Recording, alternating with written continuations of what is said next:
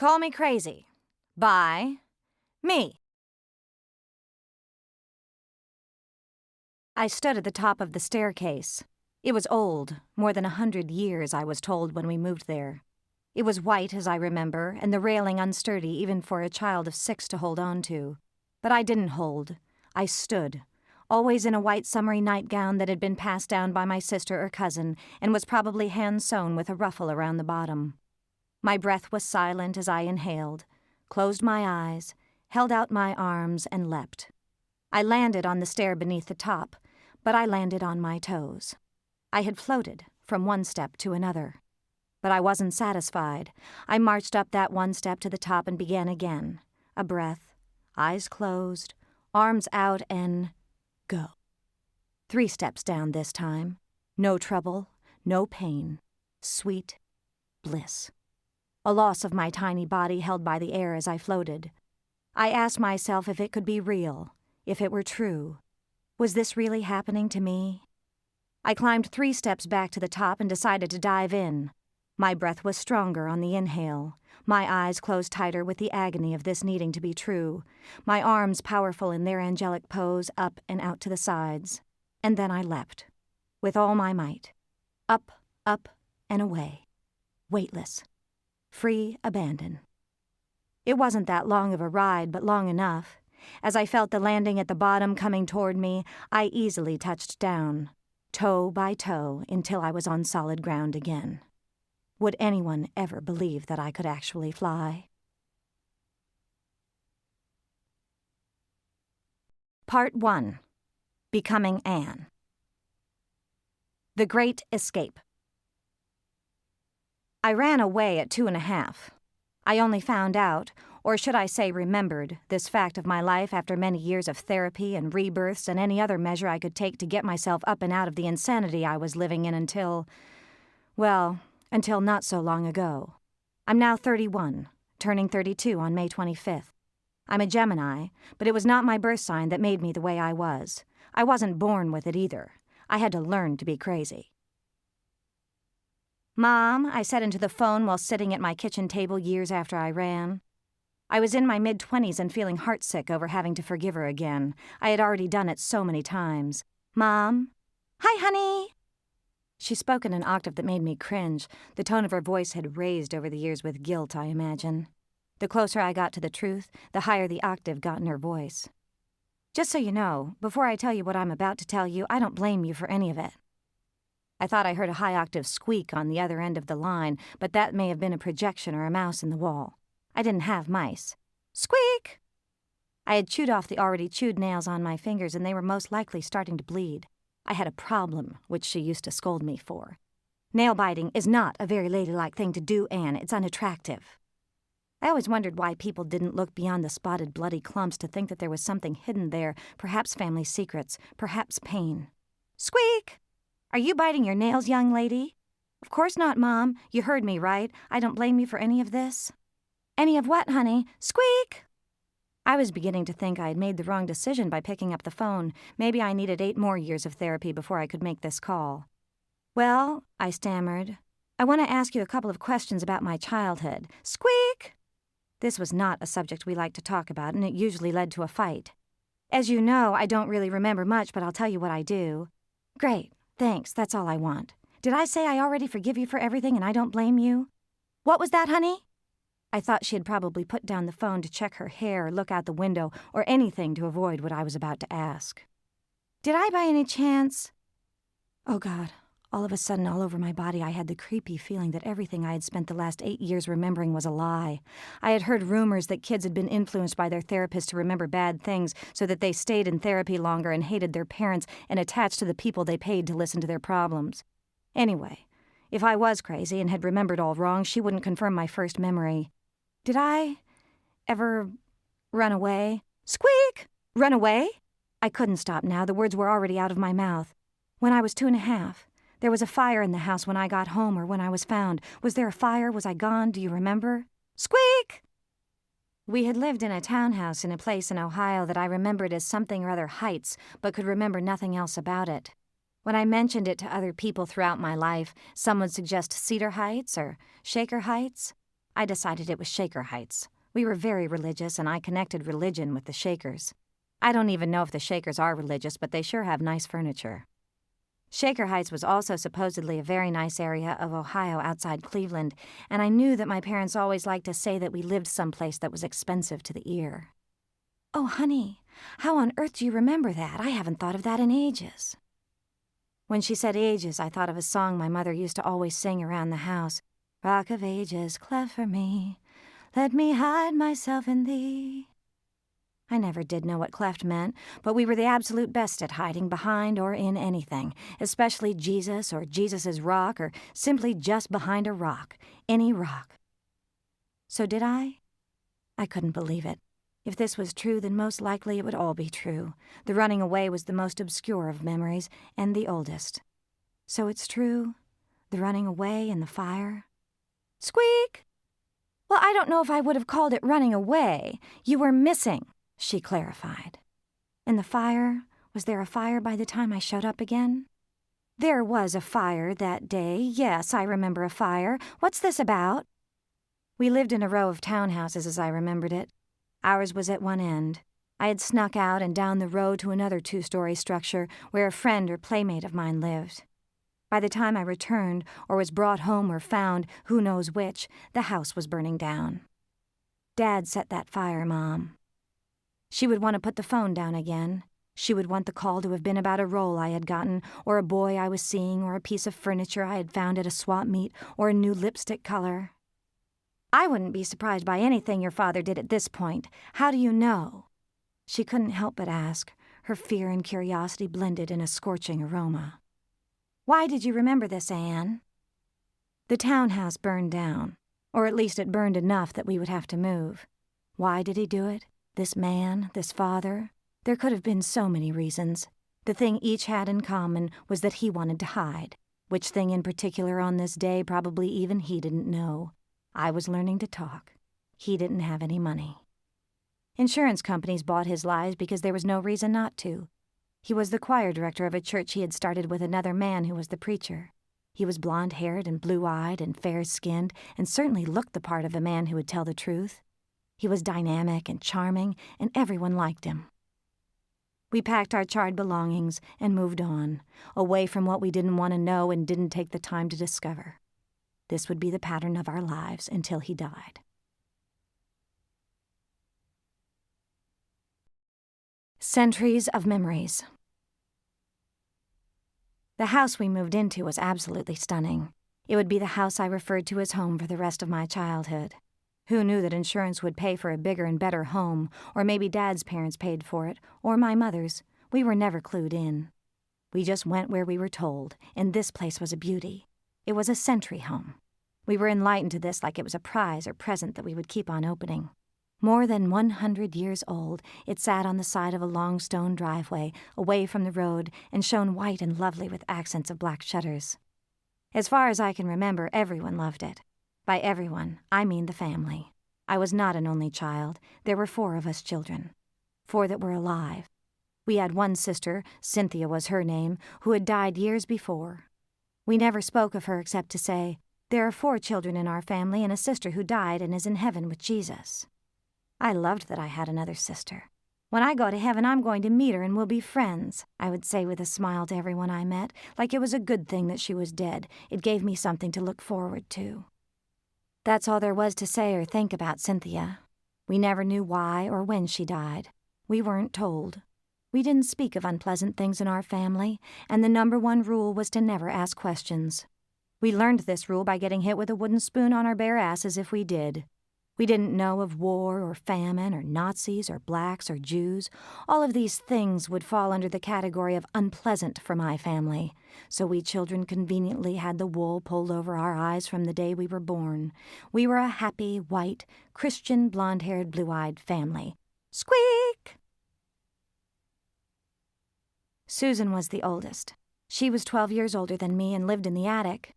We didn't see very much of her because she was always busy doing things that we little children didn't understand, and she was probably right. We didn't understand much.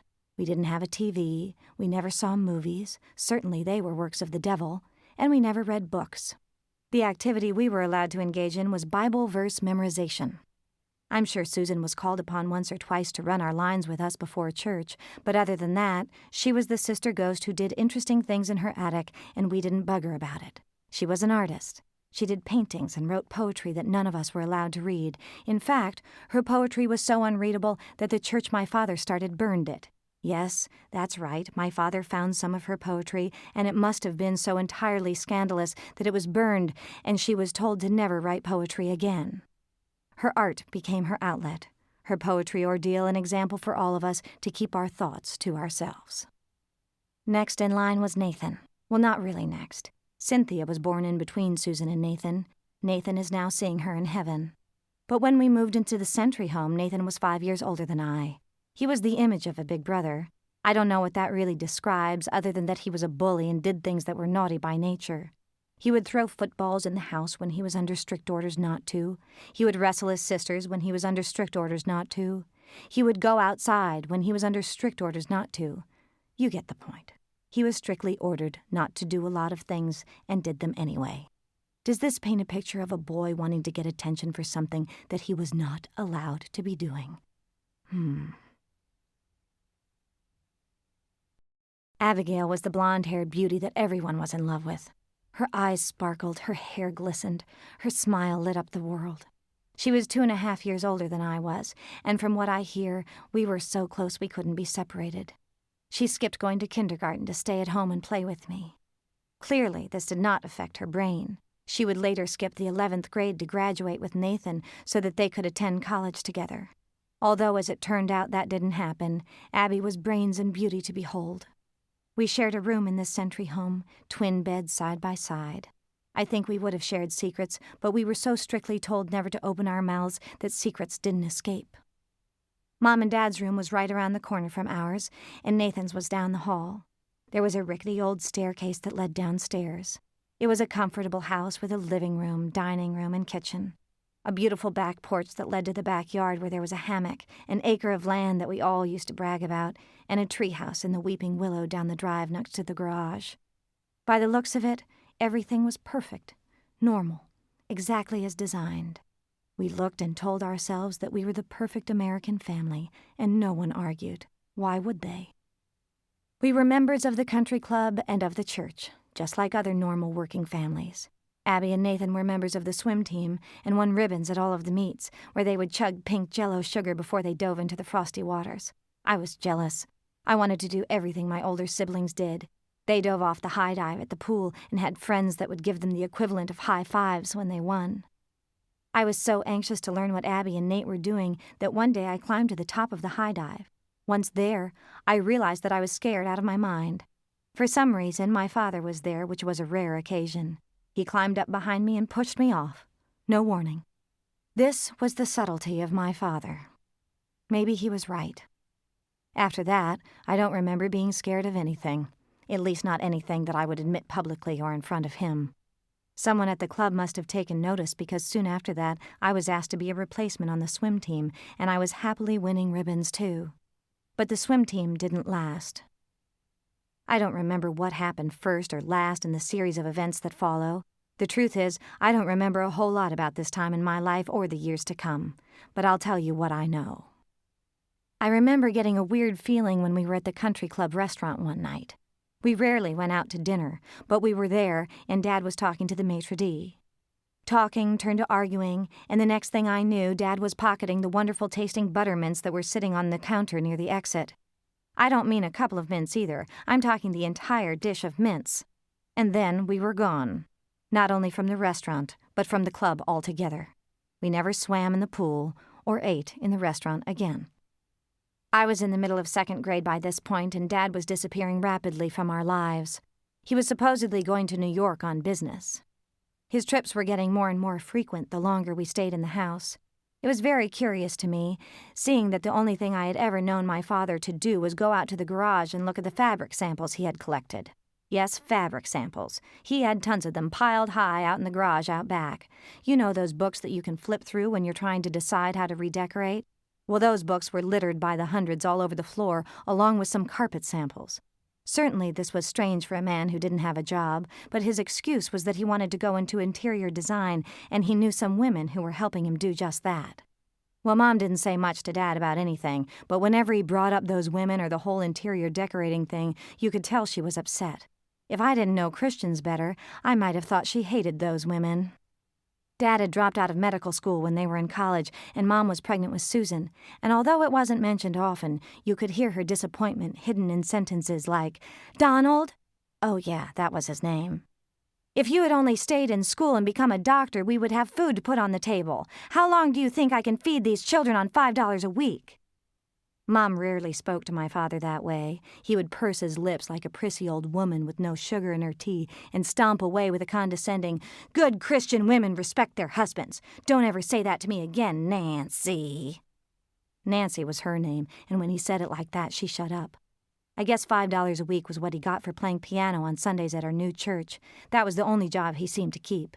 That and choir directing. He loved choir directing. He would sway his arms in the air like a fairy, and everyone loved it, including my mother. He was good at music and fabric samples. So when Dad told Mom that he was going to New York on business, and the business was gas and oil, you can imagine her surprise. Gas and oil, that's what I said. Now, how on earth could a choir director from Aurora, Ohio, who doesn't have any skills other than knowing what shade of pink complements what shade of black and which notes are played in the key of G, find himself in the business of selling gas and oil? No one could figure, especially not my mother. But this was a perfect time to exercise the number one rule. No questions asked was also a rule my mother had to abide by, and it was followed quickly by her number two rule. Good Christian women believe anything that their husbands tell them, no matter how absurd it may sound. We kids, of course, were kept in the dark about all of it. We dutifully did everything we were told and didn't question when Dad was out of town on business for weeks at a time because we didn't want to get beaten with a spoon. We also didn't question anything when we stepped outside to be driven to school one day and the car was gone. Just gone. No sign of it anywhere and nothing to be said about it. Dad was out of town, so we knew he hadn't run off with it, but it was all excused with Mom's cheery, "I'm sure it's just some sort of mix-up." Like good children, we nodded our heads in agreement. "Sure it is, Mom, just a little mixer-upper, no worries." When Dad didn't show up for 3 weeks, claiming that he was snowed in and the airports wouldn't let any planes out, I think my mother started to get suspicious. The weeks that he had been home the previous months, he would fly in on a Saturday night, tell the kids that they were singing in church the next morning for the congregation's entertainment, and fly out on Sunday night. He couldn't rehearse the choir he used to love so much, spending his little time at home as he did, so we had become the choir. Dad had taught us to sing on key, and we looked cute up on stage in our homemade clothes, so why not? And like a good Christian congregation, no one said a word. They, like good wives and good children, kept their mouths shut and looked like they were enjoying each phrase we sang as if it were the first time they had heard it.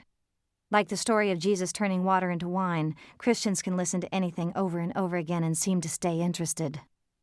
When I mistakenly asked about this phenomenon one Sunday after church, I was given the lovely speech my mother so often gave as I pulled up my dress to expose my young rump. "You know, I don't want to be doing this, honey." Then she smacked me raw and sent me upstairs, hoping I would once and for all learn the number one rule. What will it take to get the question mark out of that child's brain, she must have thought, never questioning that she too was questioning, and even though she didn't want me to see it, I saw it in her eyes. Mom was a wounded woman. She did her chores dutifully. She mowed the lawn, kept the house clean, put food on the table, and always kept up the appearance that everything was fine. She had a beautiful and convincing smile. Although she did all of this, neither she nor I can remember one family dinner together. She can't remember ever asking how any of our days were, or sitting doing homework together, or watching any of us play. All she recalled doing, she told me, was sitting in her rocking chair reading her Bible and wondering how she was going to feed her children on $5 a week. Can you imagine that life? Sometimes I talk to her and feel so lonely for that woman, that mother. She's much different now, but I still feel the loneliness in her for what she never had and wanted so much.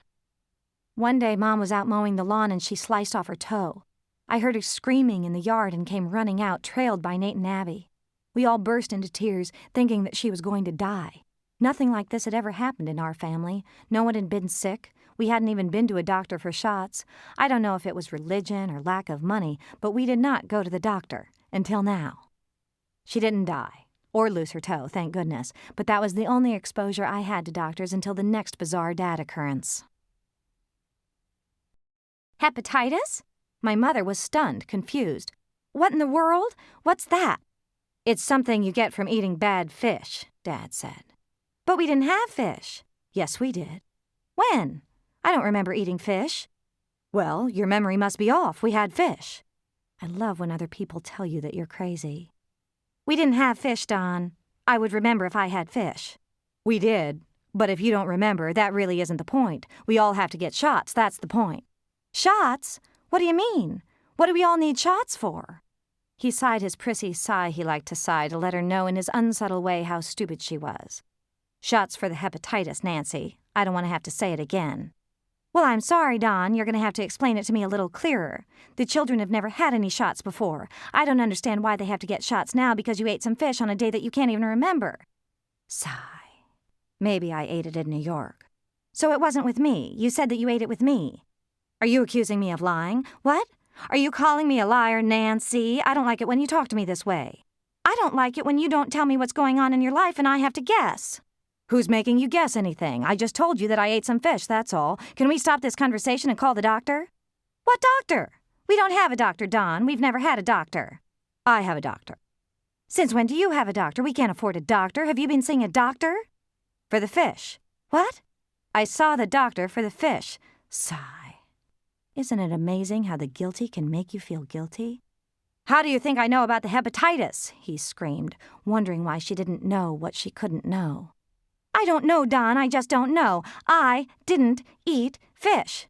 Yes, you did. I'm sure he stormed off, and I'm sure that was not the exact conversation, but judging from the arguments I heard, it went something like that. My mother would be left alone feeling like an ass, and he would sulk and roll his eyes after stomping away from an argument that was all his fault. Dad was never to blame. Anyway, we were off to the doctor to get our first shot so we didn't get the fish disease from Dad. They hurt, and we all now had a little hepatitis. Yay for us. Mom? She could barely answer. Mom, you still there? I'm here. Where could I have gone? I hated to think of all the places she had gone before, in reality or not, to avoid all the conversations about unpleasant things, and this was certainly unpleasant and getting more so. I hadn't yet told her of the therapy sessions where I had remembered being gagged, when I would lie on the floor choking, unable to breathe. I hadn't told her what it felt like not to be able to scream out because I had no words yet. What did Cynthia die of, Mom? She had a problem with her heart. I'll say she did. Such a problem she couldn't stick around to take it. Her heart couldn't handle my family. My heart was having a hard time, too. It was beating out of my shirt. My heart was so far out of my shirt it was out the kitchen door, in the backyard where I had planted a tree. It was in the ground under a tree almost buried, unable to beat, unable to beat, unable to breathe. I hated what I had to tell my mother, but I wasn't going to let my father kill me. I was going to beat. I pulled my heart out of the ground and back into the house where I was sitting, and I committed to breathing. I committed to my life, even if my sister didn't have hers.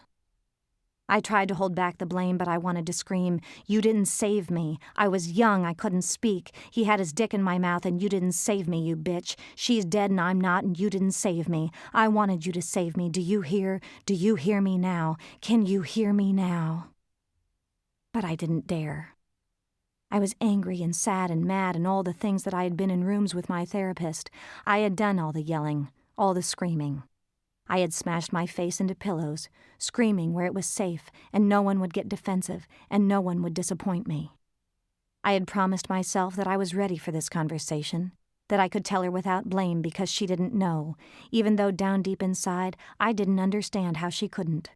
How can a mother not know that her child, her young baby girl, is being raped by her husband? How can a mother not know? When does a mother break the rules? I have to tell you about Dad and what he did to me, Mom. I sat silently, waiting for her to respond. Did you hear me? I asked calmly and with the hope that for once in my life she had. I heard you, Anne. There was no emotion in her voice. I wondered if it had gone out in the yard and was under a tree where mine had been. I wondered if she had a yard and a tree, and then I remembered that she lived in a very tall building, and there were no trees, and there was no yard. "I heard you." Just hearing those words made my heart return. It was the first time that my mother had acknowledged hearing me. I didn't know if she could comprehend what I was saying. I didn't know if her small body could bear what I was saying. She had lost one daughter, and another was holding on by strings, and a son was dead. Was this where the conversation was leading? Was it all going to become clear? Had the youngest daughter put all the pieces together and called her on the phone to tell her what she knew? "What did he do, Anne?" This was the question I didn't know if she would ask. I held my arms around myself as I felt the words drop from my mouth with my tears and into her ears. "Dad sexually abused me, Mom."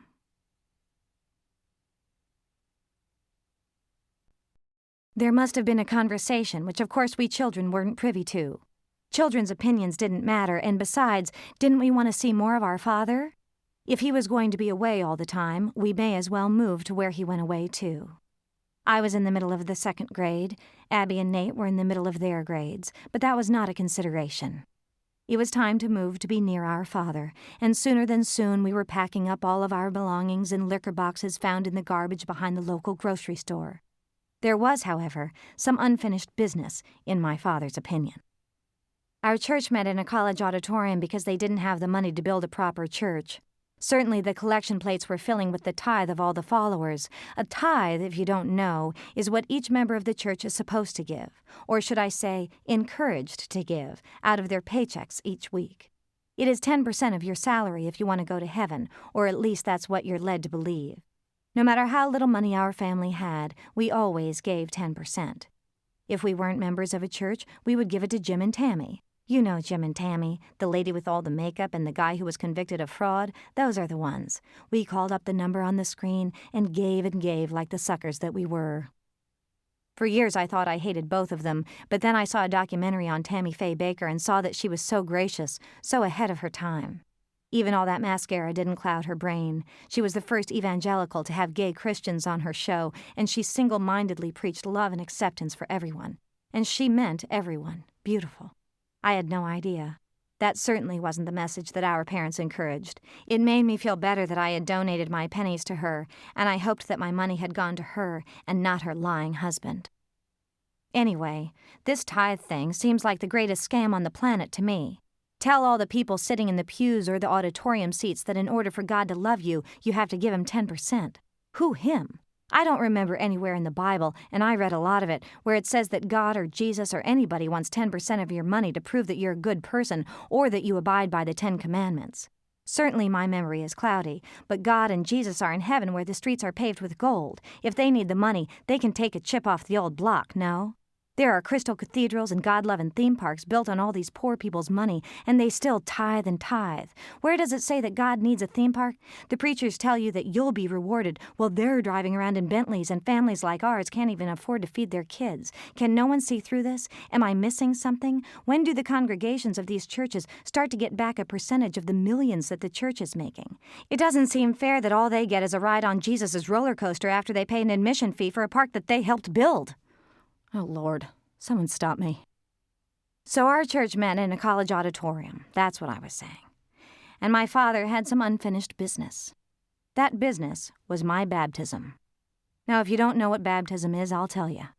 There's a thing with born-again Christians, which is the correct title for what we were, where you have to accept Jesus as your personal Lord and Savior. Now, what this means is that you must personally, and in most cases publicly, say a prayer that asks Jesus to come into your heart.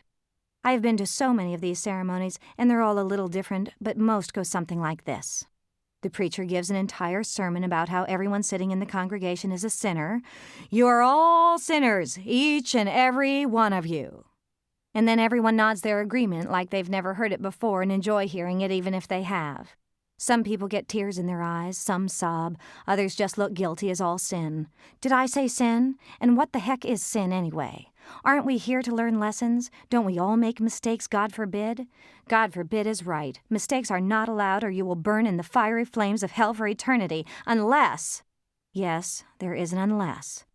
Unless you accept the Lord Jesus Christ as your personal Lord and Savior, can I hear an amen? Amen, amen, booms from the congregation with more enthusiasm than when their kids get straight-A report cards. It's really something to behold, seeing that most of the people have already accepted the Lord about 100 times because they're afraid God might not have heard them the first, second, and third times they did it. What's worse is that the people who haven't done this one thing to keep themselves out of hell feel extremely guilty and are put on the spot by everyone around them staring at them like the terrible sinners that they are. The preacher continues by explaining that all the people who have not accepted Jesus can stand and walk to the front of the church, where either he or one of the higher-ups in the church will pray with them so that they will no longer fall into the hands of the devil. Without a doubt, there are many guilty who stand and walk, sullen with their guilt, to the front of the church or chapel or school auditorium in my case. I was 6 or 6.5 when I walked this walk. I had no idea what I was doing, and it wasn't really explained to me other than that if I didn't do it, I was going to burn in hell. I certainly didn't take the time to point out or even believe that I was already in hell, and certainly the devil would be more entertaining than the preacher. I, like the good Christian little girl I was, didn't even think that there was anything wrong with this picture. I joined a whole bunch of other sinners at the foot of the pulpit and cried tears of, well, fear mostly, but tears of a 6-year-old sinner. My tears and the other tears were truly convincing, because before I knew it, a member of the church had her arms around me, and I was being ushered to a bare spot on the floor and instructed to kneel down. I did, by golly. Nothing was going to stop me from not going to hell. As the tears rolled down my cheeks, I heard, "What's your name, dear?" They wanted to know my name? Didn't they already know? I sang in church all these Sundays and they didn't know my name. I wanted to say, "Hey lady, are you crazy? I'm the girl whose father is the friggin' choir director. I stand up there almost every Sunday and sing my heart out for you. What do you mean, what's my name?" "Anne," I said as sweetly as I possibly could, and then licked some tears off my lips, wondering why I was crying. "Hello, Anne. You're making a big decision tonight." "I'm a sinner." "Yes, you are, Anne. We all are." I smiled sweetly again. I now had a friend who was a sinner, too. "Are you ready to accept the Lord Jesus Christ as your personal Savior tonight?" "Yes, I am," I said. What else was I going to say? I had walked down the aisle with a bunch of other people, and now the people who didn't walk were all staring at me. Yes, goddammit, yes, I'm ready. "Can you bow your head, Anne?" I could. Of course I could. I had learned how to bow my head before I learned how to say Mama, for crying out loud. So I did. And repeat after me. "Dear God in heaven, dear God in heaven, I know that I am a sinner. I know that I am a sinner. I know that your Son, Jesus Christ, I know that your Son, Jesus Christ, died on the cross for my sins, died on the cross for my sins, so that I might be forgiven, so that I might be forgiven. Please come into my heart. Please come into my heart and be my personal Lord and Savior. And be my personal Lord and Savior. Amen and amen. Amen and amen." The woman gave me a big hug, and I'll tell you what, I felt great. I felt forgiven. For what, I did not know, but I was forgiven, and it was a good feeling. I was crying harder now, tears streaming down my face, a smile broad across my cheeks. I scanned the audience for my mom and dad, and I'm sure I found them smiling back at me. I was a good kid, I really was. I did everything they asked, and now to top it all off, I was forgiven for the things I had done and the things I was going to do that I didn't know about that might be bad. Yippee! Let's dunk me! The second step of this Jesus in your heart process is the baptism. I had brought jeans and a t-shirt like my parents had instructed and filed into the bathroom with the other forgiven to change clothes and head to the indoor pool that was in the college down the hall from the auditorium. Abby joined me in the bathroom. She was going to get dunked too because when she accepted Jesus, the pool was closed and there was a swim meet happening or something. We sisters walked into the steamy, chlorinated room to see all the members of the church standing on the sides of the pool holding hands. In the water, there was a line of sinners that hadn't been dunked, all in jeans and t-shirts, drenched up to their waists in water. The preacher and my father were holding 2 arms like in that game London Bridge when the bridge comes down, and the other 2 were held out to take the arms of the people being baptized. Once Dad and the preacher had a good grip on the person, they would dunk them back into the other arms that were clasped to give back support while underwater. The motion was quick and crisp. The person now fully dunked had all their sins washed away. While I was waiting my turn, I thought it would be really cool if we could see all of the sins floating in the pool like ghosts. I wanted to know what each of them had done, like stealing or having sex with their neighbor's wife. Of course, if the sins could have been seen, no one would be in that pool, especially not my father. My turn! The water was coming up high on me, like around my neck. I was glad that I was such a good swimmer, or I would be sunk. I pulled my heavy clothes with me as I waded toward my father and the preacher and their bridge. I thought this was a strange game that adults played, and wondered why they didn't think that they looked silly like I thought they looked. I gathered my breath, looked my father in the eye, then the preacher, and before I knew it, I had water up my nose and was being told I was free. Free? Free of what? All my 6-year-old sins? I don't know what I thought back then. I don't know what my little mind remembered or what ghosts I saw swimming into the deep end. I think I thought that I was a good daughter, a good Christian. I think I thought that I was doing the right thing and that my father would love me for it. I don't think I knew then that his form of love was bad or destructive, or that I would spend years of my life trying to wash his sins off me, only wishing that the games he played with me had been as innocent as London Bridge. I've been redeemed by the blood of the Lamb, filled with the Holy Ghost I am. All my sins have washed away. I've been redeemed. Moving up. I didn't even know that there was a thing called an ocean. That's how unclued in I was. I don't know if you blame that kind of thing on a parent or on me not paying attention in school, but either way, I didn't know about it until we were flying over it. "Oh my goodness, what the heck is that?" I might have asked, because God knows we did not curse. Cursing was an absolute no-no. I don't think I even knew curse words. Curse words, like the ocean, were things I was clueless about. We were not the kind of children who smoked cigarettes in the backwoods and shared words like shit and fuck with each other. At least Abby and Nathan didn't with me. I was the youngest, however, and they might have done it behind my back. I was pure through and through, if you know what I mean. I gooed and gawed over the things I was supposed to goo and gaw over. The ocean was one of them. I think it was in flight that we learned that although Dad had supposedly been working in New York City all these years, we were not moving there. We were moving to Atlantic City, New Jersey instead. Neither one of these places meant anything to us, so we weren't disappointed like we would have been had we known the difference. Supposedly, Dad had bought a house. I say supposedly because when we arrived, there was no house. There was a story of some weird old lady who hadn't moved out of the house that we were supposed to move into, but no house. We stayed at a strange apartment for a couple of nights and then, like a miracle, were moving into a huge house by the beach on some fancy block that had a name we were told was on the Monopoly game. We didn't know what Monopoly was, but it sounded impressive, so we were impressed. We were impressed with a lot of things, especially things we didn't have and cost a lot of money or that people got attention for. We were all aware, whether we admitted it or not, that we were not rich.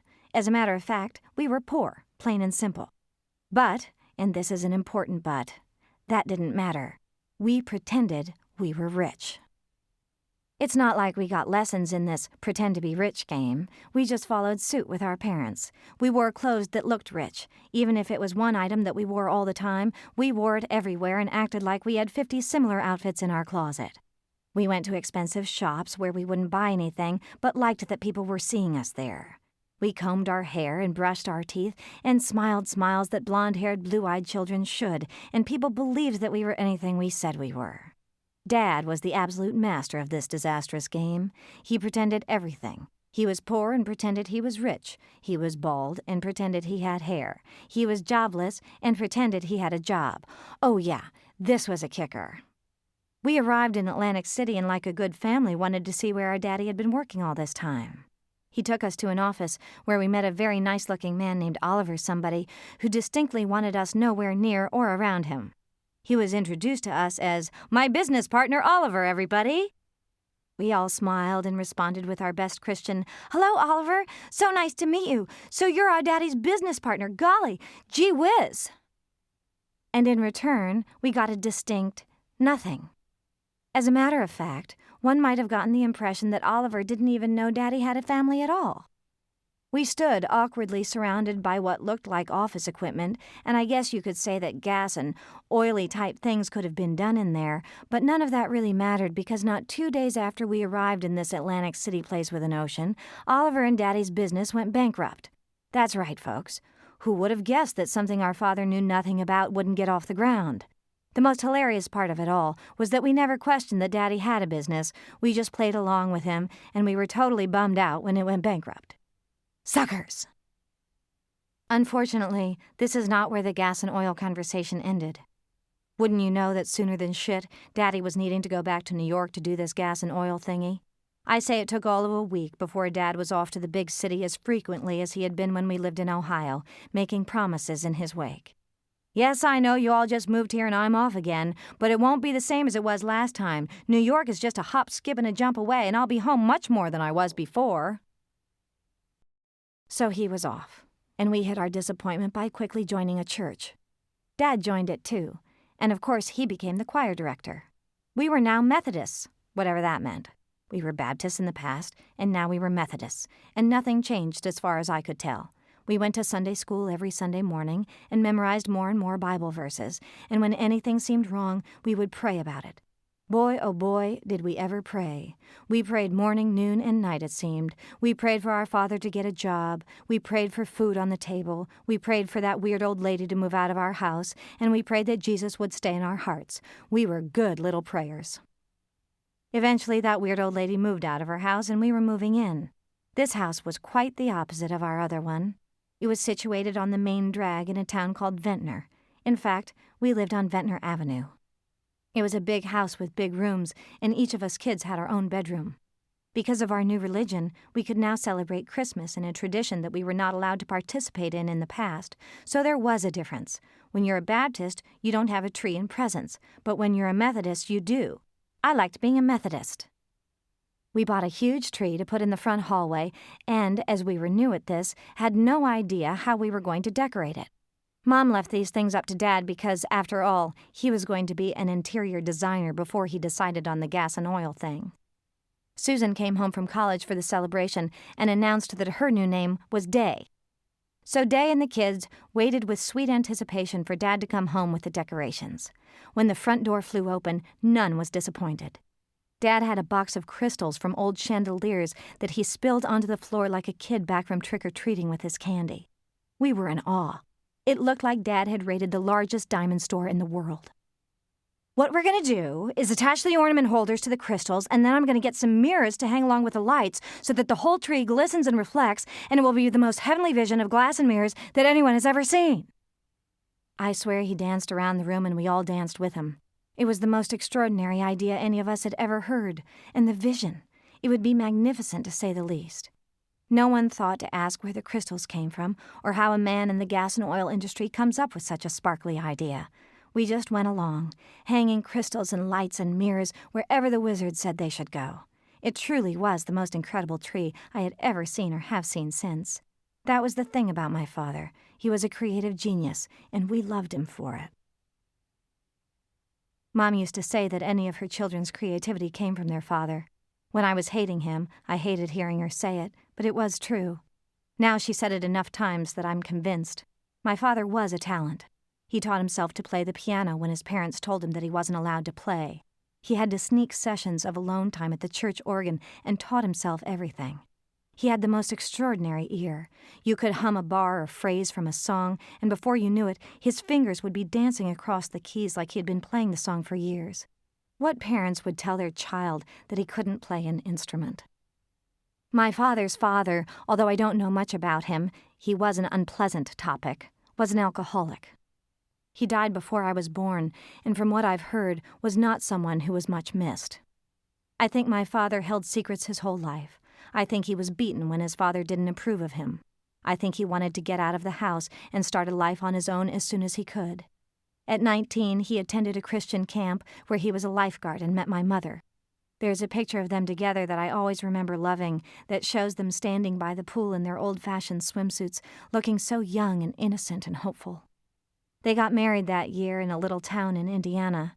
They had both grown up there in different tiny towns, and I think they both wanted more than anything to get out of the households they were in and start one of their own.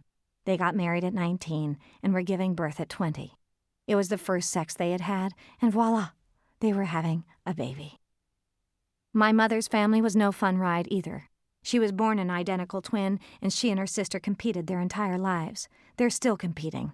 I don't know if my grandmother truly loved her daughters. She certainly never showed it to my mother, and my mother suffered over that for years. Only now is my mother beginning to see that my sisters and I have the same arguments with her that she had with her mother. Her mother died recently without my mother ever feeling loved by her. My grandfather was a politician, and again an unpleasant, so I don't know much.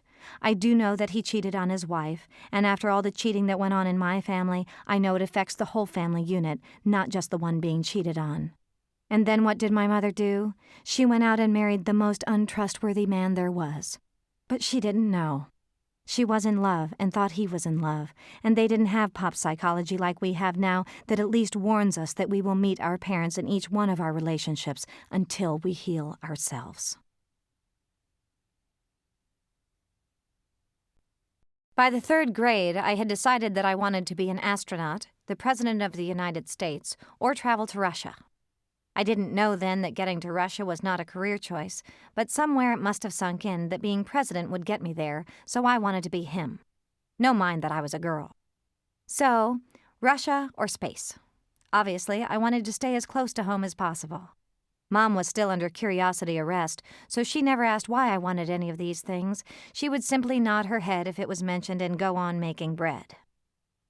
To update you on what I can remember, I had found a friend, a Jewish girl, the first one I had met, Jew, I mean, and I was fascinated because I had never heard that word before and quickly brought her home like a private show and tell.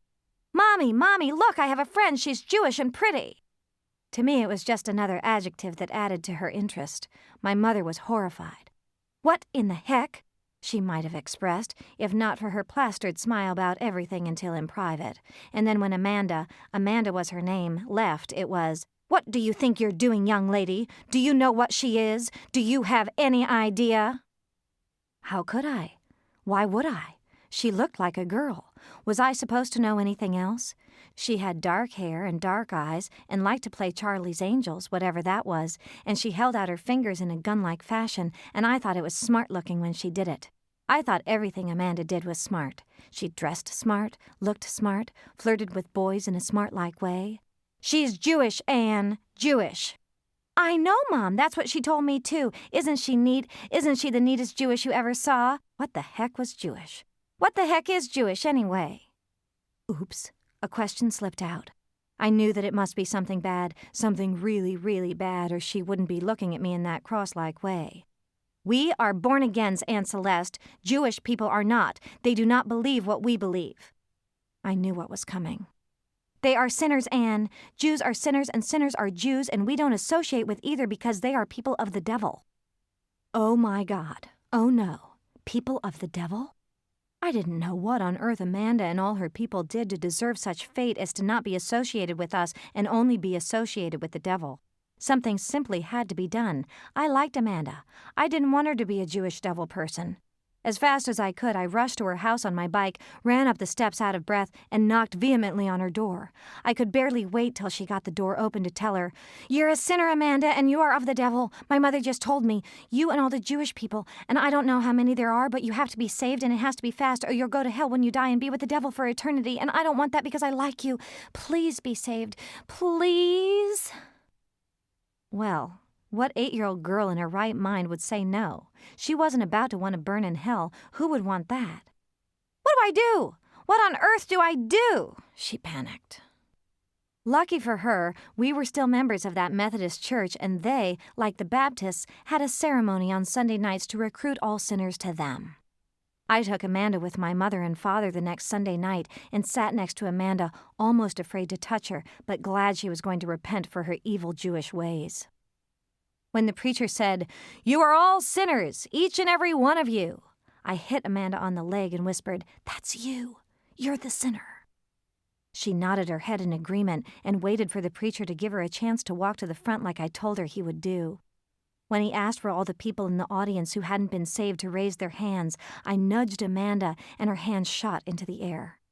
Before you knew it, Amanda and I were side by side. I went up with her for moral support, on our knees in front of the church, praying that Amanda would no longer be a bad sinning devil Jew. The lady praying with her was very understanding and looked at me like I was a terrific Christian soldier for making my friend see the way, the truth, and the life. The congregation was on its feet, singing to the Lord and clapping their hands. I am the resurrection and the life. He who believes in me shall never die. I am the resurrection and the life. He who believes in me will live a new life. I was so excited that I had changed someone from who they were into what I was that I decided I was going to be a missionary and travel all over the world for no money, preaching the gospel to every creature that would hear. I knew I could be convincing. Look what I had done with Amanda, for crying out loud. The next week I went with Amanda to a bar mitzvah where there was a beautiful ceremony in which a boy read from scriptures called something other than the Bible. After that, there was a really cool party where everyone was dancing and singing, and there was a tent with food and wine, and everyone was having fun and laughing, and the kid got a whole bunch of money. I thought to myself, these sinning Jews sure do have a great time, and I don't see anyone that looks like the devil. Dad had a new toupee on his head when he arrived back home after a very long stint in the city where we hadn't moved. He shared stories of grandeur with us, like we would appreciate that he had been away having fabulous adventures without us and would surely like to listen. I drove Brooke Shields to school all week, kids. Brooke Shields, can you believe it? We couldn't. Brooke was the incredible-looking Calvin Klein model at the time. The only reason we knew this was because Dad pulled pictures out of his breast pockets and passed them around for all of us to gaze at so we knew who he was talking about. She was a stunner, all right. There was no doubting that. But how Dad knew her and what he was doing in a car with her was another issue. He told us that she was soon coming out in a movie called The Blue Lagoon, which we wouldn't be allowed to see, but he was impressed and thought we should be impressed, so we were most definitely impressed. You did? You drove Brooke Shields to school? I did. I just said I did, didn't I? You did, and we most certainly are impressed, but in what did you drive her? What did you drive her in, Daddy? We haven't a car. Our car had yet again been repossessed one day while he was away, and we were sure Dad hadn't bought a new one, and if he did, why weren't we driving in it, and where was it parked? There were so many questions, so many goddamn questions that we weren't allowed to ask. He was driving a movie star to school and bragging about it, and yet he couldn't make it to our school plays. Nathan and Abigail were both in a rendition of The Wiz at school, and Dad couldn't make it, but he could drive a movie star to school. Was he saying that if we were in the movies, he would find time for us? Was that what he was trying to say? How were we supposed to be movie stars, and when were we supposed to learn? We weren't allowed to watch movies, but we should be impressed by those who were in them? I didn't get it. Surely no one else got it either. How on earth do you know Brooke Shields? I heard my mom ask. I'm best friends with her mother, Terry. He said it like a cheer. Mom had never heard of his best friend Terry, and neither had we. How long had he had a new best friend that none of us knew anything about, and why hadn't we met her? This was all very confusing, and what, pray tell, did Terry have to do with gas and oil? Then it hit me. In order for Dad to spend more time with his kids, we needed to be more than what we were. We needed to be different kinds of kids. We needed to do what Brooke did. Immediately, I decided that I needed to be Brooke Shields in some form or fashion. If I couldn't have her looks, or a Calvin Klein jeans ad campaign, maybe I could be in the movies. Would that be enough, Daddy? Would you love me then? Would you drive me to school and not somebody else? What could I do to make you love me the way that you love her, Daddy? Daddy? Wouldn't you know that about 15 years later I had a movie called Walking and Talking at the Sundance Film Festival, and I got a tap on my shoulder from who else but Brooke Shields. I couldn't believe it. I had taken Mom and Abby with me to celebrate, and we all nearly dropped dead at the sight of her. She had become somewhat of a legend in my family history. There were so many times our father talked about her that we wondered if he remembered that he had had children of his own. Oh, my God. Brooke. Brooke Shields. She smiled her lovely smile, which made me melt, and then said, You were terrific. I was just at the screening and you were great. I loved the movie." "Oh my God, you're telling me that you like me?" I had no idea how to speak to her or what to say. Here was a woman I had somehow probably been in the movies because of, and she was complimenting me. I was beyond moved. I think I got tears in my eyes. I think we all did. I threw my arms around her and choked out, "You have no idea what this means to me to meet you." She must have thought I was absolutely insane. Brooke, before I explain why I'm being such an absolute idiot, I want to introduce you to my mother and sister. This is Abigail and Nancy, and you have been such a big part of our lives." I'm sure she was flipping through her mental Rolodex of stalkers to see if she had ever been stalked by 3 women before and what the heck their names were and if they had been thrown in jail. "I know this is going to sound crazy to you, but I've always wanted to meet you, and not just because I'm a fan and you're gorgeous, but my father used to drive you to school, I think." She smiled her warm smile and was so gracious I just wanted to kiss her. She could have smacked me across the face and walked away based on how I was acting, but she looked at me with wonder and curiosity and said, "Really? You're kidding. Who's your father?" We stood on the street in the cold, me telling her what I knew, Mom telling her what she knew, and Abby telling her what she knew, and all it boiled down to was a collective, "We really don't know anything. He could have been lying. He was supposedly friends with your mother. Your mother's name is Terry?" It was. After a brief exchange on the people her mother used to hang out with, it quickly added up in Brooke's mind. She was hesitant to ask, but there was no other possibility. Was he gay? He was. By this time we knew, even though we never found out from him. Dad had been dead for years now. Brooke's mother hung with a flamboyant crowd in New York in the late 70s and early 80s, and upon mentioning some other names, we resolved there on the street that Oliver, Dad's business partner, had introduced Dad to Terry. It was the first and only thing we had really discovered that Dad didn't lie about regarding his travels to the city. He probably had driven her to school, although she couldn't specifically remember him. It turned out that Brooke was in Sundance promoting a movie of her own, and she invited us all to the screening. We had dinner and wine and told stories and fell in like. She is one of the most wonderful people I have met. I sat next to her in the screening of her movie, beaming my adoration for her and my appreciation for how life works. I wish I was a movie star. It's what I'd like to be. I'd work all day and never play. It would be fun for me. I wrote that poem when I was 8 years old, soon after our father told us about Brooke. If becoming a movie star was what it took to get my father to stop playing with me, then by golly, I was going to do it. My mother sent that poem to me in a frame after I called her to tell her that I got the leading lady role opposite Harrison Ford in the movie 6 Days, 7 Nights. She had kept it all those years, but had never read between the lines. I had herpes, Mom. What 8-year-old girl has a sexually transmitted disease if she hasn't been having sex? I was beginning to get frustrated. I didn't know you had herpes. How was I supposed to know? She was beginning to get defensive.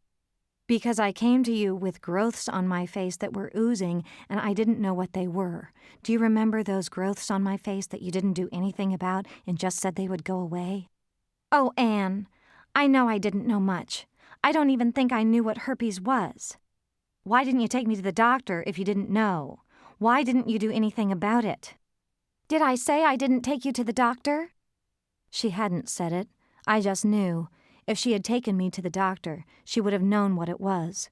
For years I had growths on my face, and I was so embarrassed by them I never asked anybody what they were. My mother had ignored them my whole life. Why shouldn't I? I guess that explains that terrible diaper rash you had as a child. What diaper rash, Mom? I didn't know I had diaper rash. You never told me about a diaper rash. Squeak! Oh, honey, they were sores. I guess you could call them sores. It was so bad. You had such bad things on your vagina as a baby, I couldn't put diapers on you. Oh, honey. Squeak! Squeak! She was realizing things now at a rapid pace. Her emotion hadn't returned, and I was wondering why she wasn't saying that she was sorry. Why didn't you take me to the doctor? Why the fuck didn't you take me to the doctor? Did I say I didn't take you to the doctor? Well, did you? Did you take me? I suppose I didn't. We didn't believe in doctors when you were a baby. You didn't believe in doctors? Your baby has welts on her baby-sized pussy and you can't put a diaper on her and you don't give a shit enough to trash your fucking beliefs for one goddamn second and take her to the doctor, any fucking buddy who might tell you what was wrong with your baby girl's pussy? It was all rushing through me. There were few things when I was a baby that my mother had told me about, but I was remembering them now. Now that she told me I had sores, I remembered her telling me that I had never had a bottle, never sucked a pacifier, never sucked my thumb, never sucked. My mother told me that I only drank from a breast then right to a cup. Why was that, did she think? Why the fuck was that? It was a baby miracle I performed and no one ever knew why I didn't suck on the things babies normally suck on. I didn't suck, and I didn't wear diapers. Did it ever occur to you that I didn't want to suck on anything because I was forced to suck on things my whole life that I didn't want to be sucking on? Did anything ever occur to you? Did you ever think? Did you ever fucking think about anything that was going on right in front of your eyes, right between your baby's legs, right in your baby's mouth? Did you ever think? Oh, Anne, I was so much different then than I am now. I didn't think about anything back then. Why was she not apologizing? I didn't understand. Here she was confirming all this stuff I had forced myself to look at so that I could get over hating myself, and she was taking absolutely no responsibility and wasn't even sorry from what I could tell or hear. She must have moved to a place that had a tree.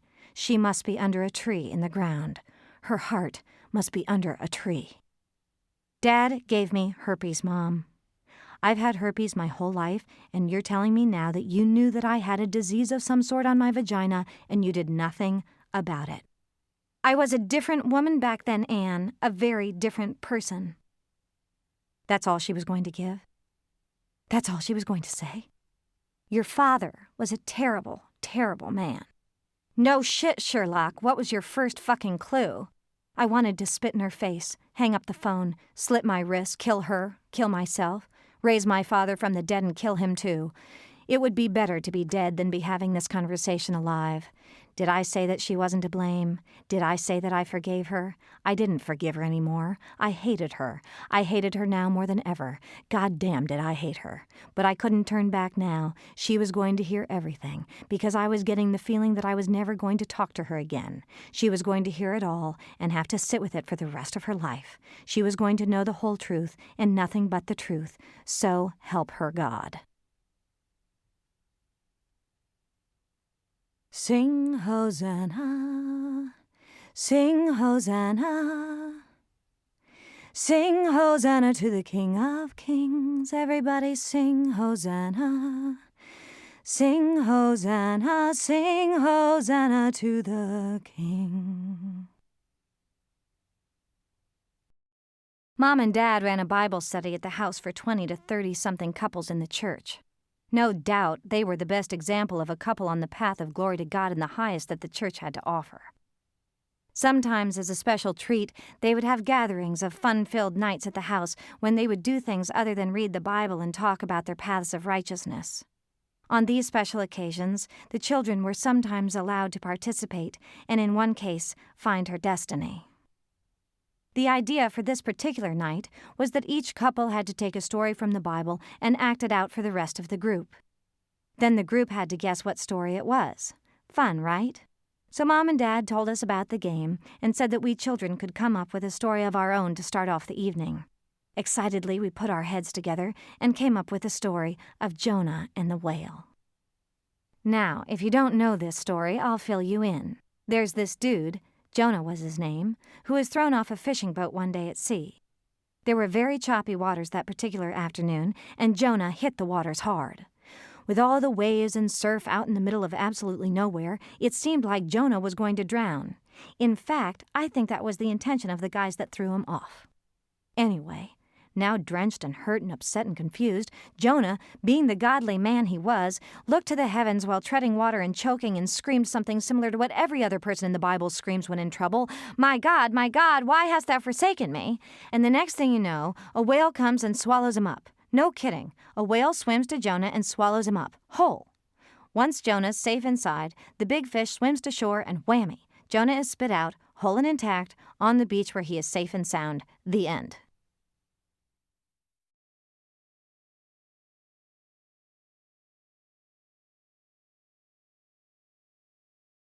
After deciding which story we were going to do, the next step was casting the roles.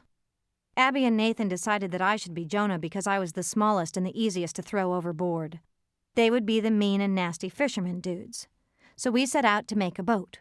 We carved boxes into the shape of a ship and drew fish along the sides and waves depicting the very choppy ocean. The plan was that after I was gently tossed overboard, Abby and Nate together would be the whale, Nate the jaws, and Abby the tail. Once swallowed up, I would get in the middle of both of them, we would wiggle like we were swimming to shore, and then they would jerk their bodies and I would shoot out of what looked to be Nathan's mouth. When the time came, everyone gathered around our makeshift boat and oohed and awed over how much work we had put into our sketch. I dressed up like a boy so that everyone knew that I was not a girl and did my best to look like Jonah of the Bible times. I don't know how the exact dialogue went, but this is close enough. Nate: Jonah, we don't like you. Abby: Yeah, Jonah, you stink. Nate: A lot. We don't want you on our boat. Abby: We never really did. We don't know how you got here in the first place. Anne: God sent me. Nate: God? Enough about God. Abby: Yeah, we don't like God and we don't like you. Anne: But God is the way, the truth, and the life. He who believes in him shall never die. Nate: That's it. We've had it with you. Abby: Yeah, you're dead. And with that, Nathan and Abby grabbed my arms and feet respectively and started swinging me over the edge of the homemade boat. Abby and Nate swinging me in the air. 1, 2, and no! Please, no! But before they got to 3, I found my body careening over the cardboard boat and into the living room. Abby and Nathan got so into character that they let go of me while in midair, and 3! I fell from about 5 feet up and landed flat on my back, smacking my head on the floor and really truly feeling what Jonah might have felt. My God! My God! Why hast thou forsaken me? I screamed at the top of my lungs, everyone thinking that I was giving a fully committed Jonah-like performance. Abby and Nathan ran around the side of the boat and immediately became the whale. I couldn't stop the show now, no matter how badly I was hurt. The whale was heading toward me, and the crowd was most certainly riveted. I allowed myself to be swallowed up like we had planned. I grabbed my aching head once inside the belly and wiggled my tiny bottom like we had rehearsed. My God! I screamed, and Abby and Nathan echoed back, My God! My God! Before I knew it, Nathan was heaving and Abby was shooing, and out I spilled, regurgitated from the belly of the whale and out flat onto the floor. I was heaving and hurting and ready to cry. As I watched Nathan and Abby swim away from our carpeted shore, I shakily got to my knees. My God! And then to my feet. My God! And raised my hands in the air. I'm alive! I'm alive! And did a little jig. Thank you, God! Thank you! The entire Bible study got to their feet. My siblings ran to my sides and took my jiggy hands. As we were bending in our bow and I heard the cheers of my fans, my headache no longer mattered. My back pain went away. We took another bow, and I thought I heard my father turn to my mother and say, A star is born. I don't know if it was because of our performance or if it had nothing whatsoever to do with it, but soon after, we were allowed to go to the theater to see our first movie. We were all so very excited. There was a movie called Star Wars, starring this guy who used to be a carpenter and a pretty lady with buns on either side of her head. We paid our money and skipped down the aisle, finding seats in the very first row. I could hardly bear all the excitement. The world on the screen was so wonderful, so fantastical. The men in white suits gave me the chills, the chick with the buns gave me the thrills, and the guy with the ship? Forget it. I mean, forget it. Who the heck was that? What a dream. What a dream. I had never seen a man like him before. His face was so handsome, his ship so fine. I wanted to be on that ship. I wanted to boot that princess off and grow buns of my own. I wanted him to look at me the way he looked at her and fly me through space. Couldn't I fly with him? Couldn't I please, please one day fly with him? The fun, good lovin' times were hard to come by in our house after that. My mother's father was dying, and she spent most of her days crying. Dad was off all the time, and our money was on a tight line. Nothing was coming in, which was something close to sin. The children were crabby, my herpes was scabby. We were all getting sick, the walls of denial so thick. It was bad and getting worse, and things were stolen from Mom's purse. It was all crashing down, there was no smile, only frown. It was all stinking bad, and we were really, really sad when... Children! Where are you? We heard Mom screaming from the top of the steps. The whole neighborhood could have heard her, she was yelling so loud. We most often did what we were told anyway, but this time we came rushing from wherever we were, like bullets shooting from an AK-47. What, Mom? What? What's wrong? My mother was panting at the top of the steps, holding something that looked like a change purse in her hands. Who took it? Which one of you took it?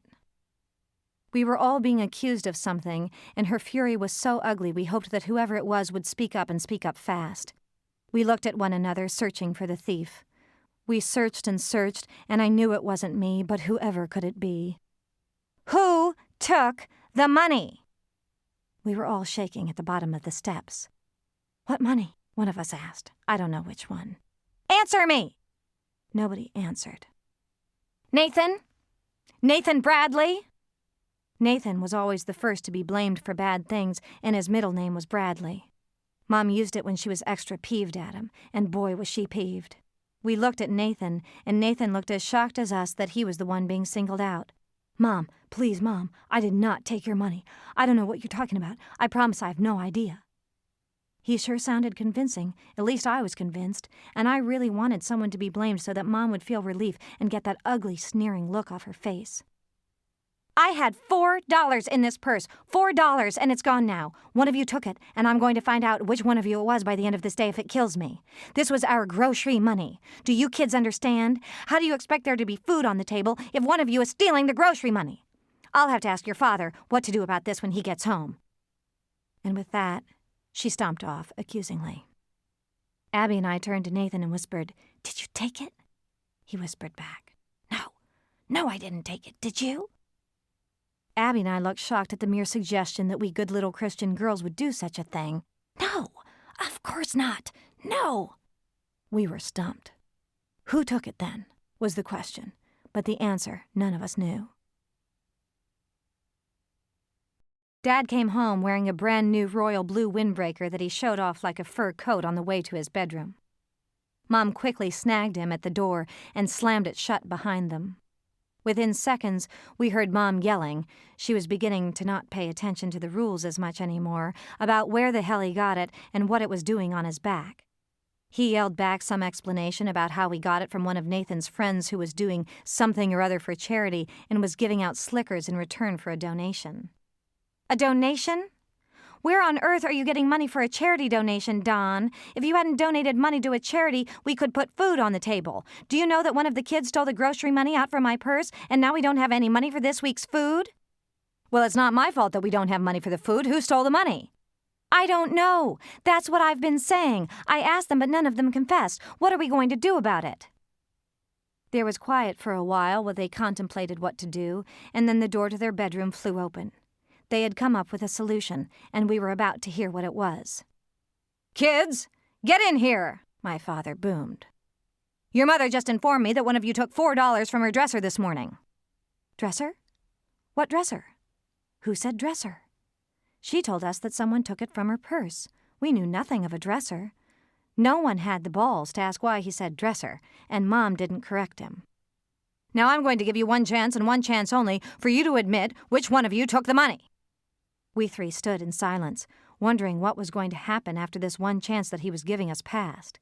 Dad stared, and Mom stared, and the time of our chance was running out. After a few moments of staring, Mom nodded at Dad, and Dad nodded at Mom, and then she went to sit in a chair next to the dresser. Sigh. "That's it then," Dad said. "If that's how you want it." He went to his closet and pulled out a belt. We were instructed to pull down our pants and lean over the bed one by one. The plan they had come up with was that Dad was going to hit us with the belt until one of us admitted to stealing the money.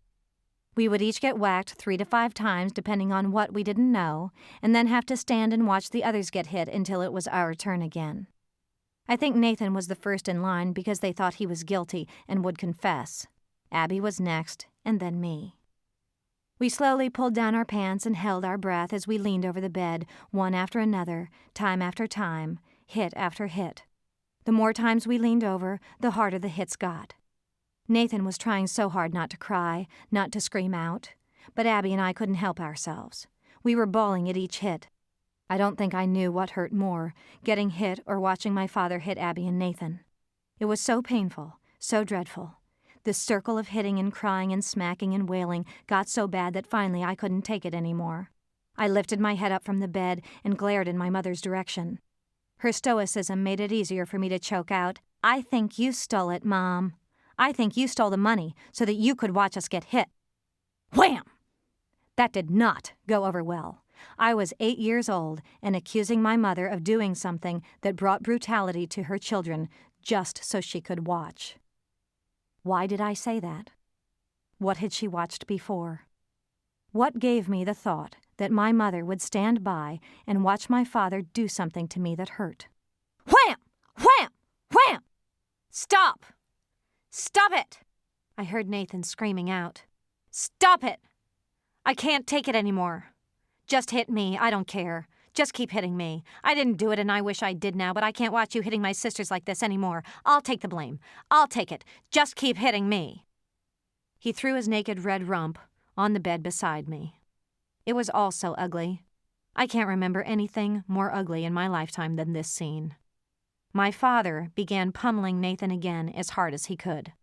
"You took it, Nathan. I know you took the money," he said as he whacked his belt down time and again. Abby and I watched as the skin on Nathan's bottom reddened and split open. The lines from the belt were now drawn in blood, and still my father continued. Nathan could no longer hold back his tears, and he screamed out for my father to stop. I thought of when my mother told me that Jews were of the devil. I thought of when I saw the Jews, and I knew that they weren't. She had been mistaken.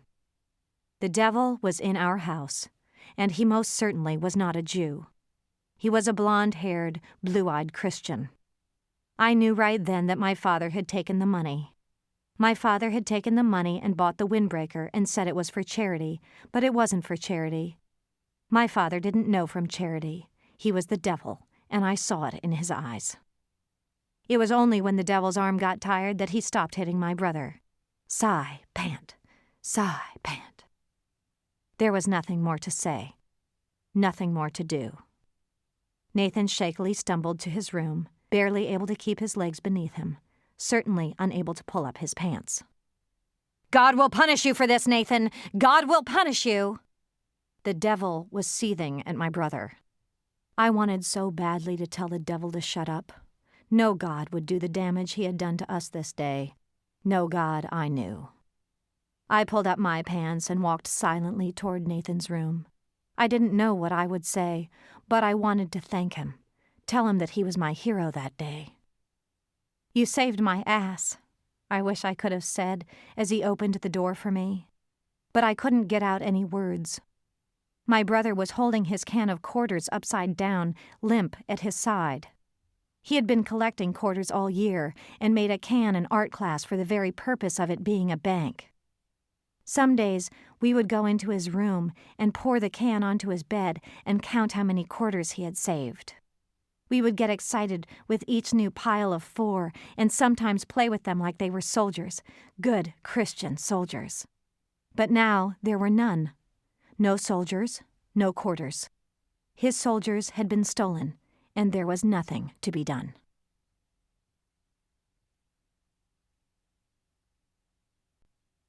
When you are an abused child, you are taught to be quiet. Sometimes you are threatened with your life. Sometimes the threats are more subtle, but they are always ferocious, and the child always knows. Sometimes the hurt is so bad that you can't talk about it even if you want to because it's too gruesome to describe.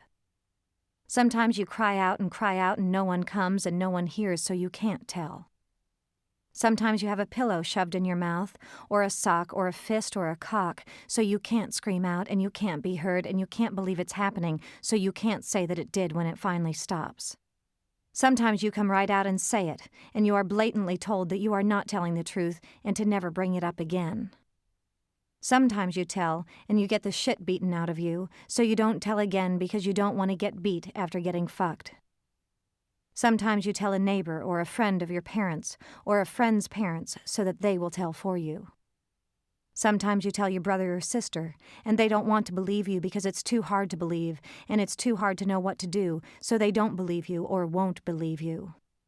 Sometimes there are so many lies and so much pain in the family that the truth has lost its meaning, and nothing is true anymore. Sometimes you go absolutely crazy thinking that what is happening is not happening, so you stop telling or trying because you've convinced yourself that you do not know what you know. Sometimes you have a day when you believe you're okay and the thoughts will stay away, but you close your eyes at night and it gives you such a fright because nothing's gone away and your biggest fear is there to stay. Somewhere amid the chaos of the stolen money and the windbreakers, we went back to being Baptists. The Methodists must not have agreed with Mom and Dad's form of punishment, or maybe they didn't like that their choir director didn't always show, who knew. Dad got another car somehow, and Mom started substitute teaching to supplement our income, and off we were each Sunday to another town down the shore called Ocean City. Ocean City was a dry town where shoebies would come and fill the beaches each summer. Shoebies came in from places like Philadelphia and filled up the non-alcohol polluted beaches. Their lunches, from what we were told, were packed in shoeboxes, hence the name shoebies. We were not shoebox people because we were from a nearby oceanside town where we lived even in the off-season. I don't know how my parents found out about Ocean City Baptist Church, but we became members and Dad became the choir director once again. We were readily accepted into the folds of this church. We went to Sunday school every week, and we kids signed up for the Wednesday night prayer groups and Bible studies. Abby and Nate were in one together, and I was in the younger group, which I hated. I, like any other younger sibling, wanted to be accepted by the older kids and did everything in my power to make that happen. After each group met in their separate rooms each Wednesday night, we would join in the church gym for basketball or some such recreation. This was my favorite part. I would sit on the sidelines, not too much of a sports chick myself, and stare at the older boys with eyes of lust and wonder. Why a 9-year-old recognized lusty eyes was an issue that would become obvious to me only later in my life. But then, I was just doing what I thought was natural to a girl. I would flirt heavily with whomever I thought was cute, and would do it in a way that was subtle enough to be considered good and Christian. There was one boy I really liked. I think my sister did too, but I didn't care. His younger brother was in my group and had a crush on me, I could tell. But I wasn't interested in boys my own age. I liked them older and wiser. When we were Methodists, Nathan would bring home his nice Methodist friend sometimes, and we would build tents in the living room, and I would let them fondle and kiss me because I thought that was a normal thing to do. So a boy Abigail's age meant nothing to me. I had had older. I'll never forget this dark-haired beauty of a boy. He would take off his shirt when they played basketball, and I would practically melt. David, that was his name, and I carried on a sideline flirtation for months. Then sidelines expanded into curbsides, and curbsides into pewsides. We would find each other after Sunday school and follow each other through the church to see where the other was sitting, just so we could look at each other during the sermon. Sometimes David would slip me a note, and I would read it during the sermon and then bat my eyelashes at him, showing my approval. I would take a prayer request card out of the pew in front of me and scribble something terribly risque like, "I like you too, Davy. Love, Anne," on the lines where I was supposed to be writing my request and then give it to him after church. He was my request. He was all I prayed I could have. These terrible and torrid games continued like this ad nauseum until one day, Anne Celeste, get in here!" I was in the guest room down the hall from my parents' room playing my favorite game of detective. I was always looking for clues. When my father summoned me on this particular afternoon, I was probably dusting for fingerprints. "What, Dad?" Mom was in the room, too. She was holding a wooden spoon. "Oh, hi, Mom. What's up?" They both had especially stern expressions on their faces. "What's up? You're up. What's this, young lady?" Dad was holding a crumpled piece of prayer request in his hand. "Is this what you see fit to be doing when you're supposed to be listening to the Word of God?" Mom had found a note that David had written me in one of my very private places in a drawer in my room. A very private place. I didn't know what to say. I was caught prayer-handed. "Do you have any idea how old this boy is?" my father continued.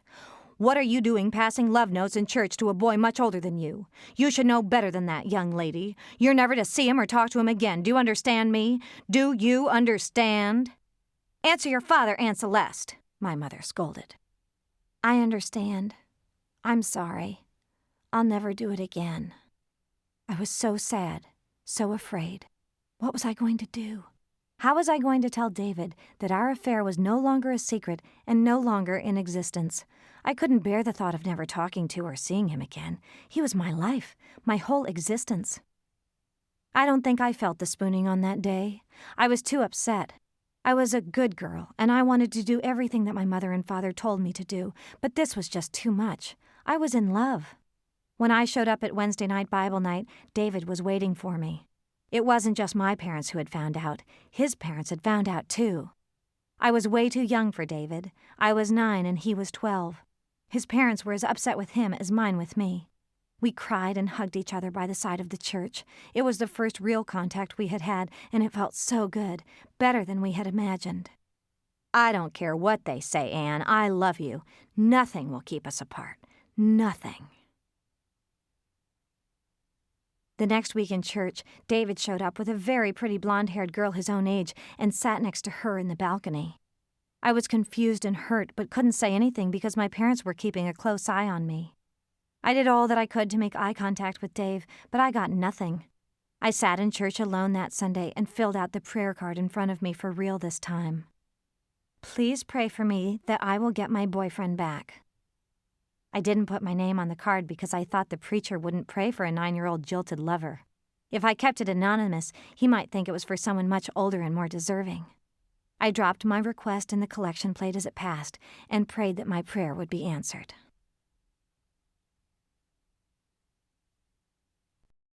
Heaven on the 7th. Mom called it Heaven on the 7th like it was a title of a song or something that we should know, but none of us did. It became clear that Dad was not paying any rent or mortgage or whatever he was supposed to be paying on our house in Ventnor, so we were moving again. Heaven was a condo building not far down the boardwalk from Ocean City Baptist. It was situated on the beach, so it was ritzy enough for Dad to call home. The first order on the agenda was planning my sister Susan's wedding. One night, we all got called down the hallway to our parents' bedroom. When we arrived, they were just hanging up the phone and had tears in their eyes. Susan had just gotten engaged. Susan had an on-again, off-again boyfriend all through college whose name was Judson.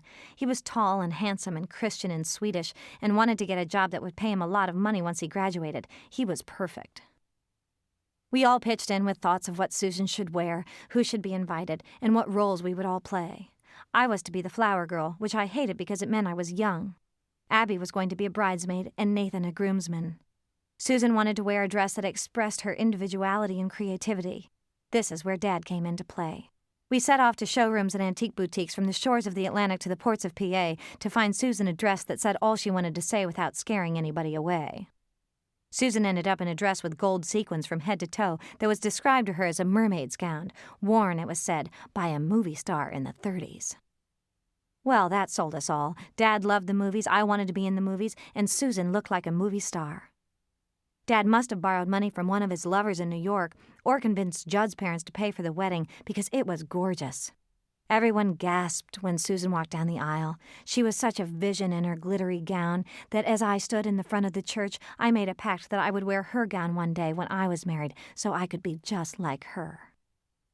It only took a phone call a day later to realize that Susan didn't have it all like I had imagined that she had. She ran away the night of her wedding, but apparently changed her mind because she's still married to this day. I wasn't told the details of the story, but I wondered what had happened to make her run. I wondered why no one questioned what she was feeling.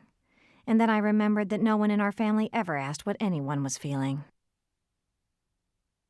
Susan's wedding happened around Thanksgiving, and so the next event was Christmas. She had made up with Judd, and the two of them came over to the condo to celebrate with us. The presents that year had a very specific intention.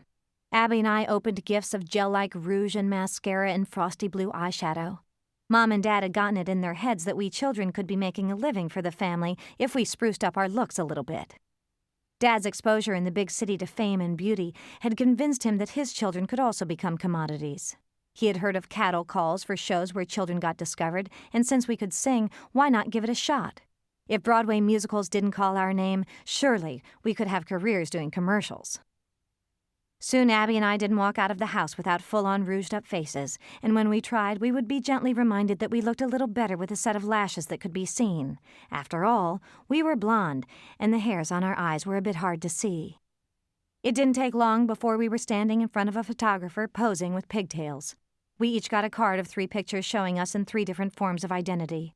My card had me jumping in the air with a huge smile on my face in one corner, sitting on a box looking sexy in another, and staring seriously ahead in a bodysuit in another. In all the photos, I was fully made up. I was 9.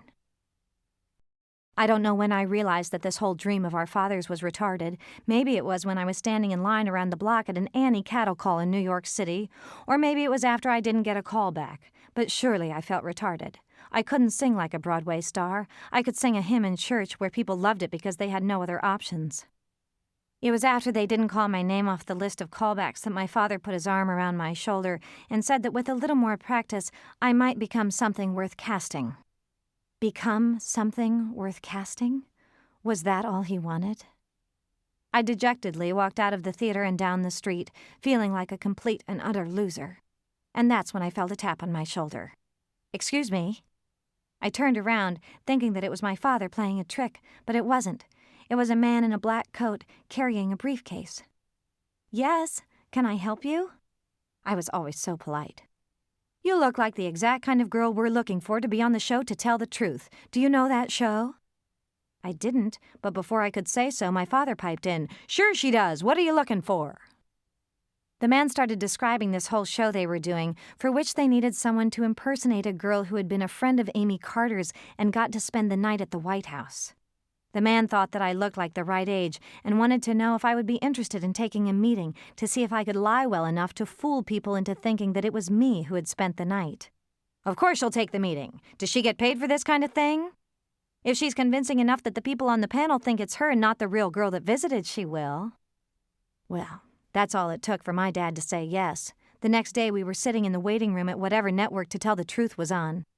I was called into a room where a man was sitting behind a desk and asked me all sorts of questions to find out how well I could lie. I started giggling uncontrollably. I thought it was a super silly idea that I would pretend that I had been to the White House when I hadn't been. "I don't know if I'm the right person for the job, mister." I don't know what made me so direct, but it would become a habit. "But I have an entire family who can lie. Maybe you want them to do your show."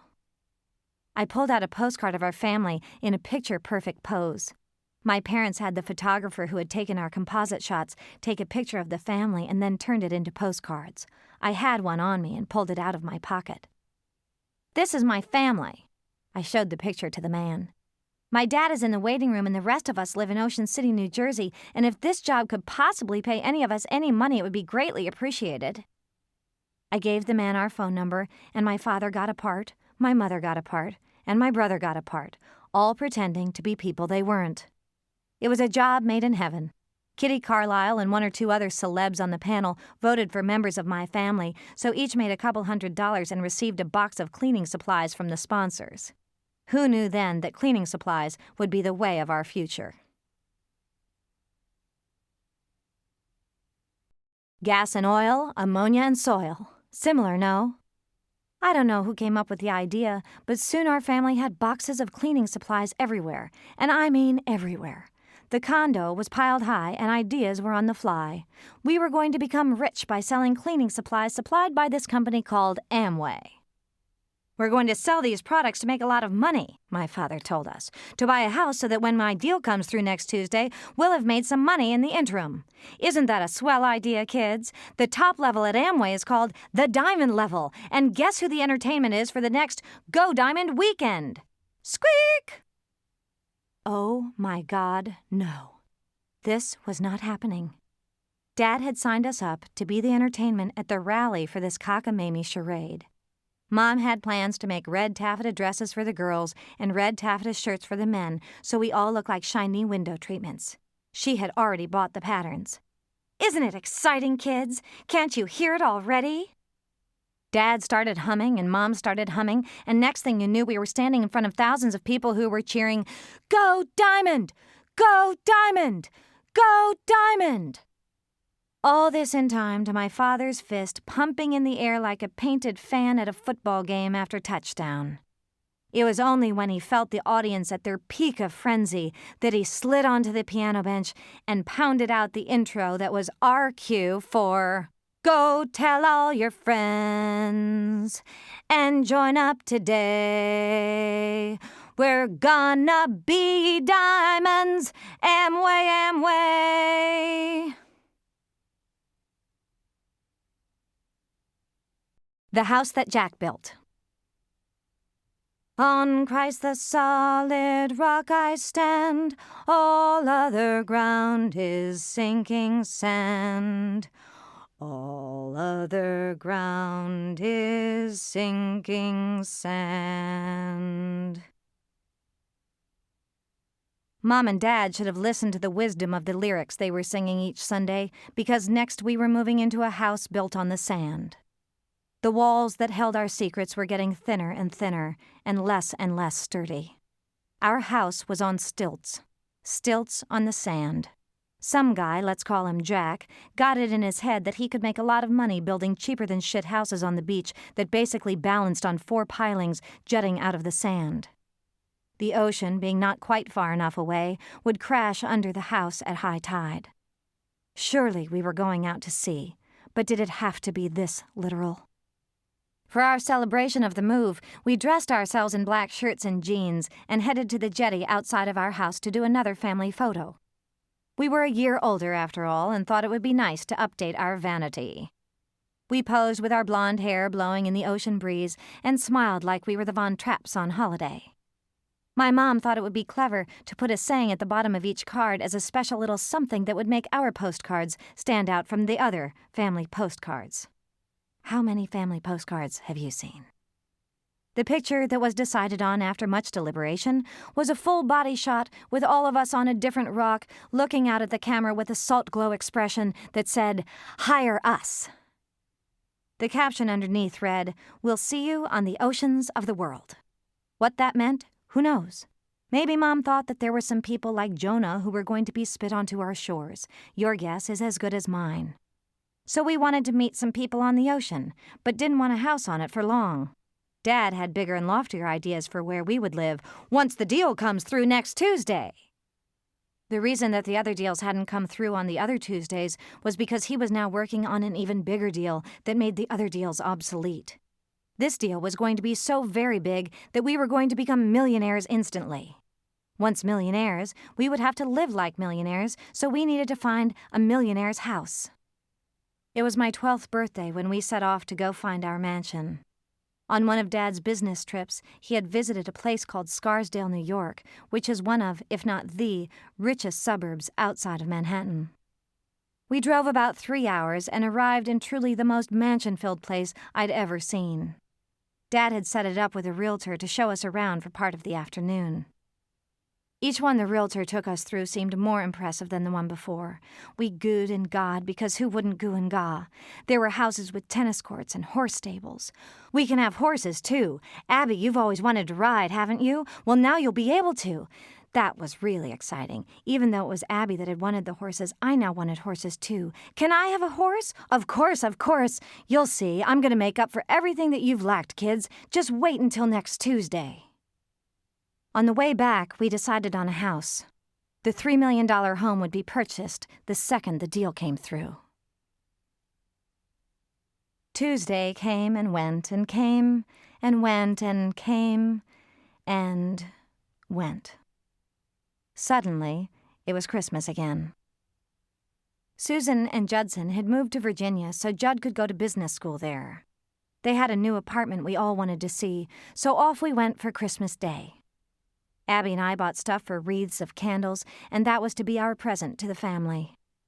By now, each of the kids had gotten jobs doing what they could do to help out. I worked at a greasy hamburger stand on the boardwalk close to the house, where I would sing Annie songs to attract the customers. So the audition wasn't all a loss. At the stand, I would ask the nice people what they would like, and if they wanted more music, then I would sing as I got them their fries or shake. Abby got a job waitressing. No restaurant served alcohol, so she didn't have to be 21. It wouldn't have mattered anyway, because she looked 21, or near to it, even though she was only 15. Nathan delivered papers, and stacked sandwiches at a local deli during the day, and worked at a boardwalk pizza joint at night. It was clear that this was not going to be a present-giving Christmas when Dad took all of our money that month to travel to New York. Susan made wonderful coffee cake, and we all sat around talking about the house that we were going to move into in Scarsdale. "I'm sorry it hasn't happened yet, kids, but it will. Until then, I got you this." This. Dad was pulling something out of his pockets that I hoped weren't more pictures of Brooke. I was not disappointed.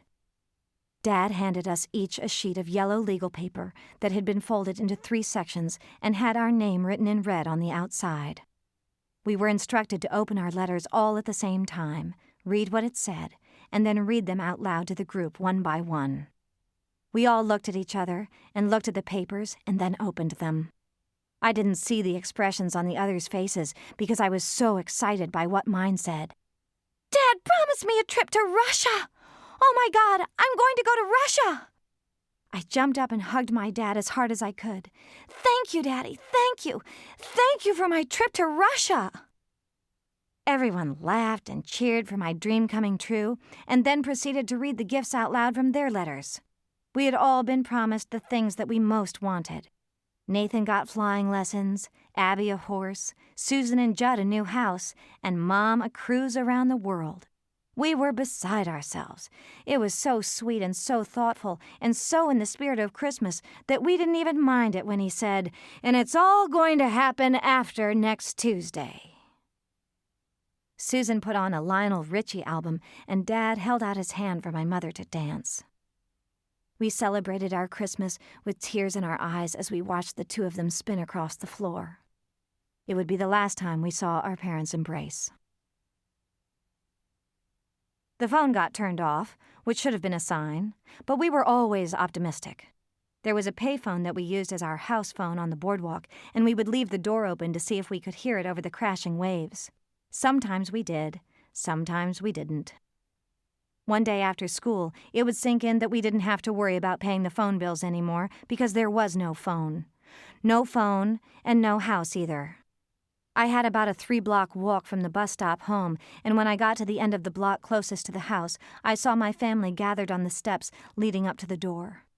I figured we had been locked out, and I was right. So locked out, we wouldn't be allowed in again. Jack had had the locks changed, and the door boarded up with yellow tape and signs reading, "Keep out" and "No admittance," like our house was a crime scene. And it was, really. Without much explanation from Dad, we were ushered into a borrowed Cadillac that was in the driveway, just waiting to take us someplace we did not yet know.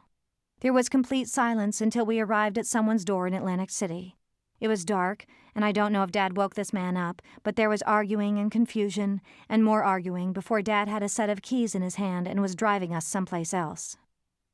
Apparently, Dad had convinced the man he had been speaking to give him the keys to a house that the man was selling. He was a realtor whom Dad had known from his past or present, and was his lover or not his lover. Somehow he was connected to him enough to trust my father in a house that belonged to neither of them. We needed a place to stay for the night, to say the least, so we pulled up to this stranger's home, parked in the driveway, and loaded into the house. We slept with our eyes open, wondering what in God's name was going to happen to us next. In hushed tones, we were instructed to find bedrooms, as if the walls were going to hold the sound of our voices and tell the owners the next day that we had been there.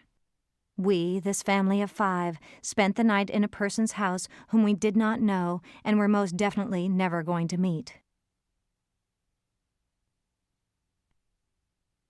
The Merry Macs. "Welcome home!" The Macs stood at the back door of their modest 2-story house with arms open to us as we ascended the staircase leading up to their kitchen. We hugged them and they hugged us like we had been planning all along to move in with them and were thankful that the day had finally arrived after all the anticipation. Come in, come in." They cleared the way for all 5 of us to get through the door and into the kitchen where their children were waiting. "Hey, welcome! Isn't this great? Scotty and Stephen were the Mac's two sons. Stephen was best friends with my brother and fooled around with Abby sometimes after Bible study. Scotty was a freshman in college and one of the most handsome guys around town. Their daughter, Sandra, was living at home while attending nursing school. All of them were standing in the kitchen with bright eyes, making us feel as welcome in their home as anyone could. The Macs had had a family conference after Nathan told Steve that we were homeless and had agreed to take us in. There is no way to describe my utter amazement about their generosity. We were a family of 5, and they were a family of 5. She was a secretary, and he a schoolteacher. They put food in our mouths, a roof over our heads, and clothing on our backs for more than a year, and never once complained of the burden. Instead, they moved Sandra to the attic, and Scotty in with Stephen, and gave our family 2 of their bedrooms to live in.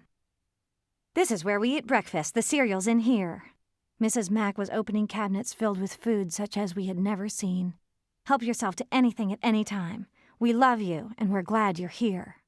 Scotty threw his arms around me. "Yeah, really glad." I don't know if we could even eke out a thank you. We were holding our bodies like statues, afraid that a sound escaping would break us apart and we would shatter onto their floor. I don't know if the Macs thought it would be a week or 2 before we got back on our feet, but after a month or 2, we kids were getting pretty uncomfortable. I tried my best to disappear whenever I could, joining cheerleading squad, student council, church choir, bell choir, anything I possibly could to not be in the house and not be seen. I babysat at night and would encourage parents to take weekend breaks so that I could stay over someplace else and give the Macs a break from seeing my face. We had suffocated ourselves, and now we were suffocating another family. It was dreadful. We were embarrassed, horrified. But we carried on like it wasn't happening, as we had been taught to do our whole lives. We sang in church on Sundays and kept our secrets hidden in our smiles. Are you tired of chasing pretty rainbows? Are you tired of spinning round and round? Wrap up all the shattered dreams of your life, and at the feet of Jesus, lay them down. As I was walking out the door for choir practice one Sunday afternoon, I was called into the living room and told to sit down. Nathan, Abby, and my parents were seated already. "I'm giving you an ultimatum, Don," my mother said. "Get a job this week, or get out." There had been screaming and fighting in the house for weeks now. The Macs had sat with my parents behind closed doors and said things we children weren't allowed to hear but knew anyway. Dad's delusions about the gas and oil business were stronger now more than ever. He refused to face the reality that we were broke, and he took no responsibility. My mother was at her wit's end, and so were we. "I'll get a job. I promise, I'll get a job."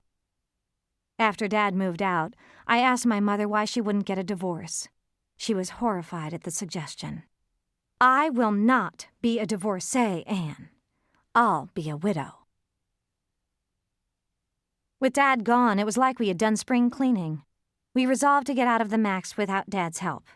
He had put us in so much debt that we couldn't get a bank account, so Mom's top dresser drawer became the bank. Envelopes were marked on the flaps for each thing we needed to save for. Tithe, 10%, rent, 70%, food, 10%, gas and electricity, 10%. We would divide our money with each paycheck. We had a goal, and we were determined to do everything in our power to make it happen. The first order of business was to double up on jobs. We all took another.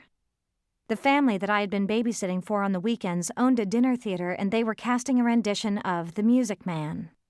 They wouldn't promise anything, but if I wanted to audition for the director to play the role of Amaryllis, I would have an equal shot with everyone else.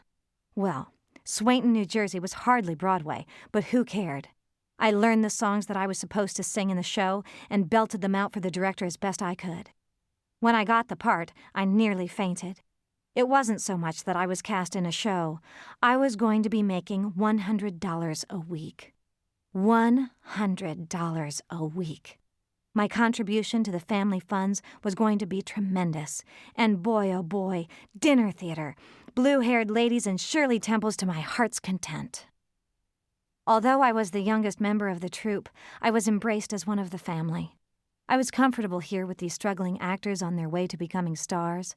I made friends and had my eyes open to the world of theater and fun and people doing what they wanted to be doing. There was joy here, and I determined that joy was where I wanted to live. Mom had been working as a secretary at a brokerage firm called Prudential Beige. We liked the name because it rhymed with our last name. Mom would say it with pride when she picked up the phone. "Hello, this is Nancy Heche at Prudential Beige." I don't think it was just her cheery rhyme that made her boss think she was too smart for the job. She was simply too smart. This housewife of 25 years was going to become a stockbroker, and her boss was going to pay for her training. We were flabbergasted. Our mom a stockbroker? This was just too much. "Anne Heche, please report to the principal's office immediately. Anne Heche to the principal's office." I was being called to the principal's office? I never did anything wrong. All the kids booed and hissed as I scooted out of class toward the ominous doors at the end of the hallway. "What's wrong?" I asked the secretary who was waiting. "You have a phone call. You can take it in that office over there." I closed the door behind me. "Hello?" "Guess what?" I heard my mother saying with a tone of voice that sounded hopeful, which was nice for a change. "What?" The suspense was killing me. "What?" "We got our first credit card, Anne. Our first credit card. I just called Nate and Abby and wanted you to know, too. We did it, honey. We did it." With plastic in our purses, we were finally able to get a lease of our own. Soon we were loading the pink and black sectional Dad had picked for the beach house look into an apartment on the top floor of a realtor's office called Hagar. The apartment was tiny, but had 3 rooms. There was a little breakfast nook that doubled as a dining room and had a lovely view of the alley. We were so proud of ourselves we could spit. We were actually paying for our rent for the first time in our lives. We had earned our money the old-fashioned way. We worked for it. Home at Hagar. Dad had moved to New York City after getting kicked out of the Max, but he never got a job. Once in a while, Abby and I took trips to New York to visit and give him some money, but things were awkward. He was still promising diamonds and houses, but we no longer believed him. We knew he was delusional. His mind and body were deteriorating more and more each time we saw him, but he would never admit that he was sick. The most he would say was that he had hepatitis again. We knew that was a lie, but we didn't know what was wrong. Sometimes we would be walking arm in arm and he would collapse on the curb, unable to get a breath. He would promise me that nothing was wrong, and then he'd disappear for hours at a time. "I'll meet you back at this corner in a few hours, okay? This exact corner." Before I could answer, he would be in a cab screeching away from me. I was 13 years old. He was 45. He would meet me back at the corner with his energy renewed, pretending nothing had ever happened, and we'd return to his apartment on the Lower East Side. "My roommate's out of town again," he would say every time. But I wasn't so stupid. Working in dinner theater had opened my eyes to a lot. I hope I don't blow any covers here, but dinner theater is teeming with gay men. Through my friendships with them, I had come to terms with my father's hidden sexuality. One night I decided to confront him about it, so I asked him where his roommate slept. He lied as usual and told me there was a bedroom up the steps before changing the subject. There was never a question where I would sleep. We always had the same routine. He would undress in front of me, climb naked into his bed, and hold out his hand for me to join him. That night, I resolved that I would never visit him again. Dad died on March 4th, 1983. He was one of the first cases of AIDS diagnosed in the United States. Dad never admitted that he was gay or that he was dying. When my mother visited him in the hospital with Abby and Nathan, he was so sick that he couldn't remember his family. I didn't go. Mom showed him a picture of me to jog his memory, but no such jog. It was unclear back then how the disease was transmitted, and the doctors warned them that it would take about 8 years before any of us would know for sure that we were clean. My mother knew nothing of the extent to which my father had touched me, but that didn't matter. The fear of AIDS was so complete that no one in our town would recognize our father's death. We had to hold the memorial service at the Lambs Theater in New York City, where my father had been going to church because the Baptists in Ocean City wanted nothing to do with him. We listened to friends of my father's talk about a man we had never known. He had been leading a double life since before I was born. His shame of himself oozed into his family and left us with blood we would try to get out for the rest of our lives. 3 months to the day after my father's death, Nathan drove our car off a road and was killed. I would kiss you right now if your brother didn't just die. It was Dave. Dave, the guy that I had been flirting with for 5 years behind my parents' back, was speaking in a sexy yet sympathetic enough tone into my ear. I was standing outside in the alley because the apartment was spilling over with people eating cold cuts. I guess the town figured they had to make up for never calling about my father, so everyone was there for my brother. It was okay to mourn for an 18-year-old boy, just not his gross dad. It was all so pathetic. I wanted Dave to kiss me. I wanted anything to get me out of the space I was in, but I couldn't do it. Nathan was dead. My brother was dead. I finished out my work at the dinner theater for a couple of weeks while my mother and I made arrangements to get out of town. Abby was going to attend Wheaton College in Illinois as planned, and Sue and Judd were now in Chicago for his work. It seemed a logical place for us to go if there was any logic to be found. My last night at the show, we all cried for my parting. The owner of the dinner theater, who had become my very close friend, was going to drive me home for the last time. As I walked to the car in the pouring rain, I heard someone calling my name. "Annie! Annie, wait!" I turned around, and it really was like a scene in a movie. Rain mixed with tears was pouring down my face. The guy who was the lead in all the shows, the gorgeous, hunky guy, was running after me. I got the chills, and not because I was cold. "Wait, I have something to tell you," he panted. I was going to die. Sal or Vito, or whatever his name was, he had two, and I could never figure out which was his stage name, had something to say to me. I panted back. "What, Sal Vito? What?"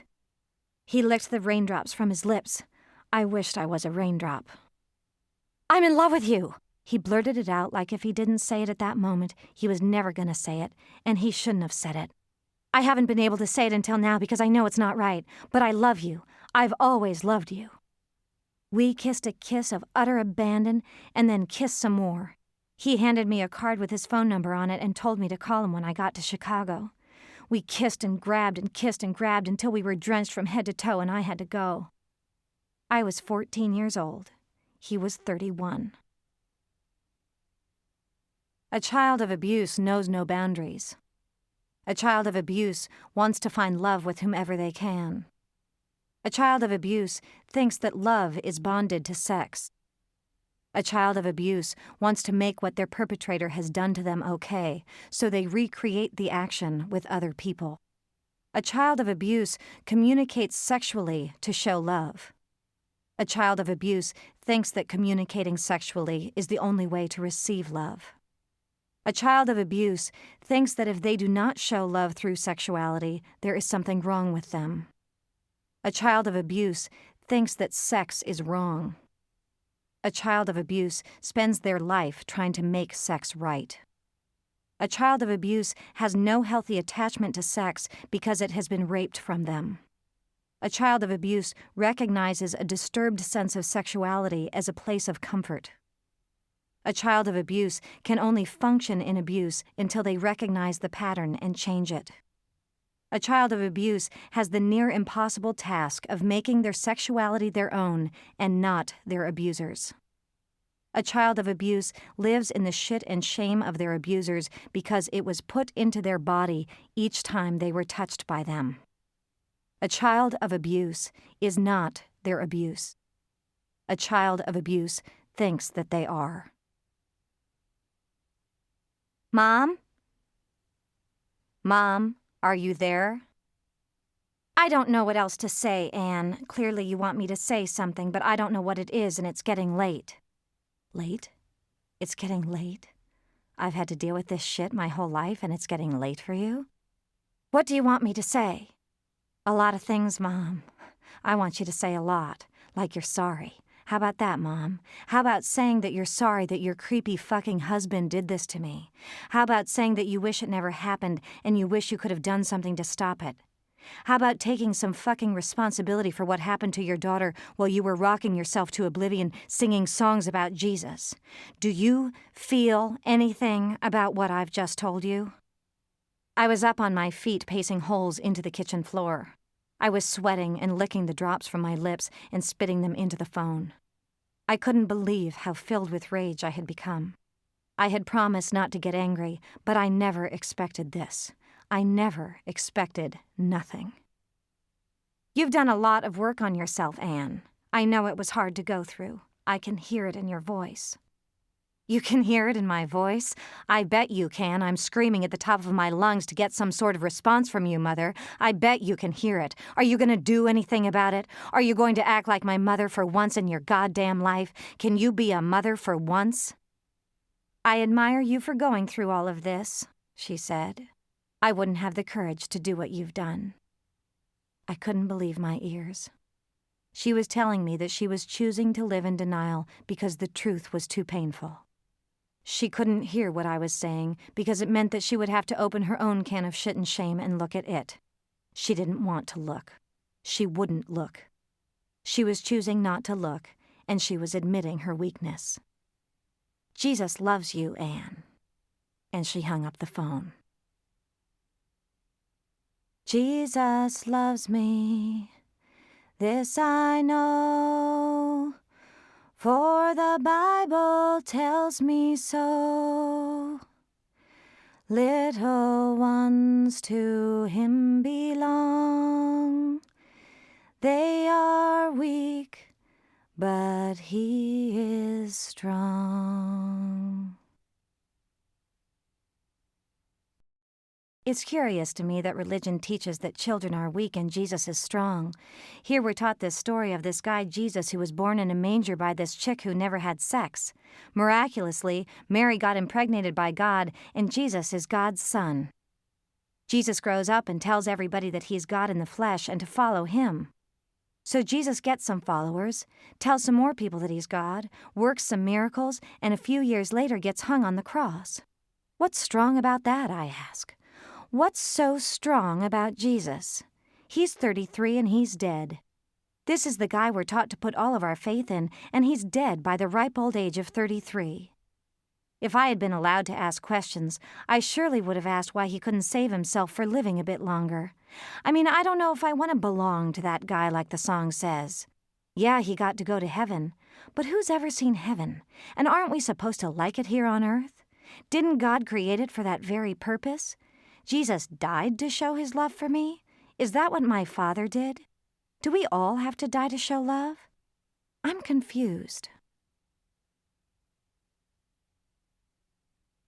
The Belden Stratford. Help! Help! Help! The sky is falling! The sky is falling! It was appropriate that the first play I did in high school was an absurdist drama called The Skin of Our Teeth, written by Thornton Wilder. I was cast to play the role of Sabina and cried out those opening lines with more truth than anyone could know. The sky may well have fallen down. Mom and I were living in a residential hotel in Chicago called the Belden Stratford that was down the street from my school. We had a one-bedroom apartment and lived like we were roommates. Our beds touched side by side, so to get any privacy at all, I had to sit in the closet. Sal Vito and I would carry on an affair for more than a year as I sat on the floor huddled between my jeans and my underwear, whispering sweet nothings over a phone to a man more than twice my age. At Thanksgiving, I told my mother I was going to visit friends back in Jersey and stayed instead with him. We fooled around but didn't have sex. It was only after he tried to go further with me in the front seat of his car when he was dropping me off at the airport that I decided I needed to break it off. Mom's affair was no better. She had started carrying on with a Jewish man before Dad died. In between sobs every night, she would ask God to forgive her for the sin of falling in love with a married Jewish man. What she didn't know was that every time he called and spoke to me, he would tell me that he was in love with me and couldn't we find some time alone next time he came to visit my mother. She really knew how to pick 'em.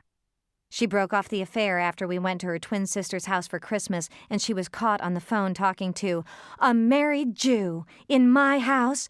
Get out and take your children with you. Abby wasn't lagging in the sexually fucked up department either. She was kicked out of her Christian surroundings for having sex on campus, a Christian no-no, and was sent home to room with Mom and me. 3 women in a 1-bedroom apartment was, to say the least, cozy. Abby started doing drugs and became a stripper. She said that she was hostessing at a restaurant downtown. When she showed up one night in a fur coat, she politely explained, "My customers like me, Mom." The sky is falling! The sky is falling! My performance was received with great approval. So great, in fact, that one night after the show I was approached by a handsome woman carrying a hat. "Ms. Heche, you can call me Anne. Anne, then. I really liked your performance tonight. Have you always wanted to be an actress?" "Oh, I don't know. I can't say I've decided I want to be anything except not dead." It was the truth. "Well, would you maybe like to think about it a little more seriously and come to New York with me to audition for a soap opera?" A soap opera? I had no idea what a soap was, but would I ever? Are you serious? She was serious. Soon Mom and I were jetting off to the big city and getting a tour of the set of As the World Turns. If only my father could have seen me then, he would have shit. They asked me to read a couple of scenes with a boy on the show, and I guess it went well because I was called into the executive's office and offered the job. My mother said, "We'll have to think about it." I wanted to cry. What was there to think about? This was my way out, my future, my escape from the dorm. But Mom didn't want me to escape. Her son had died 2 years earlier, and she was not about to let another child go. She was beginning to get on her feet as a broker, and moving to New York would be uprooting her when she was only just beginning to feel settled again. I turned down the job, thinking that my only chance to escape my mother's grasp had flown out the window. My mother once told me that her only purpose for being here on earth was to get into heaven. When I asked her why she didn't just kill herself then, she told me it was because killing yourself is a sin, and living here on earth was about suffering so that you would not suffer once you got into heaven. This strange logic carried me through my high school years. I often wondered why she didn't say that one of her purposes was to love her children, or herself, but she never did. She was here to love Jesus, she explained, so that she could get into heaven and be with God. It's the truth of the Bible, and I believe in the Bible. Are you going to have a house in heaven? I asked. I don't know the details of how I'll be living in heaven, Anne. I only know what the Bible tells me. I don't think my mother ever expected that Jesus was going to come back in Fresno, California. But like she said, there are just some things the good book doesn't tell you. Knowing that my mother's only purpose was to love Jesus made me understand that unless I was Jesus, I wouldn't receive her love. My fear was confirmed when she hung up the phone on me. So my dad loved movie stars, and my mother loved Jesus. Dead people could love me, this I knew from the song, so I still had hope of getting what I wanted from my father. Jesus or movie star? Jesus or movie star? After careful and unconscious debate, I tackled the easier challenge first.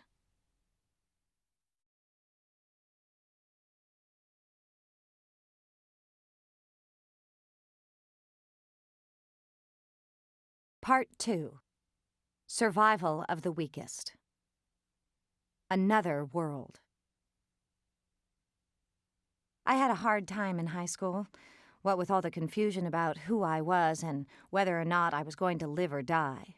It was a hard subject to broach with potential friends. "Hi, I'm Anne. I may be dying of AIDS because my father touched me. He's dead and so is my brother, but I'm completely well-adjusted. Do you want to be my friend?" It was hard enough explaining why my mother and I lived in the same bedroom. All I wanted was out.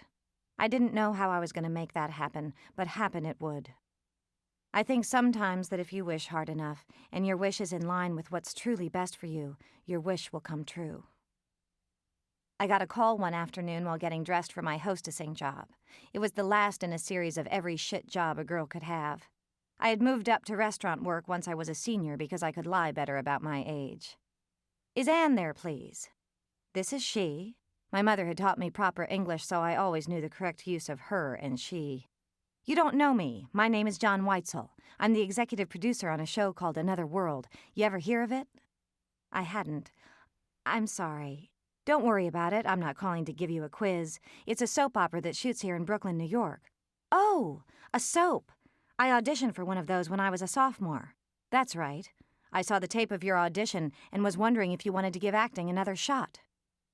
John explained that the lady with the hat who had come to see me was a Procter & Gamble talent scout, and Another World was a P&G show, as was As the World Turns. When there's a budding talent on the horizon, word tends to get out. I know you couldn't move in the middle of school, but you're a senior now, and I thought it might be easier to make the break.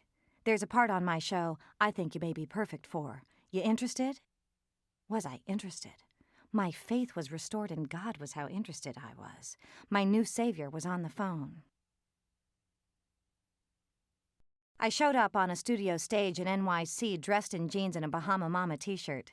John met me at the door and instructed me to pay no attention to the girls over there. When I looked over, I saw the most incredible-looking women I had ever seen, all dressed in tit-popping numbers that I couldn't have fit my thigh into. I had accumulated some baby fat over the years and was what some might call a bit pudgy, my mother included. She would make me stand naked next to Abigail to see who was chubbier. Abby is looking quite fit today. I guess those aerobics classes are really paying off for her. Maybe you should take some of those classes that Abby is taking. She didn't know that Abby was stuffing her fingers down her throat after each meal. You could be an underwear model if you just lost some pounds around your hips, Anne. Put on that pair of Abby's underwear that makes her bottom look so good. She would make us stand in our bikinis and watch us walk across the room or the beach or wherever we happened to be to see who jiggled more, who could lose more, who could eat less. When I looked at the girls whom John told me to ignore, I couldn't help but think that I should have exercised more, eaten less, listened to my mother. Bahama Mama, huh? John was reading my shirt. We went there for Christmas last year. You like it? Not really. I'm not much of a sun bunny.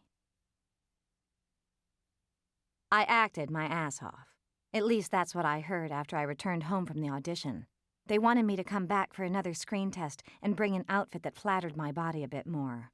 I rushed off to the Ann Taylor where I used to stock clothes and bought a low-cut number with my store discount. Glad you could make it back on such short notice. It was 3 days after the last audition. Are you kidding? I'm thrilled to be here. We're thrilled to have you. John was so nice to me. This character is a little different than the last one. Yeah, I noticed. Not so much of a sex pot. Right.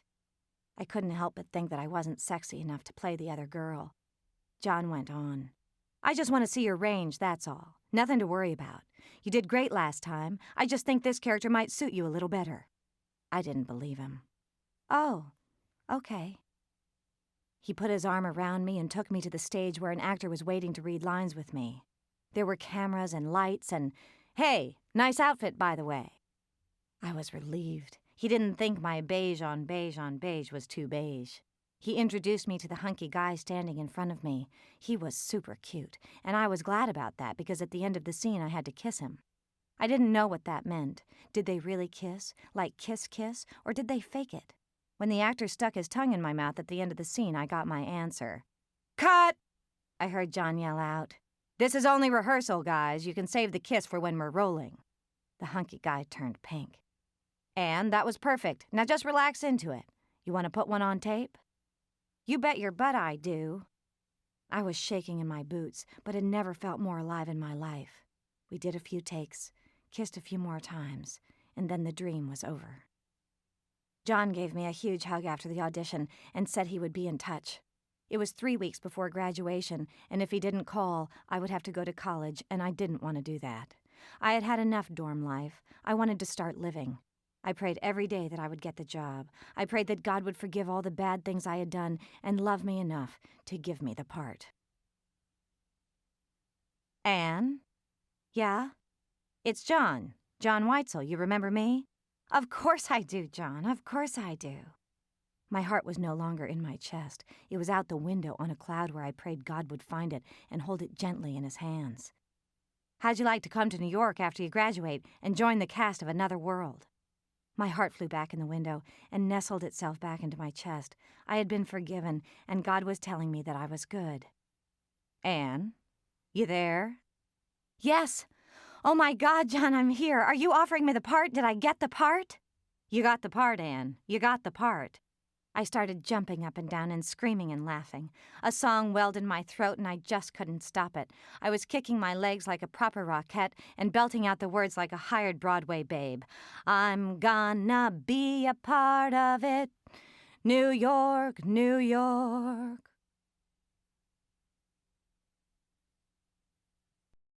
I dropped my bags in the sublet I had rented at One University Square and got into the black sedan that was waiting outside my door to take me to the studio in Brooklyn. There had been tears of rage and protest from my mother over my acceptance of the offer, but I told her that I was going to make the break with or without her support. I was now 17. It was the day after my graduation. The receptionist pointed me in the direction of John's office after welcoming me to the show, and I walked down the hall that would be my home for the next 4 years. John threw his arms around me and explained that the reason that I had done 2 auditions was because he wanted to see if I had enough range to play twins. Vicky and Marley. Vicky's the bad one, Marley's the good one. You'll play Vicky for the first few months until you get comfortable, and then we'll bring on Marley. The studio wanted someone else, but I fought for you. I believe in you, Anne. I know you won't let me down. Now go get dressed, or undressed, as the scene would have it. The wardrobe room is down the hall, around the corner, and on your right. I guessed it was time for me to leave his office. And Annie, I turned from the door. I didn't do you any favors when I hired you.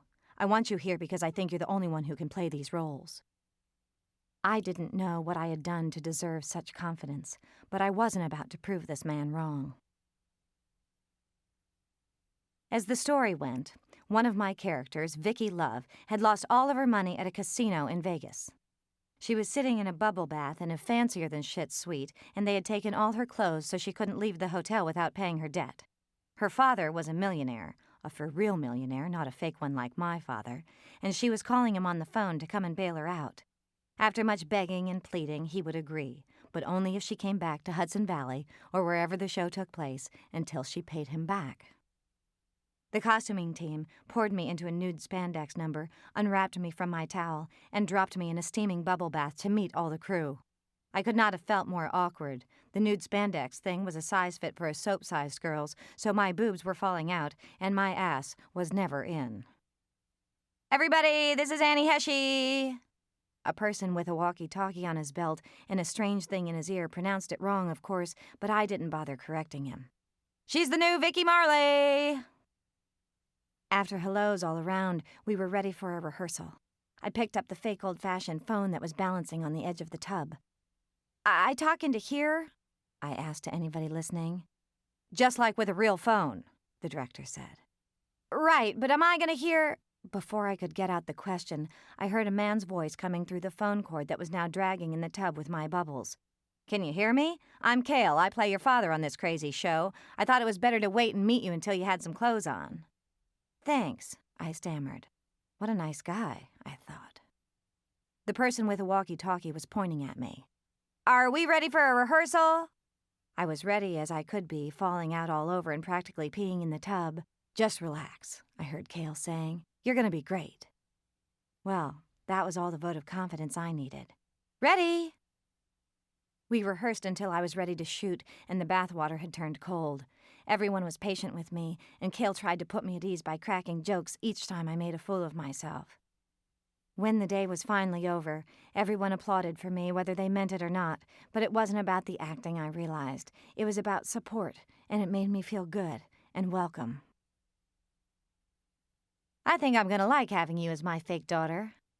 I was dripping out of my robe, relieved that the day was over and I hadn't been fired. "Cale, your one and only fake daddy." He was smiling. I was smiling. "You must have had a really fucked up childhood, kid." Wow, what an opener. I thought I hit it so well.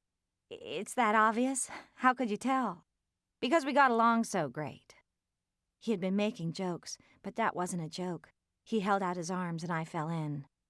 "I think I'm going to like having you as my fake daddy." "Well then, it's mutual liking. It's always better that way." He patted my wet head, and some of my goose pimples fell onto his shirt. Welcome home, kid. Welcome home.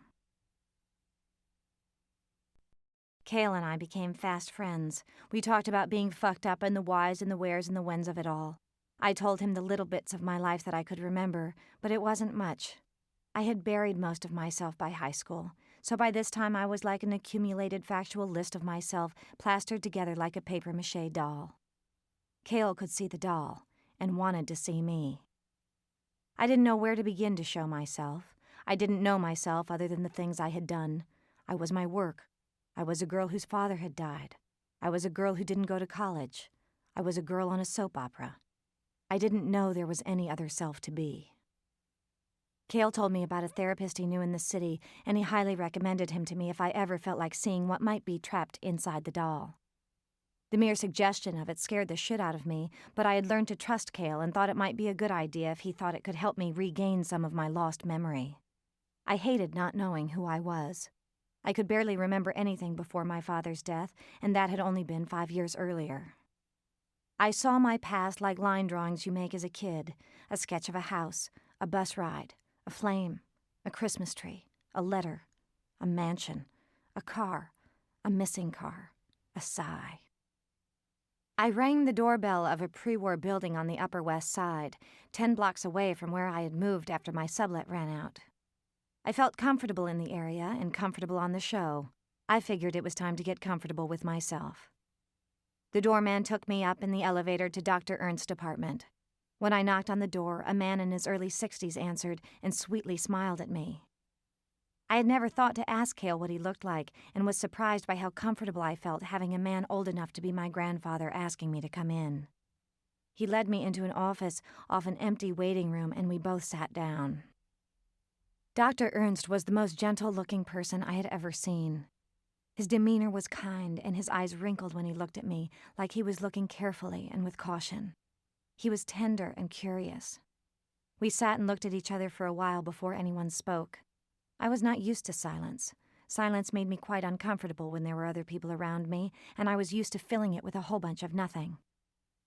I don't know why I'm here, really. I mean, I guess I kind of do because I don't remember anything about my childhood other than the fact that I could fly down the steps, which is kind of weird, and I kind of would like to know why I can't remember anything other than that, but I'm fine. I mean, I have a great job. Well, of course you know that because I'm here because of Cale, and he probably told you that I was coming, and he knew me from the show, duh. But it's great to be on the show. I like the show. And I really like Cale. He's like my first really good friend that I've ever had. Oh yeah, that's another thing. I don't really have any friends. I never really made any after a while. But I made them up. I made up my friends, but not like in a crazy way. We would just play detective together sometimes. So, why do I think I'm here? Is that what you asked? I didn't ask anything yet, but I'd like to know. He'd like to know, and I'd like to know. I'd like to know, too, I said. Why do you think you might be here other than having no memory except flying down the steps and making up friends? Did you get that from what I just said? Did I say all that? Yes. Do you think there's something wrong with me? It doesn't look like there's anything wrong with you. Can you tell me what you do remember? That I could. I told him the same factual list that I had told Cale.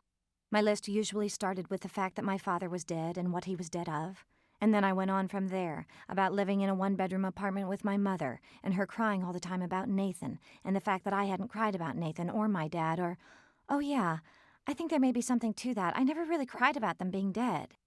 Why do you think you haven't cried? Because my mother was crying all the time about it, and I didn't have the time.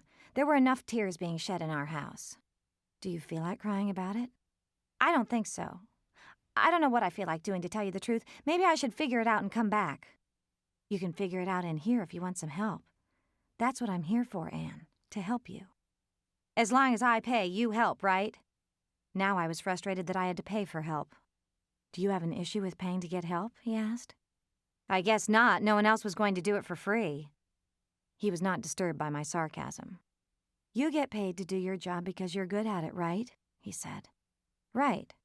I get paid for my job because I'm good at it. My job is to give help. If at any time you don't think I'm doing my job well, you can stop paying me. Deal? That all sounded logical, and for some reason I was feeling better than when I walked in the door. Deal. So, you want to meet next week? I did. I made a date and wrote it in my book. Then I canceled the date. Clearly, I was afraid of the date. It took me about 3 weeks to get back in the office and get some help about why I had canceled the date and the next 2 dates after that. We discovered that it wasn't keeping a date that I was afraid of. I was afraid to get help.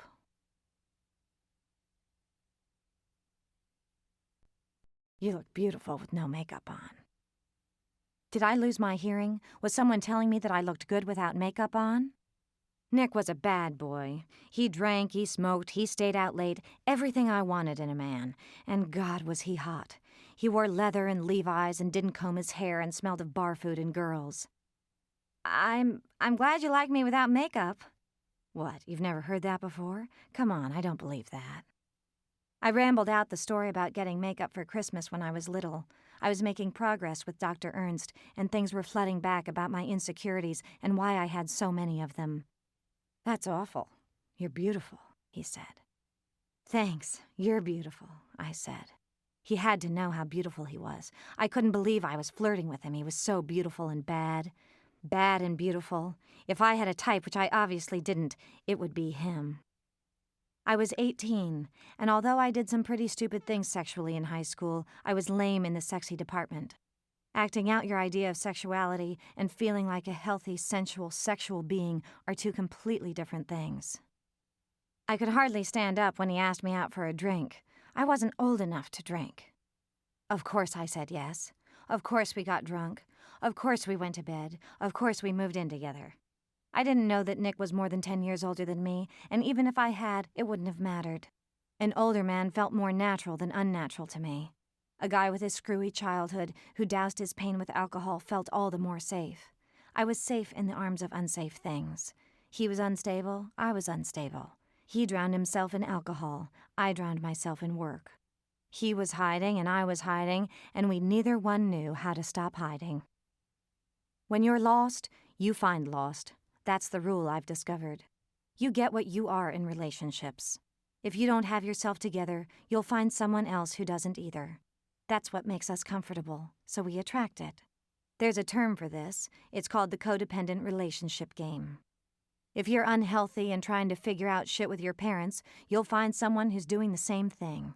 You'll get the parent you're trying to work your stuff out with, and it's always a two-way street. I chose Nick, and Nick chose me. I was looking for someone to save me from the hell with my father and found myself an alcoholic. Hello, Daddy. He was looking for a woman to save him from the torture of his alcoholic father and found a workaholic. Hello, Mommy.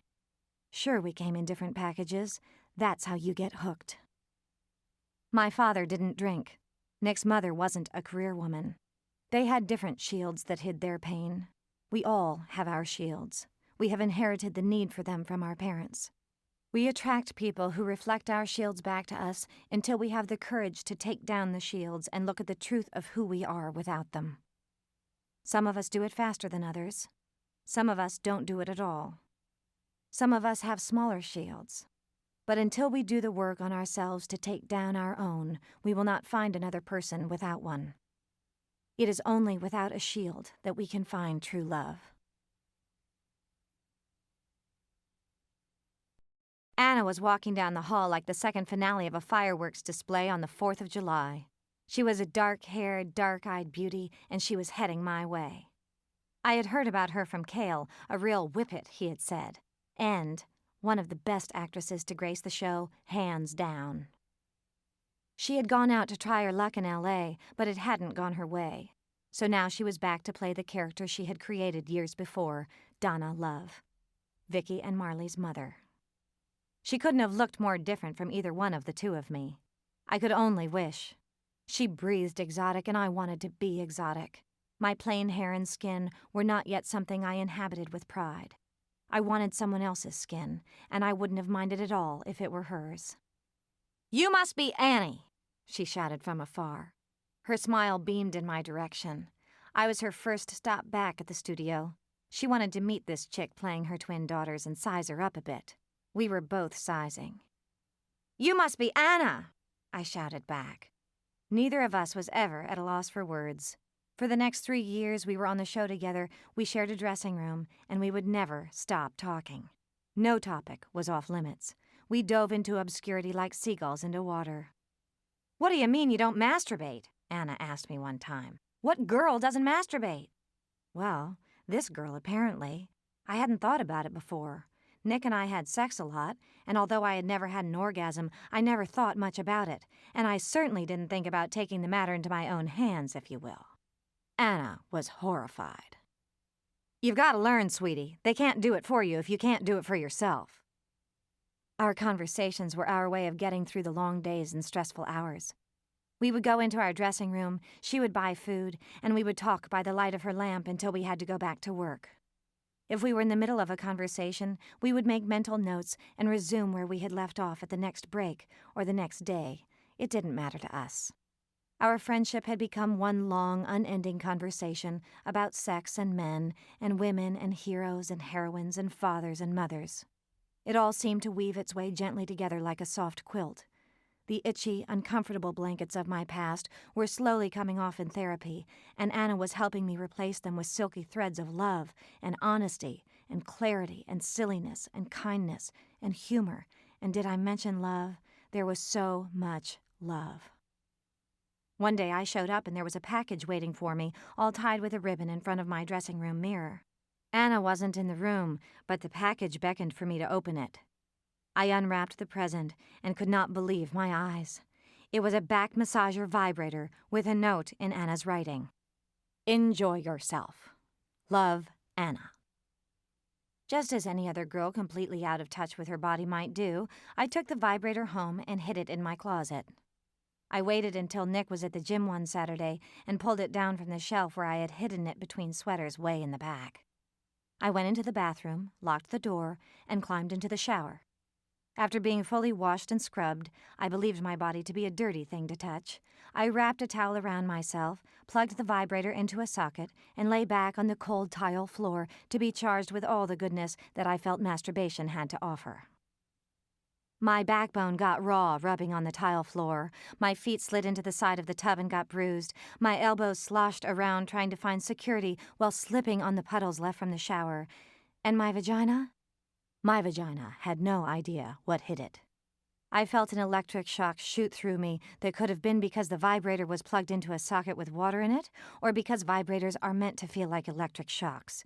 Either way, I was off the floor in a flash, hiding the scary thing back in the closet and returning to my blissful state of vaginal ignorance. I immediately instated a new policy in my life called My Vagina, What Vagina? And thought of a new title for a Dr. Seuss book called I Do Not See a Vagina There, I Do Not See a Vagina Anywhere. Nick and I had been living together for about 1 year by now, and going codependent was working quite well for us. Because of a dwindling bank account and no job, Nick convinced me that he couldn't live in the city anymore.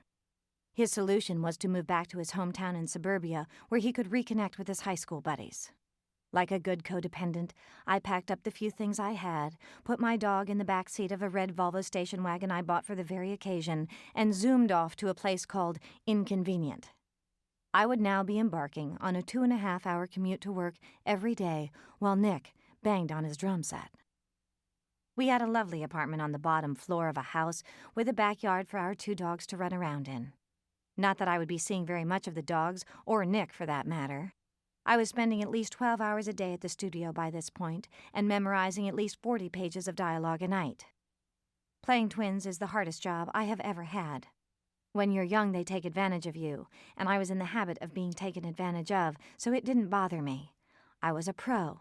I hid behind the twins so much, I was the twins. I got nominated for an Emmy my first year on the show, and when Nick told me that he couldn't go to the awards because he had a job interview, I smiled at the lack of support and cut off all my hair. I thought that this was what you put up with in adult relationships. I could take care of myself. That had been proven. I didn't need anyone to take care of me. When I got pregnant at 19, we Christians didn't believe in birth control. I knew I had to get an abortion. I couldn't tell anyone on the soap because I was afraid I would get fired, so I hid my little secret for 5 weeks from everyone except Nick and a close friend of mine.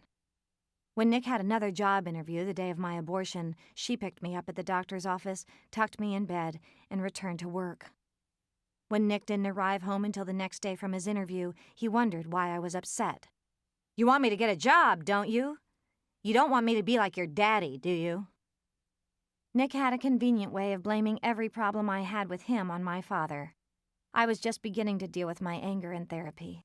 Memory was coming back, and I would share my discoveries about my dad with Nick, who would support me when I told him, and then throw them back in my face like weapons when we had arguments. I didn't want to lose Nick, so I would back down and agree with him. I wanted to be good at love, I really did. I just didn't know how. I didn't know that to be good at love, you had to love yourself first. Fresno 2000. You can keep my credit card, I said. I won't need it where I'm going. I had never felt so good. You sure? The dude behind the counter had never felt so confused. I'm sure. I turned to go, leaving the gas station attendant with my Visa. I was sorry I didn't have my Amex to give him as well, but it was in my car, and I figured I could throw it out the window on my way to the spaceship. Hey, lady, I'm not so sure about this. Is this some kind of joke? No joke, buddy. I wouldn't kid about something like this. I skipped out to my four-wheel drive. It was about 105 degrees where I was, and I was out. Out in the middle of nowhere that I knew, to be exact. I had been led there. I had been told to turn up the 5 freeway to get there, so I turned. I'd never been up the 5 freeway, and now I knew why. It was dusty and dry and fucking hot. Nothing but fields of dirt as far as the eye could see. Fields of dirt. I took off my shirt to wipe my brow before getting back into my truck. I was going to put it back on when I heard it again as clear as a bell. What are you doing that for? There's no shame in heaven. Keep your shirt off. With my tank on empty and my heart filled with love, I peeled out of the station and left the dude in my dust. This world is not my home, I'm just a passing through. If heaven's not my home, then Lord, what would I do? The angels beckon me from heaven's open door, and I can't feel at home in this world anymore. It was my 20th birthday, and Nick said he had a surprise for me. He was going to pick me up at the studio and take me out someplace that I couldn't possibly guess. All day I was excited. By complete accident, only one of the twins was working that day, so I was going to be off work by mid-afternoon, a rare occurrence. When they called cut on the last of my scenes, I tore up to my dressing room, got dressed, and ran outside to where Nick was waiting at the curb in a cab. We drove hand in hand into the city, with Nick taunting me the whole way about his surprise. When we pulled up to the heliport on the west side of Manhattan, you bet your ass I was shocked. Nick had rented a helicopter to take me up and see the city from above. We loaded into the chopper just as the sun was about to set and took off into the gorgeous night sky. We flew all the way to Brooklyn to see over the studio and back around to see the glory of the glistening Manhattan skyline. When we were circling right above the head of the Statue of Liberty, Nick reached into his breast pocket and started saying something over the noise of the beating rotors. What? I couldn't hear him. He looked like he was trying to be romantic, but it was impossible to be romantic and be hurt at the same time. Will you marry me? It couldn't be. I mean, I liked that he was putting such effort into my birthday and all, but marriage? I was only 20 years old and we fought practically every day now. I decided to delay. What? I yelled again. I can't hear you! I thought maybe he would get cold feet and think of another thing to holler like, I love you, or nice night, isn't it, or look at her crown, how it sparkles, but no such luck. Will you marry me? He said it so slow and so loud that I couldn't think it was anything other than what it exactly was, a proposal. Each syllable was so clearly enunciated it fell on my ears like molasses. I thought I was in molasses. How do you tell a man in a chopper that you don't want to marry him? He went through all this trouble. He thought it through so clearly. He spent all this money. He was showing me he cared, and isn't that all a woman wants? We were flying over the Statue of Liberty at sunset in a hunk of sky-chopping metal, for God's sakes. He proposed to me over the Statue of Liberty. How do you tell a man that you want liberty when you're flying over liberty, being asked to give your liberty away? It was all so goddamn ironic, I wanted to jump. Give me freedom or give me death, I wanted to scream, but I didn't dare. I threw my arms around him and thanked him profusely and from the bottom of my soul. I figured when we landed and the noise of the fucking rotors in my eardrums died down, I would get the next idea. When the chopper landed, I had an emerald on my finger. "Let's get a drink!" I cheered too loud. My mother's smile was plastered on my face, and I wanted to drink it off as fast as possible. A cab dropped us in front of our favorite Scandinavian hideout where we liked to eat beef borscht and sausages. The romance of it all was too much. We walked through the door, into the cavernous eatery, and... surprise! Holy fuck. Every single person I had ever met was standing with schnapps raised to congratulate me on the engagement. When I saw my mother dancing toward me, it was me that I heard, "Squeak!" I was squeaking, oh no, squeak! Squeak, squeak, squeak! My arms were around Nick's neck, and I was most certainly trying to choke him to death. "Help! Help! The sky is falling! The sky is falling!" Dr. Ernst knew about all my problems with Nick, but like any good therapist, couldn't tell me to get the fuck out. Instead, he told me to get on the couch. The couch was where Dr. Ernst and I did most of our work. He was a Reichian therapist. I'll describe that as clearly as I can so that you get the idea of what our work was about, but please understand that all therapists are different. I'm not recommending anything here. I'm just telling you what I did. The idea behind this therapy is that people store emotions in their bodies. When a child is hurt and unable to express it, she or he keeps it inside, therefore forming a sort of pocket around the emotion like a storage container. The work that Dr. Ernst and I did together was getting into the pockets, releasing the emotion, and discovering the truth of what was hidden inside me. This process was how I regained some of my memory of my childhood. Dr. Ernst called it bodywork.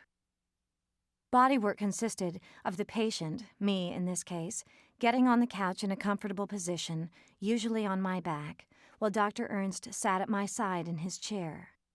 I would get as relaxed as possible. Slowly, Dr. Ernst would touch different pressure points in my body where emotions are stored, not unlike what a massage therapist does during intensive treatment. If the point was particularly painful to me, it was clear that I had stored emotion there, and he would gently add pressure to release what was inside. After the emotion was released, he would ask me to tell him the first thing that came to mind. These steps, taken week after week, month after month, slowly brought my memory back. I'll be honest with you, this was not fun. The first time I got on the couch was 3 months into my therapy. Dr. Ernst lightly put his hand on the upper part of my chest where my throat and collarbone connect, and I could barely breathe because I began sobbing so hard. Immediately, I remembered trying to scream as a child, but I didn't know about what. That would take time. My body remembered my abuse before my brain. I had pockets of sadness and anger, yes, but I had stored my fight, my physical fight that I fought each time I was abused. As young as I was, I had no chance of beating off my father, but I sure as hell tried. I tried everything, and each one of my efforts was explored in the safety of Dr. Ernst's office. Sometimes I would lie dead, utterly devoid of emotion. Sometimes I would curl into a fetal position and weep quietly. Sometimes I would choke violently and spit up. Sometimes I would scream bloody murder. Sometimes I would hit the couch with my fists until I was too tired to move. When you are abused, you try every kind of defense you can conjure. None of them works, so you stop trying and start storing. Dr. Ernst and I worked on and off for 3 years, unblocking and releasing, discovering and weeping. One day he told me, "You need a break, Anne." He was sitting in his chair, I in mine. "You've done so much work here about your father.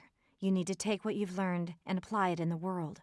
I can't be your only safety." I couldn't hold back how sad and confused I was. "But I've come so far. I thought I was doing so well." "Yes, you are. You have, and you need a break. There's other work to be done with your father, and you haven't begun to confront your feelings about your mother. She's going to be harder for you." "Harder? How could anything be harder than this? What are you talking about?" "She didn't stop the abuse, Anne. She was there the whole time and didn't stop it. Allow yourself to take a break. She's not going anywhere, and you need to care for yourself, what you've learned, and how much you've accomplished here. This is a long road you are traveling. You need to be patient with yourself. I rose to go. I always knew when it was time to leave. Dr. Ernst met me at the door as he always did. We looked at each other for a while, and then hesitantly I asked him for a hug. I had never hugged him before. He had never tried to hug me. Without any words, he gently put his arms around me. Take care of yourself. Call me if you need me. I think I felt abandoned by Dr. Ernst, even though he was trying to help me. I wanted to think that I could handle things on my own. I wanted to be a good patient and take what I had learned into the world. But I wasn't really sure what I had learned, to be honest. I had learned that a lot of terrible things had happened to me. I had learned that my body was filled with disgusting and gross things that my father put into me, and although I had screamed and hollered and cried and fought, I didn't know what to do with that information. I couldn't even look at myself naked. I hated myself so much. My body was ugly to me, so ugly I couldn't touch it. I couldn't respond with pleasure when someone else touched it, but I pretended that I enjoyed it. I was good at pretending. I was so good, I didn't even think of it as pretending. I thought of it as my duty, and I thought every woman felt the same way I did about sex. I knew that I had to get out of my relationship with Nick, so I did. My mother and I moved me out of our house one night when he was away on business. The fighting had gotten to be so bad that I couldn't even tell him that I was leaving. I found an apartment and moved into it behind his back. It was all so secretive and ugly. I needed out, but the way I got out was slimy and untruthful. I was scared of him and scared of myself. When I got scared, I hid, and I had 2 ways to do that: dive into work and dive into unhealthy sexual relationships. I did both. As my patterns have shown, I was comfortable with older men. Sam was older. He was strikingly handsome, with thick salt and pepper hair, and he played guitar and had cats. He represented calm. He was in AA, and that seemed healthy and opposite of what I had been living with. He was kind to me always. There was nothing about our sex that was abusive in any way. It was the way we related to each other that reflected our individual, unhealthy, unresolved patterns. That is abusive. Sam liked younger women, as most men in their 40s, almost 50s do who aren't married and don't know why. It makes them feel like they're not in their 40s, almost 50s. Sam was still wrapped up in his last 20-something girlfriend when we started fucking. Of course, that was perfect for me. Here was a man who was in love with someone else. There was no way he could love me. Getting less than what I deserved made me comfortable. I was good at getting less. When I got less, I gave less. Less of myself and more of what I thought whoever I was with wanted. I tried to be what Nick wanted. I tried to be what Sam wanted. I would purposefully forget my needs, my wants, my desires, and focus on theirs because I thought that's what love was. I thought I would get love in return. But not being yourself only gets you away from love. Not being yourself never gets you the love you deserve because you deserve to be loved for you, who you are, what you want and desire. You are giving yourself less than what you deserve, and that is abusive to yourself. You are the responsible party once you become an adult. It is your responsibility to recognize where you are in a relationship, and if it doesn't feel good, you are right. If it feels weird, it is weird. But the other person in the relationship is not responsible. You are. Yes, I wanted love from my mother and father. Yes, it wasn't given to me. Yes, I would try to get it from others. Yes, I went out and slept with substitutes for my mother and my father. Yes, it would always leave me wounded and disappointed. Yes, it was unbearable. Yes, it was painful. Yes, I did drugs to cover the pain. Yes, I had sex to cover the pain. Yes, I hid my pain in my fame. Yes, my patterns drove me crazy. Yes, I went crazy. I went so crazy trying to get love and not getting it that I created an entirely different personality that didn't need love at all. Not getting love drove me crazy. I wasn't crazy for wanting love. No one is crazy for wanting love. I went to the ends of the earth to get it, literally, and found it. And you know who I found it in? Me. I found love in me. After I found love in me, I was able to find love in others. As my popularity rose the longer I was on Another World, I began to question what I wanted to do with my life. I had heard the horror stories about people who had tried to make it in L.A. The perceived insignificance of soap opera acting wasn't lost on me. I had had the best 4 years of my life playing these twins. I had met friends whom I would cherish forever. But I didn't want to make a career of being a soap actress and was too afraid to commit to being a real actress without a job in place. One day I got a call from the agent I had recently signed with.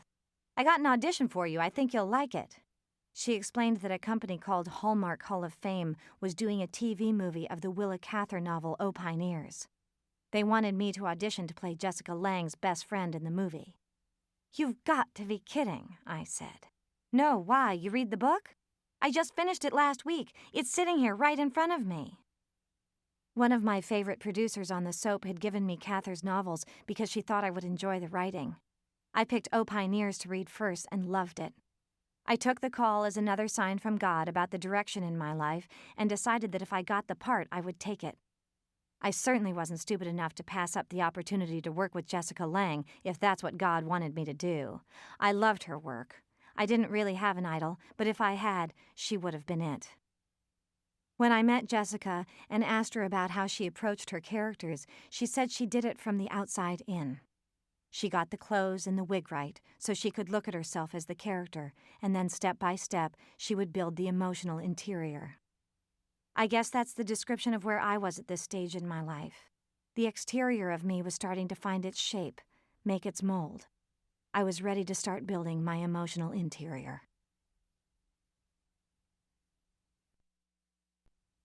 Drugs and other distractions. When I arrived in L.A., I had a dog by my side, an Emmy in my trunk, and a phone number in my pocket. I had won the Emmy while on a bed at a Motel 6 in a town not worth remembering in Nebraska. When they called my name, I celebrated by clearing my greasy burger off my bed to find the phone.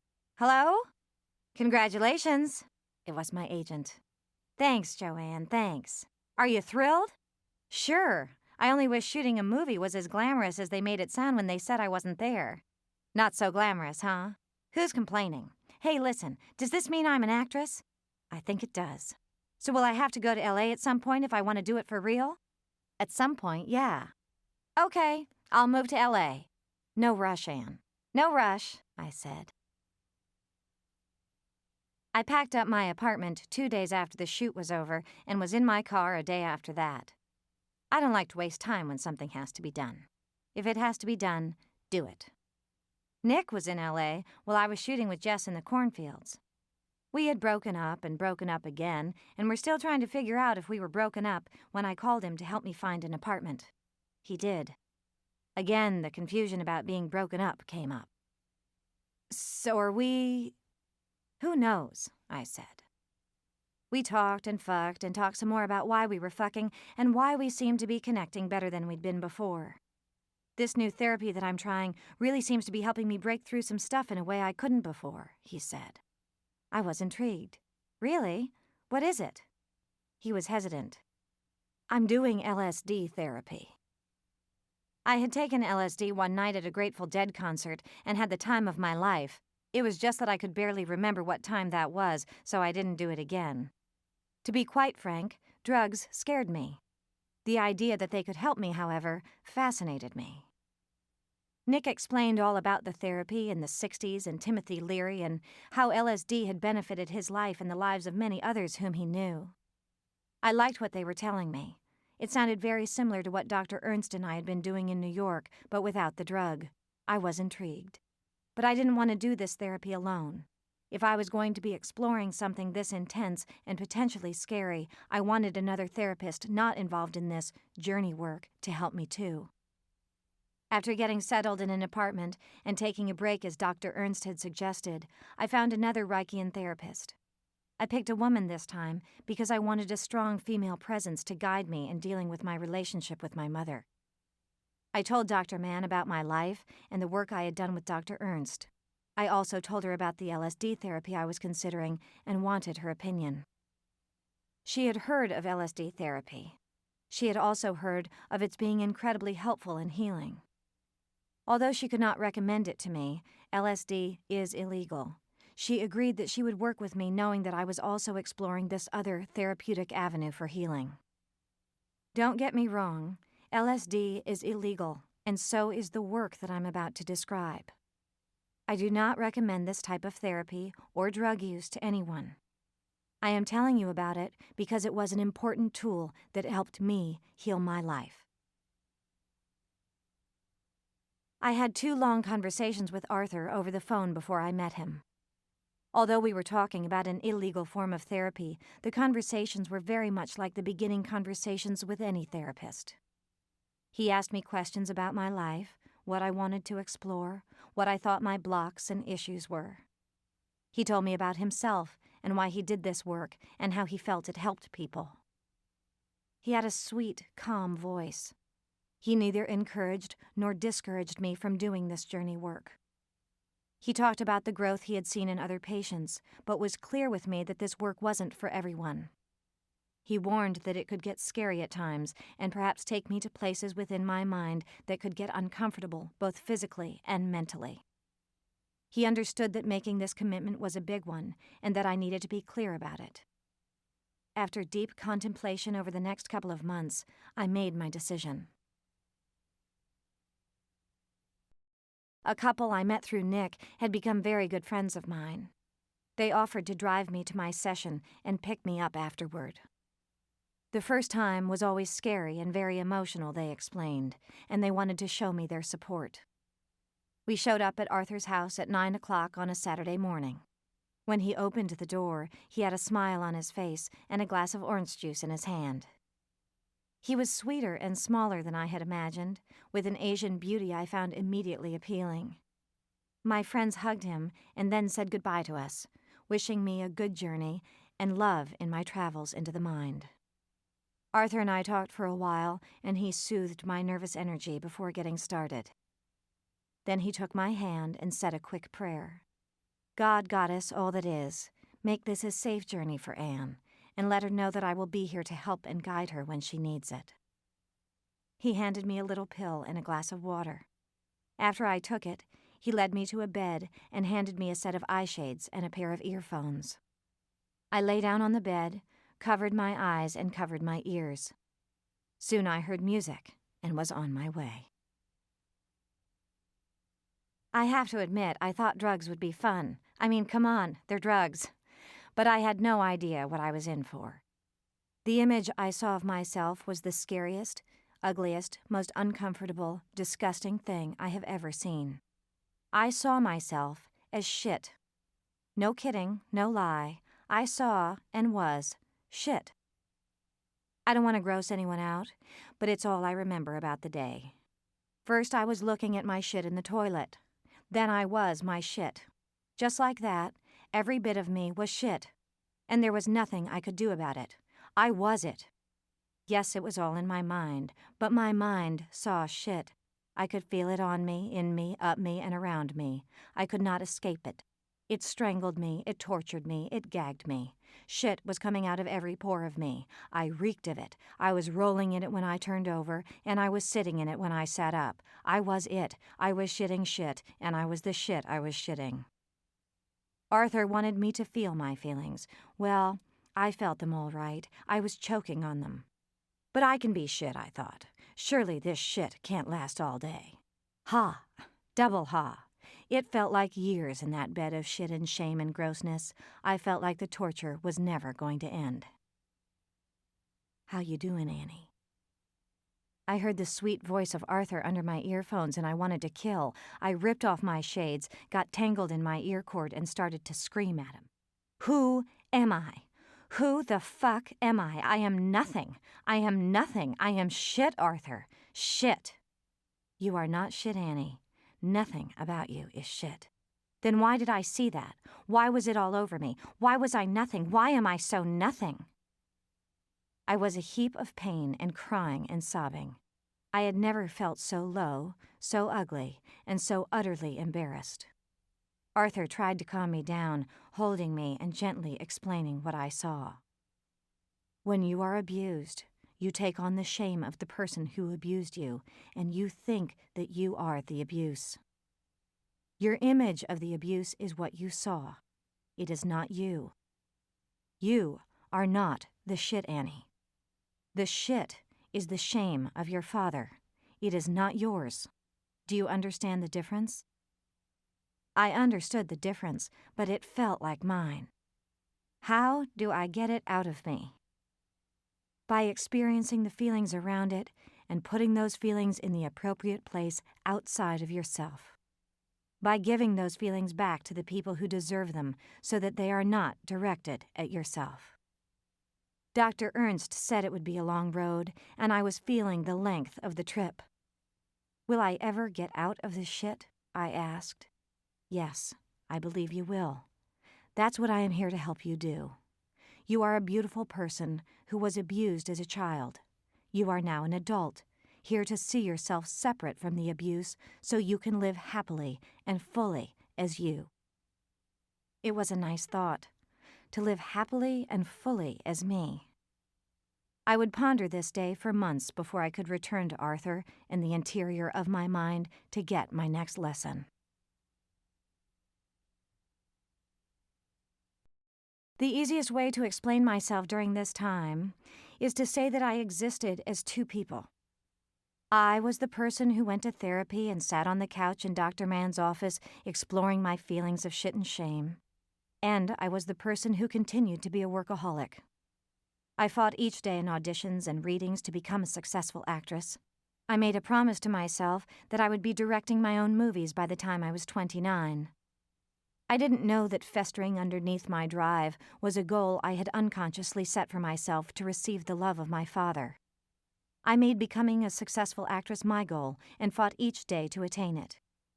I did whatever it took to win the hearts of casting directors, but I did it through my work, my commitment. I took no shortcuts, kissed no ass. I dressed as the characters when I went in to read. I memorized every line off every side that I got so that I never had to look down at a page in an audition.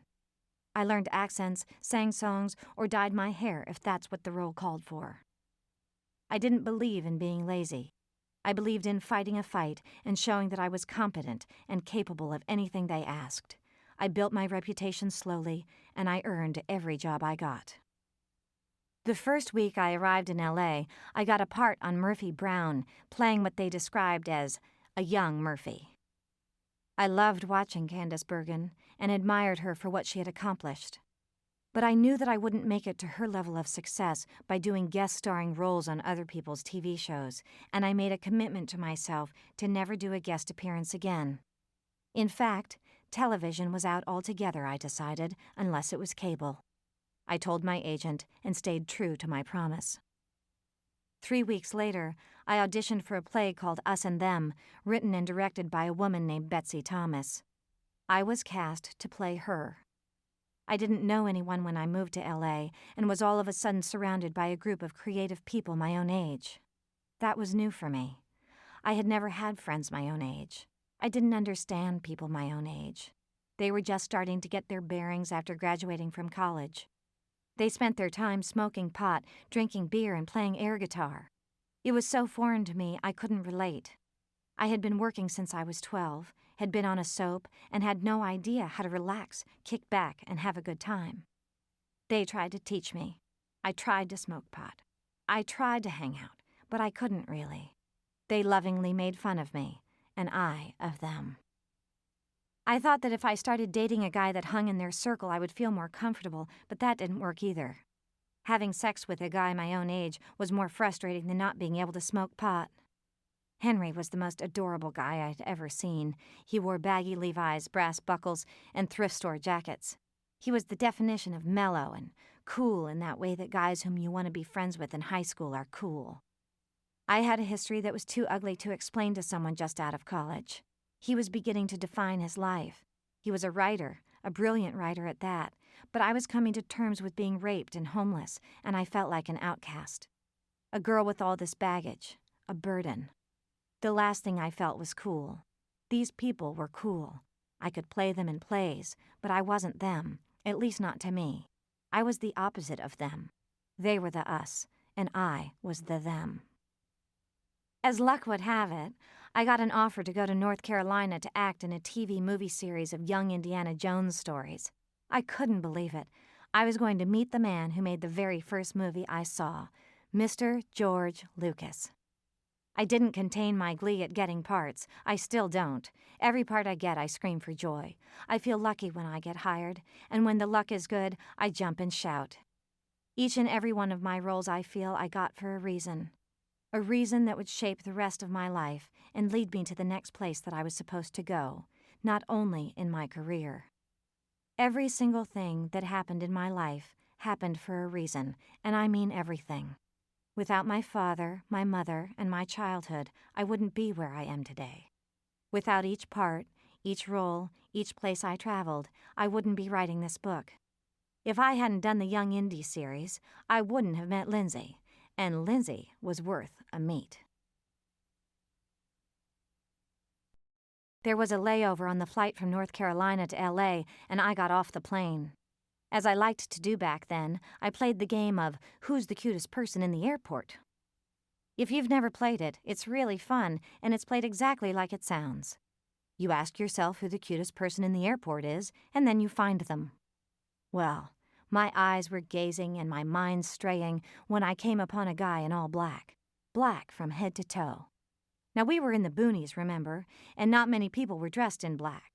Black was way too mod in these parts. Of course, I had to move closer. I was really curious now because the guy was standing in line for my plane. He was really skinny and was wearing sunglasses. He definitely got my vote. If not for looks, at least originality. I got on the plane, and lo and behold, who was I sitting next to? Mr. Black on Black on Black himself. I scooted into my first-class seat. I got to sit in first class when a movie company flew me around, and tried not to look under his glasses to see if he was worth the vote. He was paying absolutely no attention to me, but was fiddling with a cassette player and headphones, which interested me as well. As I was casually looking absolutely nowhere, he plopped a tape down in the middle section between the seats, and I casually had to look right at it. It was labeled Drum Tracks. "Are you a drummer?" I innocently asked, as he was readying to put on the earphones. No. No, I'm not." "Oh," I was still curious. "Are you a musician?" Yes. Yes, I am." "Neat," I said, and could have popped a lollipop into my mouth. "What do you play?" "Guitar," he answered simply and sort of smiled, but more like a Mona Lisa kind of a smile, not the real thing. "Neat. You ever play with anyone I might have heard of?" Now he was full-on smiling. I guessed that of course he hadn't. Didn't I see the podunk town we were flying out of? "You ever hear of Fleetwood Mac?" "Fleetwood Mac?" I said it like I had to chew on it. "I don't think so, no. Why, should I have?" Betsy, the playwright, was picking me up at the airport. I met her down in baggage so she wouldn't have to park her car. "How was the flight?" she asked. "Great," I answered. "I met this really nice guy who gave me his number." "Gross," she was disgusted. "I know. I'll never call him, but he was nice." "What was his name?" she asked as we put my bags in the back seat of her Toyota. "Lindsay something. He's a musician." "A musician?" She paused and looked at me sideways as she slammed her door. "Is he famous?" "I don't think so," I said. "Maybe, though." She was getting frustrated. My lack of pop culture knowledge had gotten in the way of our communication before. "Was he sitting in first class?" she asked. "Yeah, that's how we met. He was sitting next to me." "Buckingham? Was his last name Buckingham?" "Yeah, that's it." I said it all excited like she had won the quiz. "Lindsay Buckingham just gave you his phone number? Do you have any idea who he is, Anne? He's the fucking lead guitarist of Fleetwood Mac." She said it like I was a little stupid. "Well, how the hell am I supposed to know who Fleetwood fucking Mac is?" Betsy rolled her eyes as we pulled into the airport traffic. "You're calling him," she said, "if for no other reason except for me to meet him." "Was he cute?" "He won my vote." "Was he old?" "Old? What's old? Does he have wrinkles? No, no wrinkles. Betsy and I were doing another play together that she wrote about abortion. Clinton was up for election, and we were dead set on doing anything in our power to get the Republicans out. It was a one-woman show, and I was the woman. I figured it would be a great excuse to call Mr. No Wrinkles. I asked him to come to the show after I made sure he was a Democrat. Older men I could handle, but Republicans were out. He brought me a CD before we went to the show, and I was blown away. I was blown away, and then he was blown away. At least that's what he said. Men will say anything to get a girl into bed, I'm aware of that now. I wanted to believe him, and he may have told the truth, but that doesn't negate my notion of older men and their need for youth. I was on board with another guy in his 40s, almost 50s, who was trying to be in his 20s. Lindsay and I traveled together for a while he was on tour, and I tried to be the good girlfriend groupie. We had fun for about a year. We played, we sang. But I was playing for him and not for me. I needed my own career and wasn't willing to sacrifice it for a rock star. I had just gotten cast in a John Frankenheimer movie, and it seemed like the perfect time to make the split. Goodbye, Lindsay. Hello, Nashville.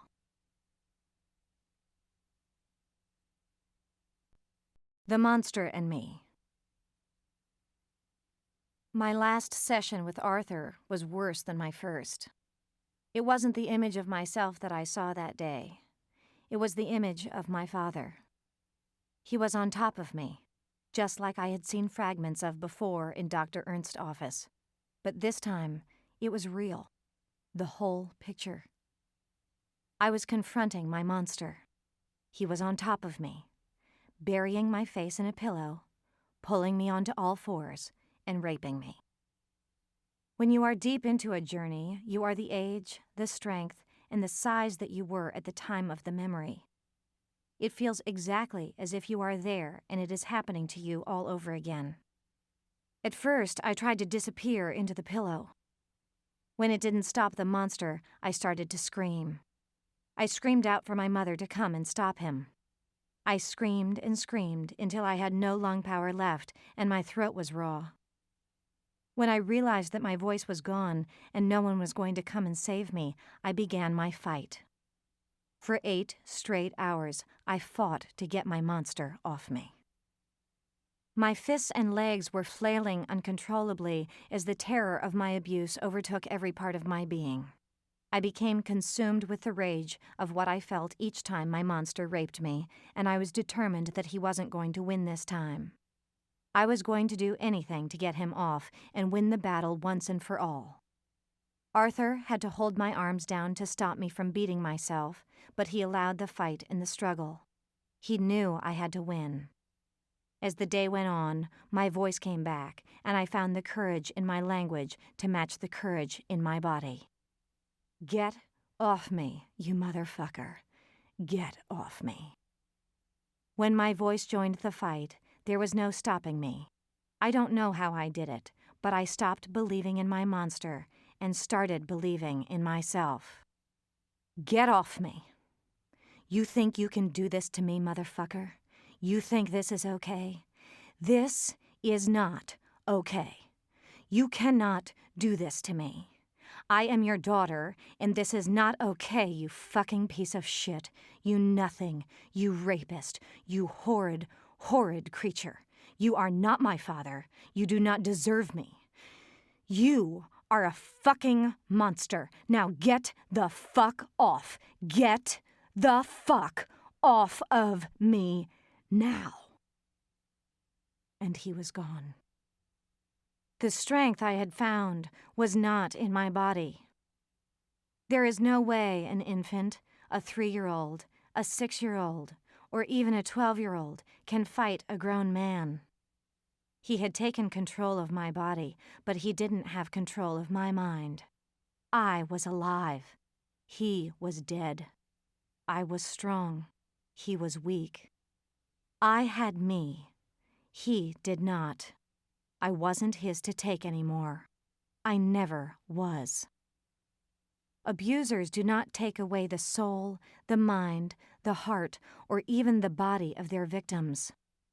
Something terrible is done to us, something they can only do because we are smaller than they. But we are not weaker.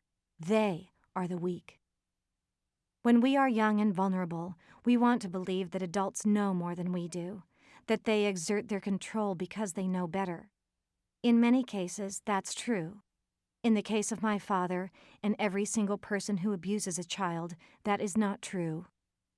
Once we understand that who we are when we come into this world cannot be taken away by anyone, no matter what they do to us to make us believe otherwise, we can begin to embrace ourselves.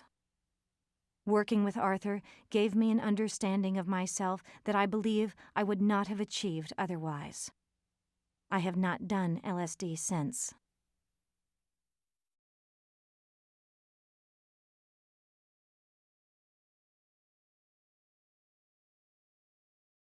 Hello, Daddy.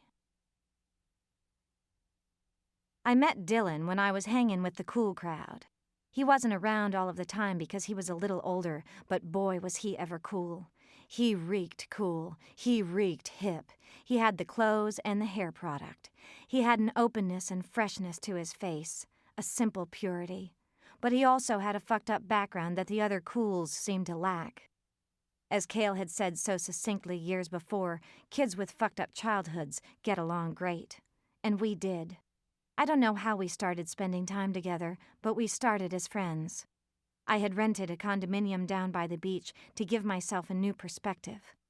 I thought being by the ocean would clear my mind and allow me time away from the hustle of Hollywood to take walks with my dog and find inner peace. I was right. Being so far away from everyone made it easy to isolate myself. I liked being alone and was kind of awkward around others anyway. Dylan would come down to the beach, and we would sit in front of the fire and talk for hours, sipping tea and watching the flames. We were comfortable together. We shared stories and revealed ourselves in a way I had never done. Making love with Dylan was different from any sexual love I had had. It was passionate. It was easy. It was enjoyable. I guess that was the biggest difference. I enjoyed it. I enjoyed everything about it, and wouldn't you know it, I had an orgasm. My first one. God bless Dylan. I hope he's not embarrassed if he's hearing this. He changed my life forever, and for the better. We had 2 years together that were fairly blissful, as I remember. I was growing up, and he was growing up. My career was on a steady rise, and we tried to balance my time away with visits that kept us connected. But I still had some holes from wounds yet unhealed that Dylan couldn't fill. I wasn't conscious of them even as I started pulling away. That's the problem with holes. You think someone other than you can fill them, and when they can't, you look for someone else to do it. I was looking, but I didn't know what for until I saw him falling out of the sky. I was hired to play the bad girl in a small-town story of a man who finds a baby girl in the snow outside his house. The man takes her into his house and cares for her. After not being able to find the parents, he adopts the baby as his own. It was called A Simple Twist of Fate, and boy, was it ever. My first vision of Steve was of him sailing down from the sky in a multicolored hot air balloon holding a girl about 4 years old in his arms. It was the most beautiful image, a man and his daughter floating to the ground in an embrace that would have crowds dabbing tissues at their eyes. Before the balloon landed and the director yelled cut, I already had a notion of this man, this Steve Martin guy I had barely heard of, implanted in my heart. He was magical, I thought. What guy who wasn't magic would write such a beautiful story about the love of a daughter? He didn't even have a daughter. Why couldn't my father have been like him, I thought. When Steve climbed out of the basket, he was told I was on the set and came walking toward me with a big smile on his face. He was cuter than I imagined he would be. I had only seen one movie of his and couldn't really remember what he looked like from it, but somewhere in my head I had determined that comedians couldn't be cute. Boy, was I wrong. "Hi, Steve," I said in a tone that wouldn't give away what I was thinking. "Hi, Anne." He had a good voice, deep, mellow like yellow, and I liked yellow. He might have even been wearing yellow. He was sunny and bright. He was light, like a light bright. All of a sudden, everything in my head was childlike and good, and I was projecting it all onto his face. "That was gorgeous," I said. "Was it as fun as it looked?" "Funner," he said. "I like that word, funner." "I like it too. Funner. Funner." We said funner back and forth, and it was clear that the first Steve meeting was funner than I thought it would be. "You're funner than I thought you would be. Comedians have a bad reputation." "The unfun kind of reputation?" "Yep," I smiled. "Everything you hear is bullshit. Haven't you learned that yet?" I had heard that before, and I was beginning to believe it. Maybe the whole rap I had given men who were 40, almost 50 was bullshit too. Maybe I should re-rap my own rap. "Hey, a couple of us are going out to a great diner in town tonight. You want to join us?" he asked. "Well, that sounds nifty, Steve. I'd love to."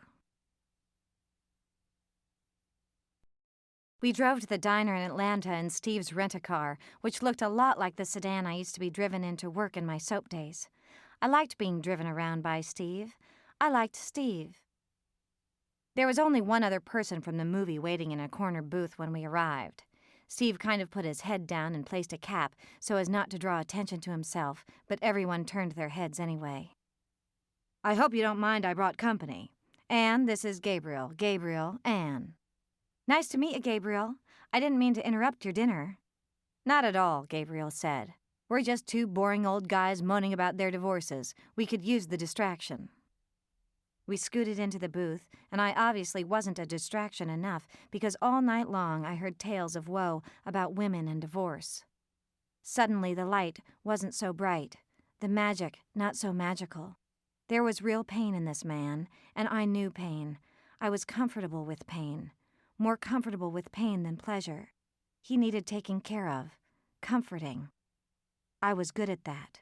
I felt right at home with Steve. Dylan invited me to spend Christmas with his family because he knew that I didn't go home for Christmas anymore. My last Christmas had been so bad that I made a vow to myself to quit family Christmases altogether. Holidays in general with my family were a nightmare. We didn't know how to communicate with one another at all. We had all gone completely different directions in our lives and didn't understand the others one bit. Abby hated Susan, Susan hated us both, and I roamed somewhere in the middle of it all, confused and outraged at them. The cycle changed sometimes, but generally there was a lot of hate going around. We knew nothing about each other. They knew nothing of my abuse, and certainly they had never said that they had been abused. We just simply didn't connect.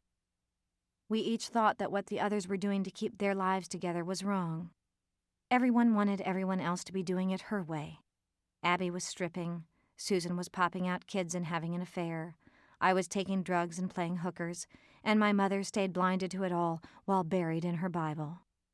We couldn't tell the truth about anything that we felt, so we pretended we liked one another when we were together, just as we had pretended our whole lives. We shoved our truths into their respective pockets, plastered smiles on our faces, and talked about nothing. It's sad, because now that we've all changed our bad behaviors, we've stopped communicating altogether. I guess it's more truthful than pretending, but it's still a heartbreak. The last Thanksgiving I attended, Judd killed a deer in their backyard and brought it in, proud of his slaughter. "Venison? Anyone for venison?" Judd gave me the creeps. He always did. I knew that Susan was cheating on him, but I pretended like I didn't when I saw him. "Venison? Wow, you're a hunter?" Susan judged me for having sex out of wedlock, but she pretended that she didn't when she saw me.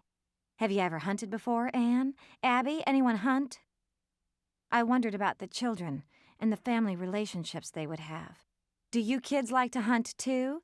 Do you play with guns, rifles? Any of you kill anything yet?" We were watching our family lie being recreated in front of our eyes, but we pretended that we weren't. Each time Susan got pregnant, my mother would call me on the phone like the second coming was coming. I love my nieces and nephews. They are extraordinary kids from what I know of them, but I hate to admit that's not much. Susan and I stopped speaking after she walked out on me in a restaurant one night in New York when I told her I had an idea for a story I was going to do called Stripping for Jesus about my perspective on my childhood. She was horribly offended. My mother called me and begged me for her sake to try it with Susan one more time. It was Christmas, after all, and Christmas was a time for giving gifts.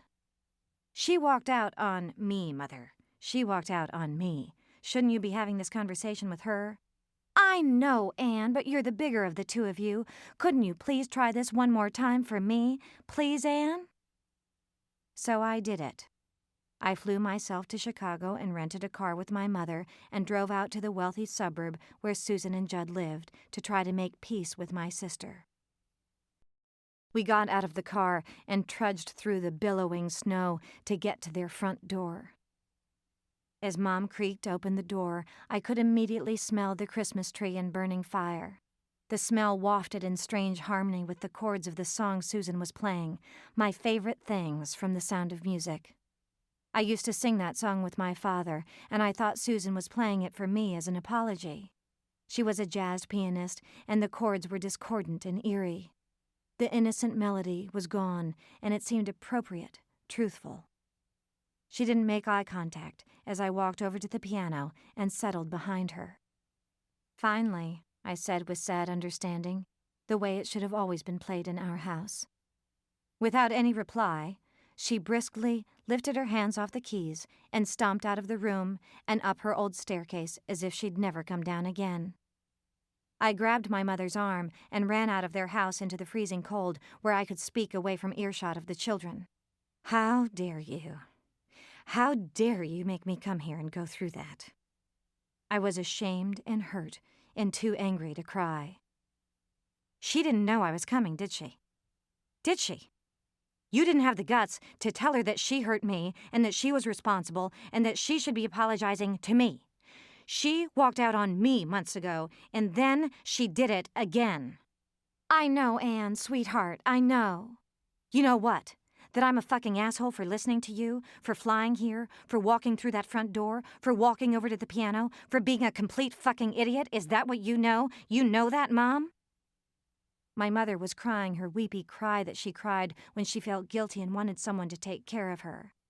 Forgive me, Anne. Forgive me. She was begging. I hated begging. It was all too much. I got in the car seething and could barely stay in the driveway long enough for my mother to get in the car. I wanted to run her over. She would beg and plead and whine all the way back to Chicago about how it wasn't her fault and how my sister needed a lot of help. You need help, I wanted to scream. You need help, Mother. That was the last Christmas I spent with my family, and I happily accepted Dylan's offer to be with his. He was a child of divorce, but his mother had remarried, and they had 2 wonderful daughters whom Dylan bragged about and loved and couldn't wait to see. How refreshing, I thought. A family that wants to be together. I flew to New York to join the festivities with the sadness of my family crudding my insides.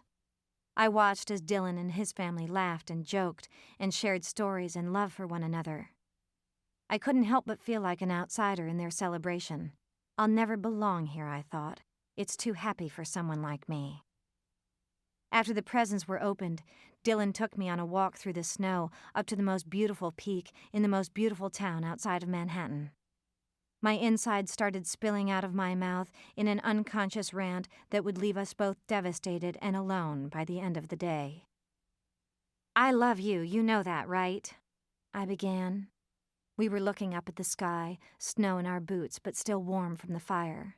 That's sweet, Dylan said. You know I love you too? Yeah, I do know that.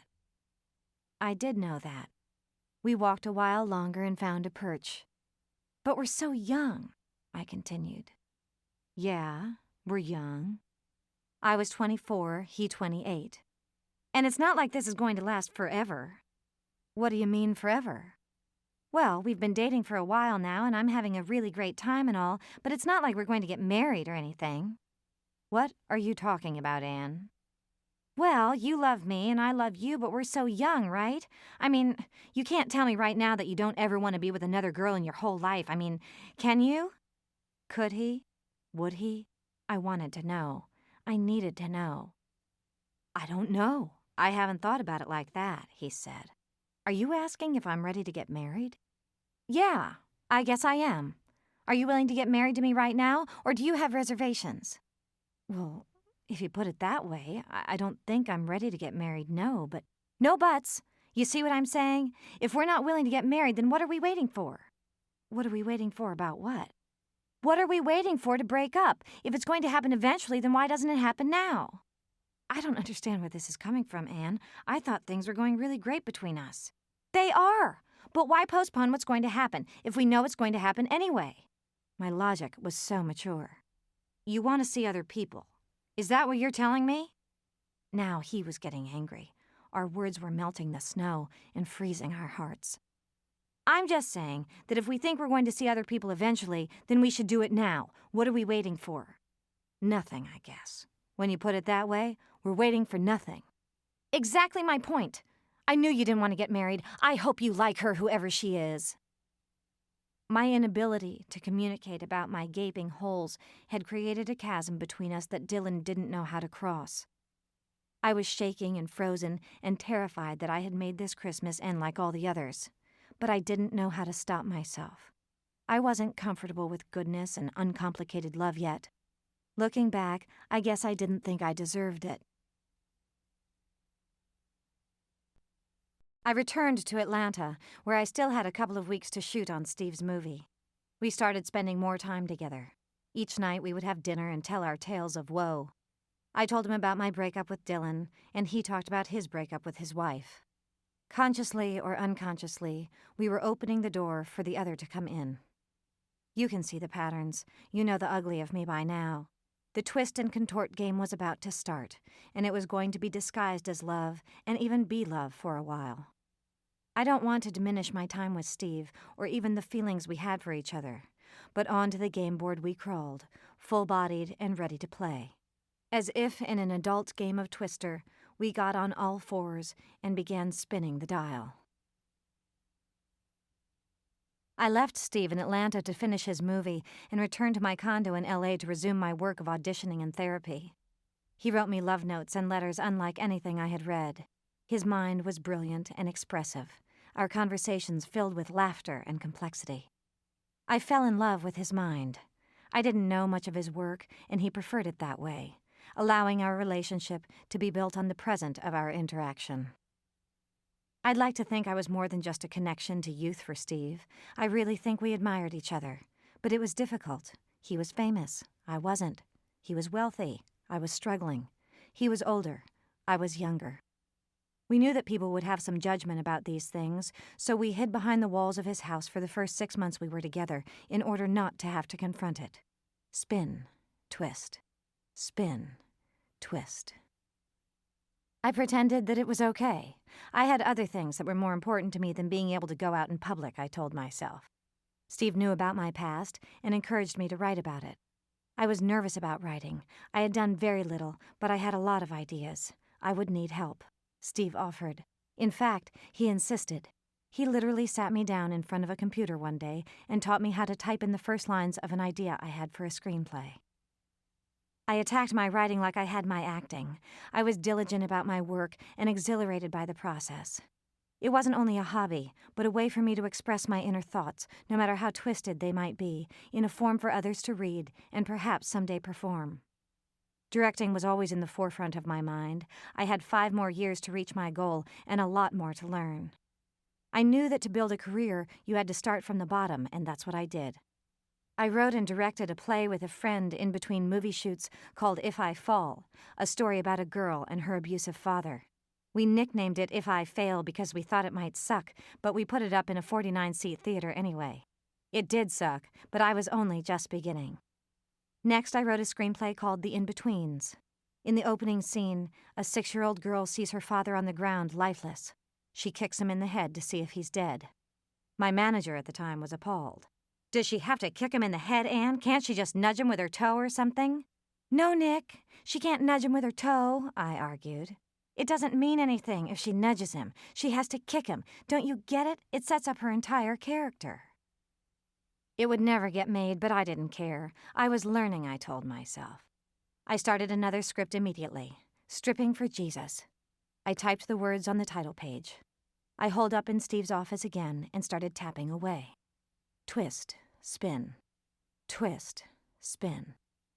My contortions were subtle, and I told myself they didn't matter. I had a lot to learn from Steve. Just shut up and take it all in. I told myself that the age difference didn't matter to me. We told each other the same thing. When you're in a relationship with obvious differences, you'll tell yourself anything to cover your discomfort. You'll agree to the lie until the lie reveals itself to you and you are forced to face the truth. Twist, spin, twist, spin. We hadn't moved in together, and it had been almost 2 years of serious dating. Steve wanted to move from the house where he had lived with his ex-wife for 10 years, and without much thought, we started looking. "This is the house," I said after our final tour. "I've never seen such a dream." "Your dream house, huh?" "This is the house, Steve. This is the house." When Steve made an offer on the house that was a dream, out came the pain of what we'd not foreseen. I was not willing to move in with Steve. When we looked for houses together, he had assumed I was ready to take that boundary away, but I wasn't. The reality that our relationship was not going to move forward crushed us both. I didn't want to be Mrs. Steve Martin. He hadn't asked, but where else was it going to go? He was a man now in his 50s. I was a girl in the middle of my 20s. I called my mother to tell her about the breakup and how sad I was. "Steve must be devastated," she said. "Do you think he would be willing to go out with me? I always thought he liked me." Fresno, 2000. Hello? Hello? Is anybody there? Hello? I was standing in the backyard of a tiny farmhouse in the middle of a dirt field. In fact, there were dirt fields surrounding the house, dirt as far as the eye could see. I had been walking for about an hour, maybe 2, in the dirt, and my feet were extraordinarily dirty, not to mention my white cotton pants. I was also parched. You see, it was very hot, as I said before, maybe upwards of 105 by now. I thought I would keep walking in the dirt to my spaceship, but the ship was nowhere in sight, only the little house. I took everything as a sign, as I had the whole day, and I figured I was getting another message that my time here on Earth wasn't quite over. I needed, perhaps, to make just one more stop. "Hello?" I called out again. There was a screen door off to the side of the house and a small patch of grass that was being rained on by a tiny plastic sprinkler. The patch was all of about 10 feet by 10 feet, and I thought it wouldn't mind if I sipped some of its lubrication. Water had never tasted so good. I had forgotten to buy any water at the gas station, or maybe not forgotten as much as I thought it wasn't necessary, seeing that I would be boarding soon and thought for sure the ship would be stocked with anything my heart or mouth desired. "Yeah?" I was startled by the young man's voice, even though I had called out, and I turned around with a jump. He kind of jumped too. We were a jumpy twosome. "Don't be alarmed," I said to the youngster. "I'm not going to hurt you." The boy was dark-skinned and had big, brown, searching eyes. "I've been walking quite a ways, and I'm absolutely parched. Would you mind giving me a glass of water?" He motioned to me to come inside as he propped open the door with his body. "Thank you," I said. "Thank you ever so much." I walked past him into a small kitchen, littered with breakfast dishes and last night's dinner. There was a small table with some beer bottles on it and a young girl of about 12 standing at its side. "Hello," I said. "Hello," she said. She was very beautiful and had her long dark hair pulled back in a ponytail. She had a slight accent when she spoke. "He doesn't speak much English," she explained. "Oh, that's okay. Would it be too much trouble to have a glass of water?" The girl didn't think that would be a problem and motioned for the boy to get it for me. "Thank you. Thank you so much." I drank the glass in one gulp and wiped my lips. "I guess you're wondering what I'm doing standing in your kitchen half-dressed in my bra like this. I didn't expect to see anybody, and with the heat, I thought it would be more comfortable to walk without my shirt. I'm sorry for my appearance." "That's okay. It's hot," she said. We stood there for a while, not saying anything. I was waiting for my next message. I didn't quite know what I was doing there, and neither did they. We were an ignorant threesome. And then it came to me. "Do you by any chance have a piece of paper and pencil or pen that I could borrow? I left my car way back on the road, and I need to let people know where it is so they can find it once I'm gone." As she got me the paper and pen, she asked, "Where are you going?" To heaven, I said matter-of-factly. My spaceship is going to land out here somewhere. I figure just outside the window. That field over there, I think. I pointed through the torn flowered curtains to the field I had walked across to get to the house. Heaven? She asked. Heaven, I said. You want to come? She looked at her brother and he at her. I can take anybody I want. This ship is big enough for everybody in the whole world. But why are you going to heaven? It was a smart enough question. Because I want to live in a world of love. I've tried it here for too long now, and I'm ready to go home. In heaven there is only love. There is no hardship and no pain and no war and no poverty. No poverty sounded appealing, I could tell. Heaven like in the sky? She asked. Like in the sky, I confirmed. You want to come? The ship will be here in about an hour. She and her brother confirmed that they would like to come to a place of love and peace. But I need to take a shower first. Do you mind if I use your shower? I was feeling faint and perhaps had a little sunstroke from the walk.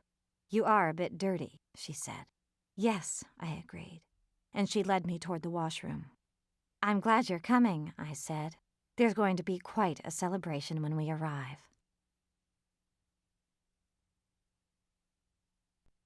I was sitting in Dr. Mann's office for my usual afternoon session and was fidgety and frustrated and angry and pissed.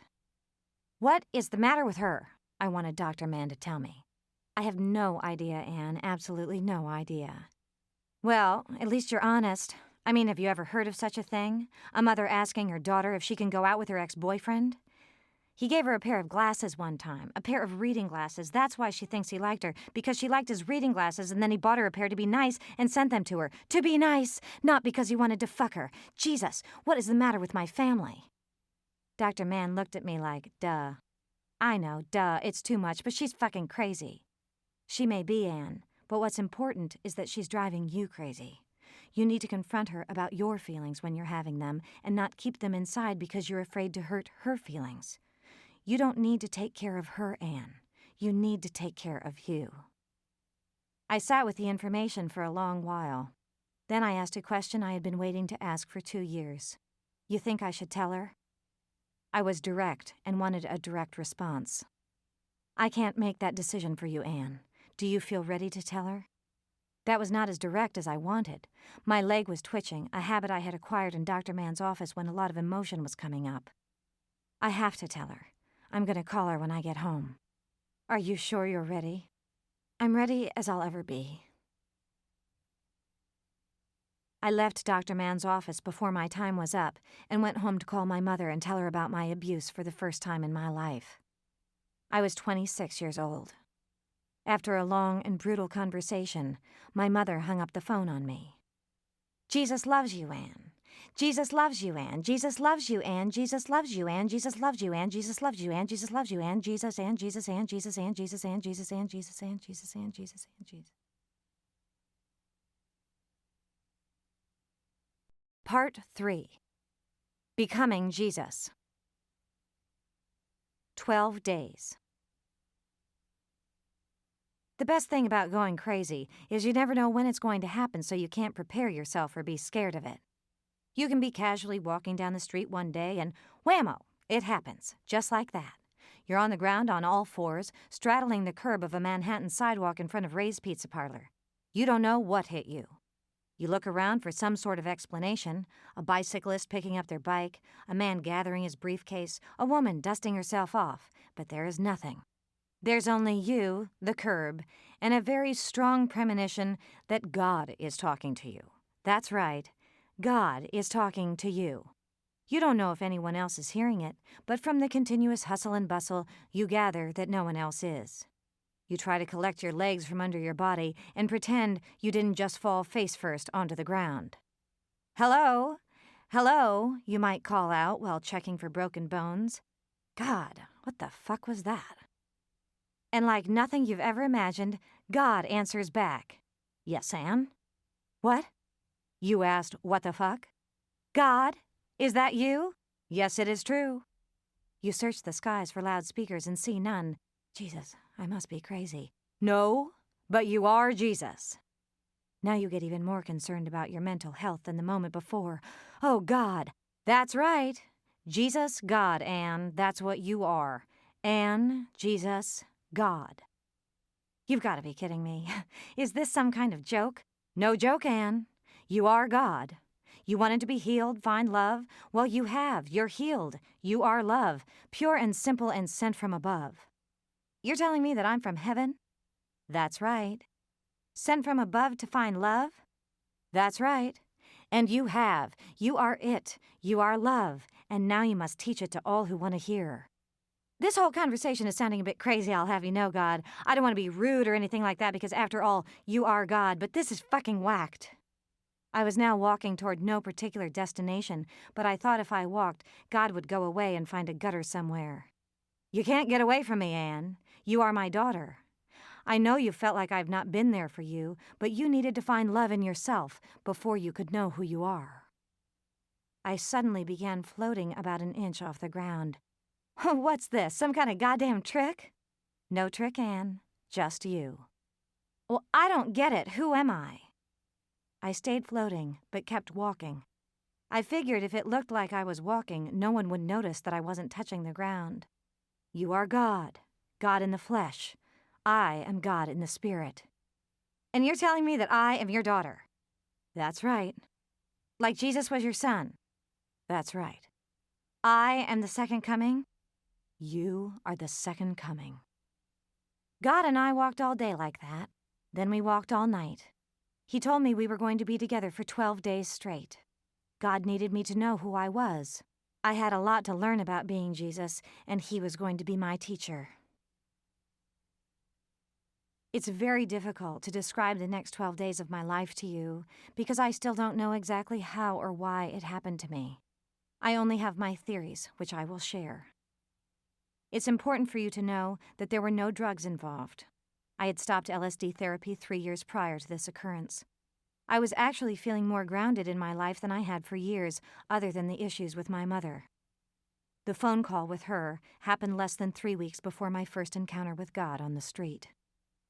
I believe that my mother's reaction to my abuse was too painful for me to absorb and sent me to a place in my subconscious that seemingly negated my need for her love. I believe that my mind created a false reality that directly connected me with God. I believe that I connected with God because of my religious teachings about him as a child. By receiving the love of God, I no longer focused on what I was lacking in my family. I was, as God told me, pure love sent from above to teach love. In this reality, there was no room for me to feel sorrow about my past or the pain of my family's reaction in the present. I determined that the very purpose for being born into my abusive environment was so that I could have compassion and understanding for others who had experienced similar things as children. During these 12 days of my life, I was at the complete mercy of my mind. My body and anything it did were out of my control. It was the scariest, most invigorating, most insane-making period of my life. It is a time that affected my whole being for the next 4 years until I could get a handle on what it was about and let it go. In my mind, I became Jesus. I was called Celestia, the reincarnation of God. I believed that I was the second coming, here to teach the world about pure love. I believed that each and every person on this planet was God, and I was here to show them their reflection. I believed that I was born to tell this truth to the world, just like Jesus believed he was. I believed I was given my calling by God in heaven. I believed that I was going to become famous to do this. I had never wanted to be famous without something to say. Now I thought my work to become a successful actress had its purpose. The first order of business was to get 2 leather-bound books to write down the messages I was receiving. This was to be my Bible, the new Bible of truth, and I was going to write it based on what God told me. I was led, and by led I mean told by God, to go into a specific store in downtown Manhattan to make the purchase. I had absolutely no idea where I was being told to go or what I was going to do there. I trusted in God completely and gave my body and mind over to him. I was also very aware that I was Anne Heche, an actress. I knew I was a person with friends and a life existing alongside the life I was now living as Celestia. My first stop was a leather shop in Greenwich Village. I'd never been to or seen the shop before. I knew that I was supposed to be getting some books, but the leather shop only had belts, purses, and bags. I began to get anxious and fear that I had gone completely nuts. I didn't know how to stop the insanity in my head and begged for God to leave me alone. "You don't by any chance have any leather books, do you?" I heard the words coming out of my mouth and into the ears of the clerk. Leather books, leather books. He was searching his mind. I was fearing mine. "You know, it's funny you should ask." He reached down behind the counter and into a drawer or hidden shelf. "I have 2 of them. They've been here forever. I didn't order any more because they didn't sell. Could this be what you're looking for?"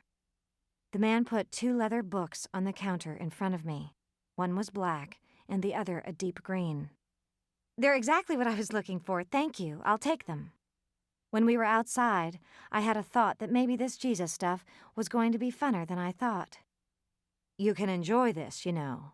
Love is fun," God said. I didn't so much mind having someone read my mind. "So, what's next?" There was a hint of enthusiasm in my head about my next adventure. "Let's get some music," God said. "Turn left here." I closed my eyes and floated down the aisles with my fingers touching the tops of all the CDs. I didn't want to be swayed in any way by my taste, hence the shut-eye. When I arrived at a CD I was to purchase, my fingers would grab at the case and I would move on. When I got to the register, I had 12 plastic packages in my hands. "Quite a selection you've got here." My CDs were put in a bag and I was off. I had no idea what I had bought.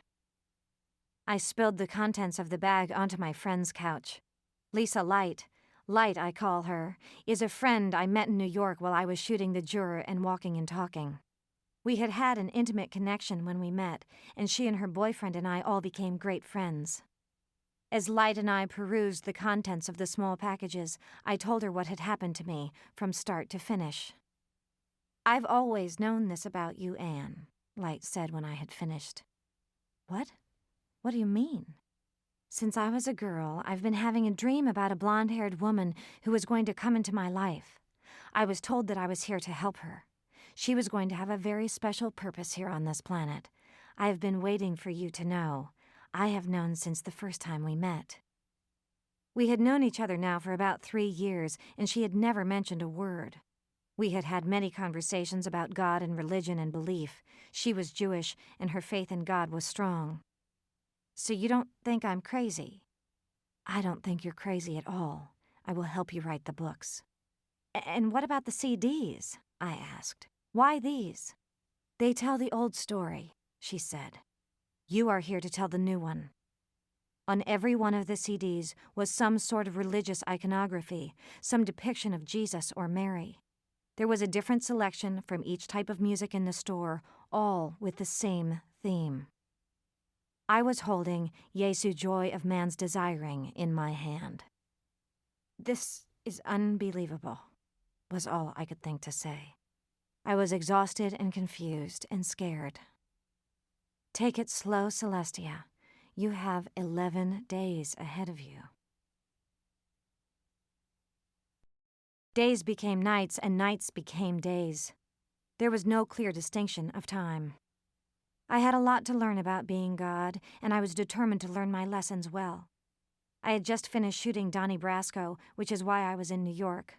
I was staying at the Shoreham Hotel on West 55th Street and figured that I had been given a clean space with no distractions to learn my lessons. The room I was staying in had clean white walls, 2 beds, and a beautiful bathroom. There was a CD player in a cabinet I discovered only the night I returned from Lights. I was told to put on a CD, get a pen, and open the black leather book. I wrongly assumed that I would be writing things that I could understand. We all know what happens when you assume. God had something else in store for me. A surprise, if you will. He had a whole language I had never heard or seen that poured out of my mind and into my hand. As soon as I took hold of the pen, my fingers began writing symbols, not letters. I had no control over what my pen was writing. When it started and stopped was not up to me. I let the energy guide me. I knew that I was forming sentences and paragraphs of some sort because there were periods and page turns and indents. But other than that, I had no idea what I was doing, if I would ever know, or if I would ever be able to figure it out. I think a few days passed in the hotel as I finished and filled the first leather book. When my Bible was completed, I could not understand one word of it. That would be the next adventure. The book never left my body. I kept it in my backpack when I finally stepped outside to see the light of day. It was beautiful and sunny outside and smelled fresh and clean. I saw and felt everything in a new way. My attachment to the world that I lived in had deepened in my time writing. I hadn't known what I was actually putting on the page, but the idea of it had somehow washed through me. God is love. The world is love. There is no pain unless we agree to pain. War is an ugly battle of ego. Ego must die. We are all God. None of these concepts were foreign to me. I had heard them in churches and on radios. I had felt them in my own heart. But spending hours with God and only God had made me somewhat cleaner, clearer, and more appreciative of everything around me. As I began looking at each element of the city, the buildings, the street signs, the people, the homeless, the shops, I began seeing the details of what each thing was made of, the materials, the cloth, the fabric, the colors, the eyes, the skin, the hair, and it all became of equal importance in my mind. The smaller the detail, the more it all made sense to me.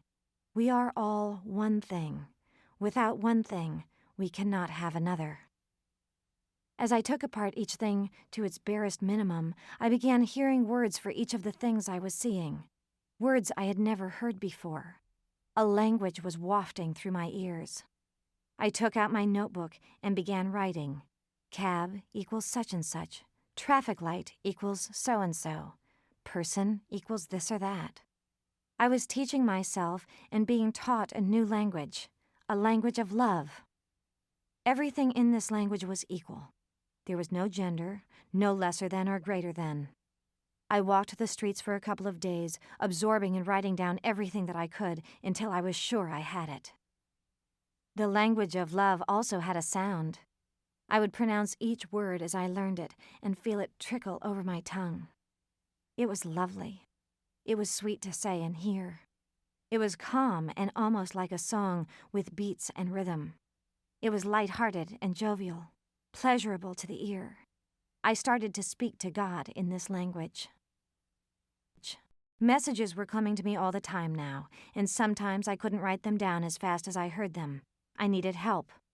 I decided to teach Light the language so that she could write while I spoke. We began our sessions together by talking and translating the book. I was about halfway through my 12-day period when Light showed up with a badly twisted ankle. She could barely walk because of the swelling and was in a lot of pain. She didn't know if we would be able to do the session. We settled her onto the couch in my room and propped up her foot. "You can heal it," I heard her say. "Did you hear me?" I was trying to ignore what I heard and grabbed for my pen and book. "You can heal. You have the power. I know you do." The language was one thing, but healing another. I was scared that we were entering some territory that was too Jesus-like. Was I supposed to think that I could do everything that Jesus did? Is this what she was trying to tell me? "Yes, Anne," I heard God say. But the yes was now like a sound, more like a key than a yes, but more like a musical note than a foreign sound. God also had another name. God was not God in our language. It was Kunes. At least that's how we said it. It was the named representation of both the female and male in God. God as one, genderless God. "O Kunes, naka dunota." "Oh my God, I cannot do this. Ikal notra daska dan. It's too scary for me now." I was talking aloud to God so that Light could hear me. "Bala," that was the word for baby. "Ista forka dunadal." It is your fortune to heal. "Sunka dorma." Let it be. I cried at the thought of being able to heal another person. I had heard all of the stories from the Bible of Jesus and his powers, and certainly I thought it would be wonderful to be able to do such things. But even as the second coming herself, it seemed a bit lofty. Just try it, Light said. The worst that can happen is that we're wrong. Well, that seemed smart enough. I hadn't gone so far off my rocker that I wasn't able to hear some good old-fashioned logic. I took her swollen ankle into my hands, closed my eyes, and began saying a prayer. As I was praying, my fingers started moving over her leg, out of my control.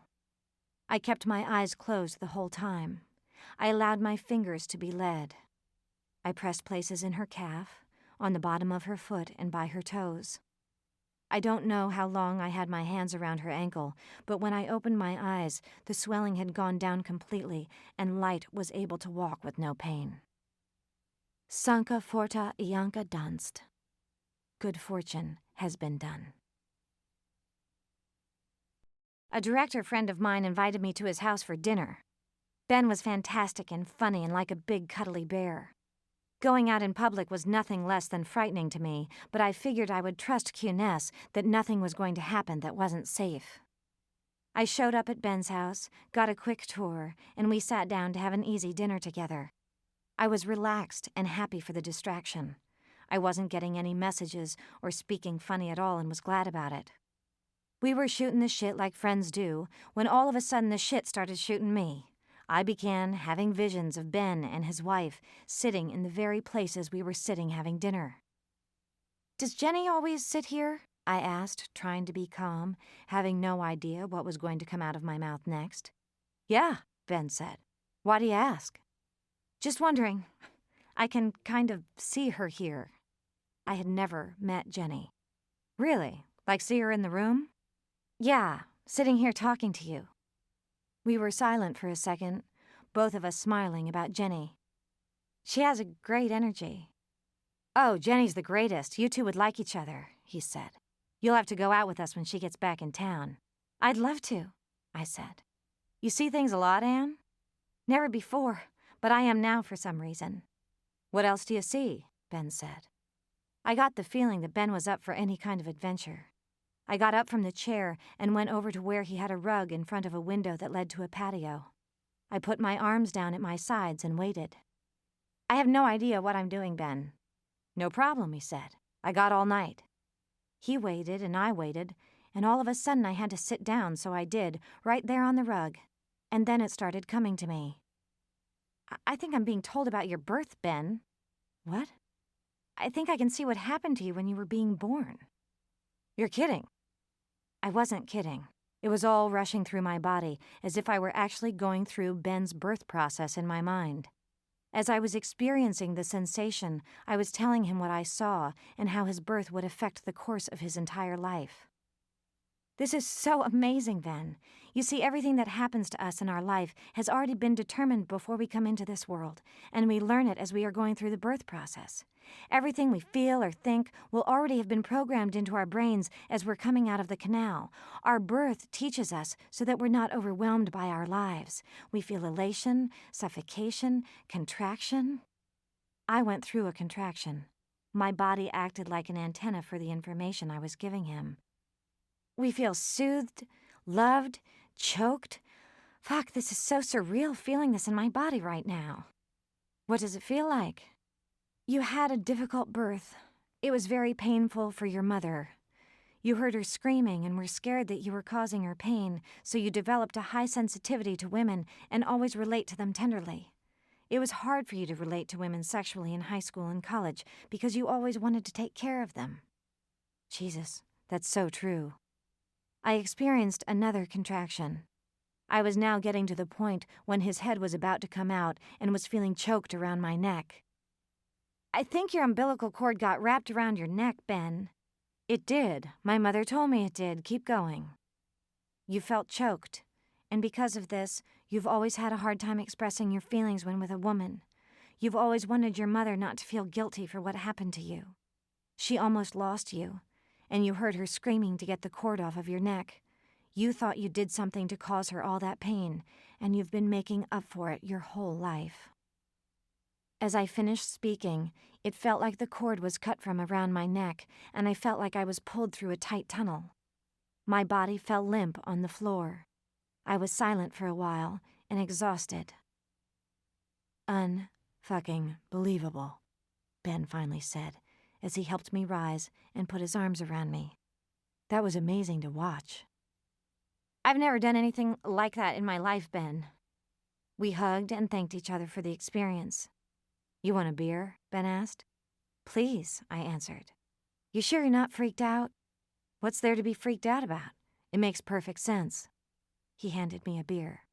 "Cheers." We clanked glasses and went outside to stare at the moon. Anna and I threw our arms around each other before I could even get out of the car. It had been a long time. I knew that I needed to spend the last of my 12 days with her. She had a house in the peaceful woods outside of Manhattan where she would hibernate when she wasn't working on the soap. We went inside and sat in the coziness of her eclectic log cabin, and I told her my tale. When I was finished, she tucked me in bed, and I slept for the first time in days. When I woke, I had stigmata on my feet. I don't know why I even looked down at my feet in the first place. I didn't have a habit of checking out my body before getting out of bed, but something told me I must. In the center of each foot, I had what looked like a bloody, oozy scab. The holes weren't deep, and they weren't bleeding, but they were identical in size and shape and looked like fairly fresh wounds. I was quite sure that Anna had not come up in the middle of the night and stabbed me with a screwdriver, but I was not sure at all what was happening to me. I was beginning to feel like a freak, a loon, a crazy cartoon. I didn't even believe in stigmata. I thought it was a Catholic thing. I carefully put on my socks and went outside to Anna's back porch. I wanted to be in the soothing breeze of the trees, but was again thrown to my knees. Before I could scream, "I can't take it anymore," as loud as I wanted to, sounds started coming out of my mouth that could only be described as operatic. I was singing opera, or something like it. I went into a trance-like state for I don't know how long. Then the opera stopped. When it was over, I fell on the porch, weeping. Anna had watched the whole thing and came rushing to my side. "What is wrong with me, Anna? What the fuck is wrong with me?" "I don't know, sweetie. I don't know. Maybe there's nothing wrong with you. Maybe there's everything right with you." "It can't be right. It's all too much, Anna. I had a vision last night that I was going to have the next immaculate conception. I can't take it anymore. I don't know what to believe and what not to believe. I'm singing fucking opera, for God's sakes, and I have holes in my feet that I didn't put there. I'm sick. Either I'm sick or I'm God, and I think I'd rather be sick. I hate fucking opera." "Well, at least you're learning new talents." I could always count on Anna for her sense of humor. "I think I'm going to have a nervous breakdown." "I think you already have." Volcano.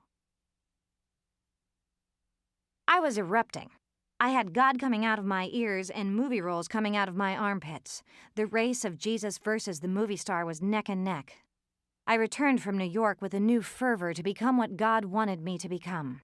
I had Celestia watching over each move I made, and although I felt quite crazy, I decided to go with it. Other than checking myself into an institution, I didn't see any option.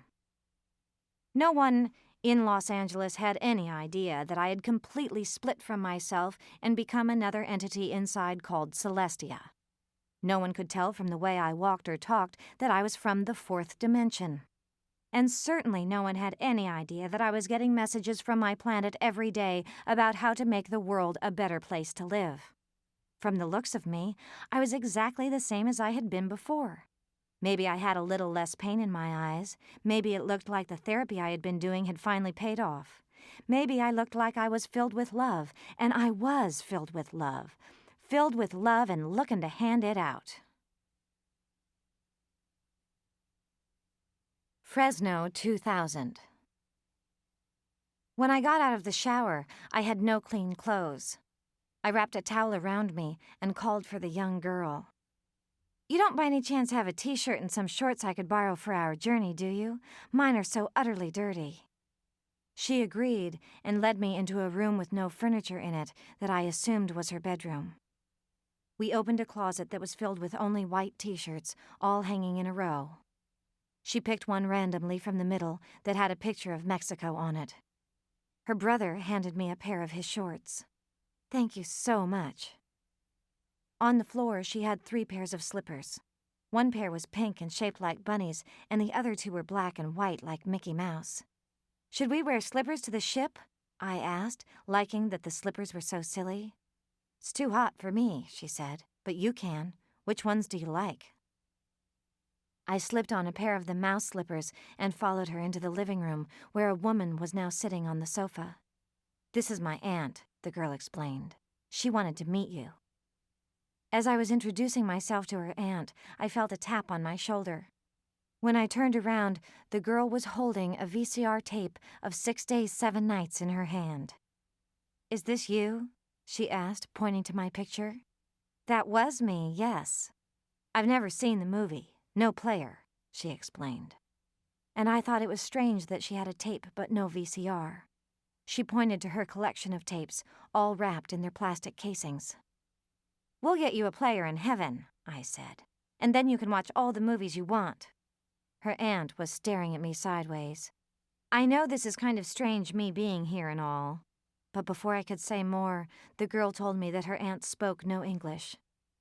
"Tell your aunt that she is very beautiful and has healing hands." The girl did as I asked. "She says her hands are too calloused to be healing." I looked at her aunt and smiled. "That's not true. She mustn't be afraid of her powers." I remembered the story of how Jesus had his feet washed when he went into homes. I thought I would return the favor. "Do you have any cream? Hand cream, perhaps?"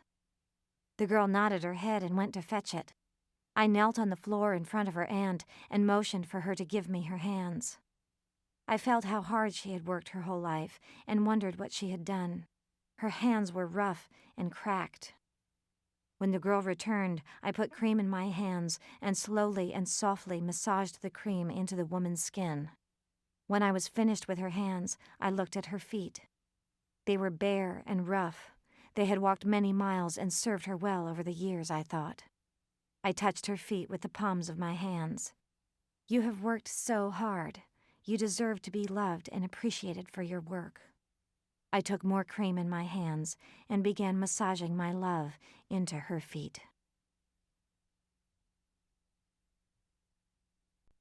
When I was asked to screen test opposite Tommy Lee Jones for a movie called Volcano, I had to laugh. I had never been in an action movie before, and a blockbuster was way out of my league. I took it as a sign, and a not-so-subtle one, that I was on my way to making it big. Once I had erupted on the big screen, everyone would be interested in my message of love. At the audition, I sidled myself right up next to the force-called Tommy and had a blast. I pretended that I knew all about the Earth and what was hidden inside its crevices. I spewed lines about tectonic plates and how they shifted. I must have done it like a pro, because the next thing you know, I was standing in front of 16 cameras and getting paid for it. But acting wasn't the only thing on my mind. My dream of directing was coming around the bend. I used all my time in between breaks on the set to polish my script and prepare to shoot Stripping for Jesus. I interviewed producers and cinematographers and got my cast ready. I was going to shoot the first week I was finished with Volcano, and there was a lot of work to be done. I had to make my movie for what was in my savings account, and that meant a lot of cutting corners and begging and borrowing. With the help of a Spitfire producer named Effie Brown, I put my name on a letterhead and sent it all over town. We began asking anyone and everyone we knew for favors. I went to studios I had worked for and pleaded for their leftover unused film. I borrowed the house of a generous producer for the main set location.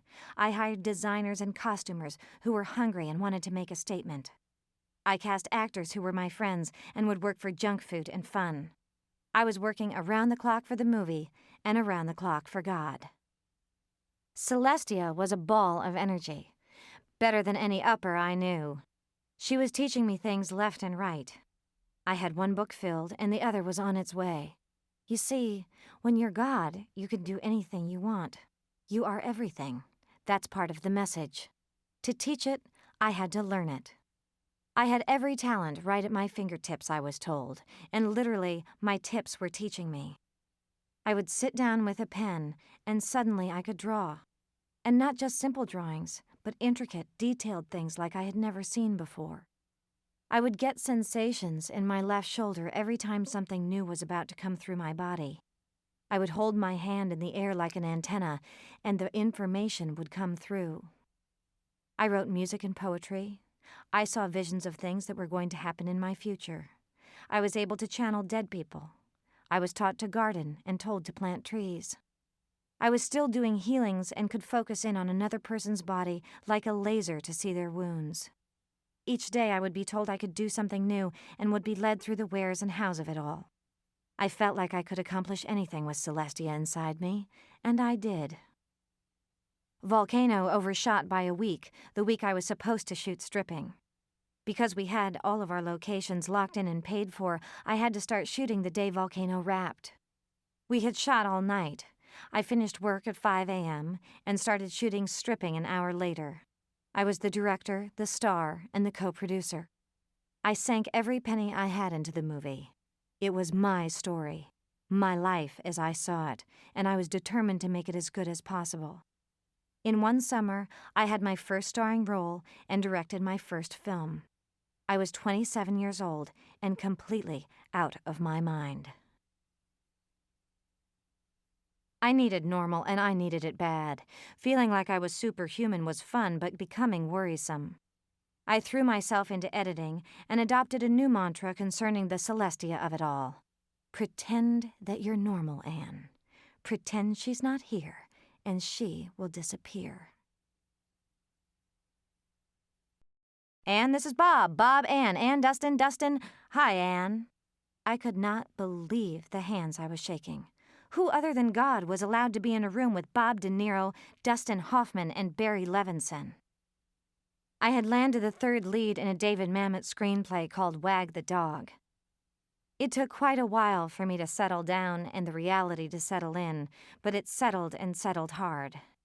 How the fuck am I going to act opposite the two greatest actors ever? I felt sick to my stomach. When I arrived on the set, I heard my mantra with a twist. Pretend that it's normal. Pretend they're not there. Let me just say right here that I have never had so much fun in all my life. I feel honored and privileged that I got the chance to do that project. I was given the gift of a lifetime. I watched Barry tell a tale that would shock the world with his prescience, and I did it acting with none other than the best of the best. And speaking of Mamet, forget about it. As Dustin always said, this is tougher than Shakespeare. This guy's a fucking genius. Not a day on that set went by without me thanking my lucky stars. I learned more about politics and acting and directing in those 6 weeks than I have in my entire career. I gained confidence in my work that I hadn't had before and thought that with Celestia on my side, I just might attain my goals. Pretending that she didn't exist didn't make her go away, but she was always patient when I tried. I would sometimes play little games with myself and not talk to her for a couple of days, and then, like I was sneaking around the corner, I'd say, "You there?" Duh. Of course she was. "Where do you think I went? I'm you." We'd have a giggle about the whole thing and get back to the lessons. The main thing I was taught and would write about was love. People are so confused over love and loving themselves and others. People are mean to each other and tease each other and discriminate against each other for no good reason. Power and greed and money are things that get in the way of love. In the fourth dimension, which is where Celestia was from, there was no hatred. Everyone was equal there. There was no color, no race, and no creed distinction. In fact, there was no gender distinction. It was a world of gods, where everyone was everything that they wanted to be. There was complete acceptance and understanding there. I was going to bring the message from the fourth dimension to this world, and it went something like this. Love is the understanding that all humanity deserves to have each and every one of their needs met with respect and honor and care. We can have complete love on Earth, we just have to agree to it. All of us together have to agree. Hate is an agreement we have made together. Hate is anything less than love. Hate is the belief that any one person is or deserves less than what any other person is or deserves. Agreements can be changed. We just have to agree to change them. To change hate into love, we must agree that all people are equal. All beliefs are worthy. All differences are beautiful. Anything other than that belief creates hate in ourselves. If we believe anything less than love for everyone equally, we are agreeing to hate. Our world shows us just how deep and committed our agreement to hate is. Our agreement is ugly and nasty and bloody and brutal, and we have all played our part by agreeing to less than love within ourselves. Then it was Celestia's message. Now it's just what I believe.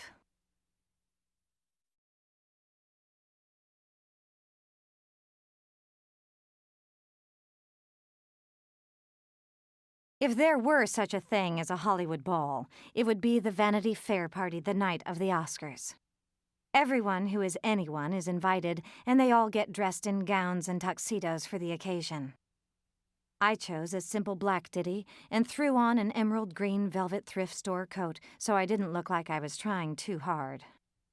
I didn't have enough money or care to hire a limousine for the occasion, so I jumped in my white old-fashioned Toyota Land Cruiser and figured I would find a spot on the street and walk in without much fanfare.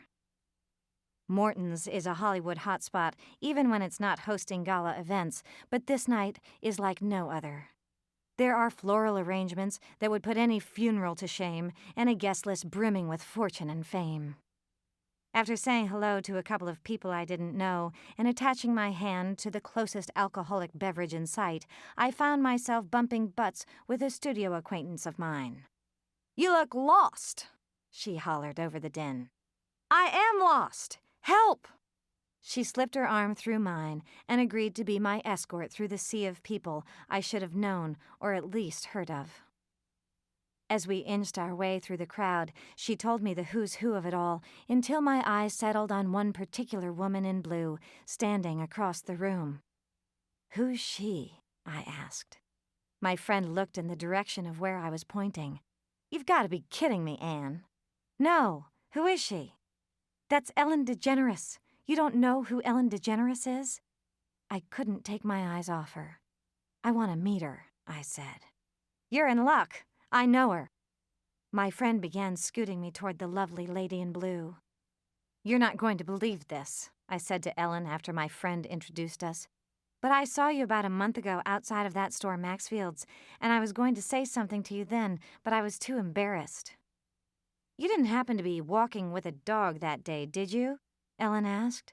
I thought she was the most ravishing woman I had ever seen. She was standing there in a gorgeous ice blue suit and radiating such confidence and beauty, I knew I had to spend more time with her. "I was.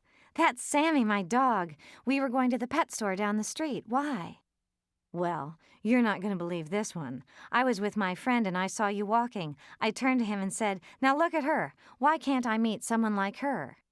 "You're kidding me." "I'm not." "So we're supposed to go out or something," I said with a twinkle in my eye. "Why don't you give me your number and I'll call you sometime?" I pulled out a pen and rested my napkin on her upper chest. "What's your number?" "You better watch it. There's a guy from the press standing right behind me," she warned. "Well, what's that got to do with anything?" She explained that a big thing was happening on her show the next week, so big, in fact, she wondered why I didn't know about it. "I'm coming out on national television. People are kind of interested to see who I'm spending my time with." "Oh, I don't care about that." I readied the pen. "Well, you should." She pushed the pen away. "Why should I?" She tried to explain that being gay in Hollywood was not something I wanted to be labeled as unless I was gay, and even then I might want to think twice. "I don't care about all that labeling stuff, Ellen. Can I please have your number?" She gave it to me, but with a condition. "Look, I'm not into straight women. I don't want to be an experiment for you." I totally understand, and think you're even cooler for being so honest. I don't want an experiment, believe me. I invited her to come with me to a place called Sky Bar, where there was another Oscar party. She declined when I asked, but was already there and waiting for me when I arrived. We talked all night in a cozy corner and never took our eyes off each other. I've never been with a woman before, I had to tell her. We were flirting up a storm, and I thought we might be falling in love. But other than that tiny detail, I think we'll get along great. Her manager offered to drive my truck up to her house so that we could ride in her limo together. I was fine with that, but told her that I had never left my dog alone and would be joining her only for a nightcap. When I leaned over to kiss her on the drive up to her house, it was clear that our sexual compatibility wouldn't be an issue. Our lips stayed locked until we were through her gate, up the drive, and face to face with her chauffeur, who had opened the door. As we stepped out of the car, I had to gasp. "This is your house?" I stammered. "This cannot be your house." "I'm glad you like it," she said, not comprehending what I meant. "You don't understand. This is my dream house." Ellen was confused. "You know this house?" "Inside and out. My ex-boyfriend almost bought it for us to live in together." It was too much of a coincidence for either of us to believe. Ellen had bought the house after Steve pulled his offer because I wasn't going to move in with him. She had heard the story about Steve, but didn't know that I was the girlfriend. We both agreed it was a sign from God. We went inside and had the best night of lovemaking I had ever experienced. "What are you thinking?" Ellen asked me after moments of silence lying naked in her bed. "You sure you want to know?" "I'm sure I want to know." We were exhausted and staring at the ceiling. "I'm thinking that I love you." "So why don't you marry me then?" We giggled at her response, not really understanding the seriousness of what she had said. In one night, I had decided that I was in love. I had always heard of love at first sight. I had always fantasized it happening to me. Ellen fulfilled my fantasy. Here was a person who was proud of herself and her sexuality. A person who didn't care what other people thought. A person who lived her truth and was telling it to the world. A person who was trying to help the world accept herself and her truth.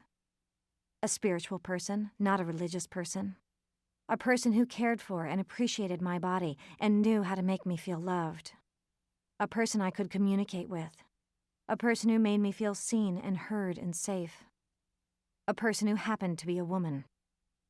I couldn't see it then, but I fell in love with a person who I thought was the exact opposite of my father. You see, I had come to believe that if my father had been able to come out when he was younger, none of my abuse would have happened, because he would have been able to be who he wanted to be. Ellen was who she wanted to be.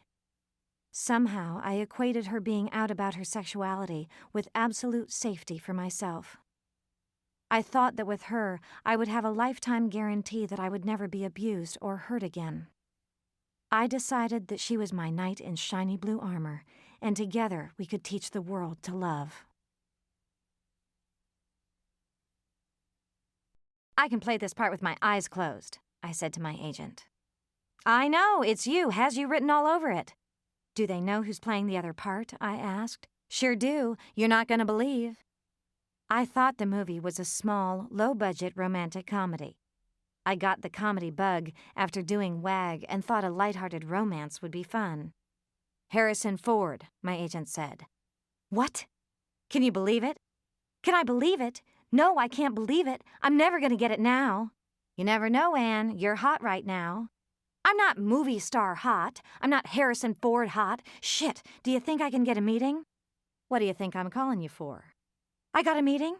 "With Harrison and the director."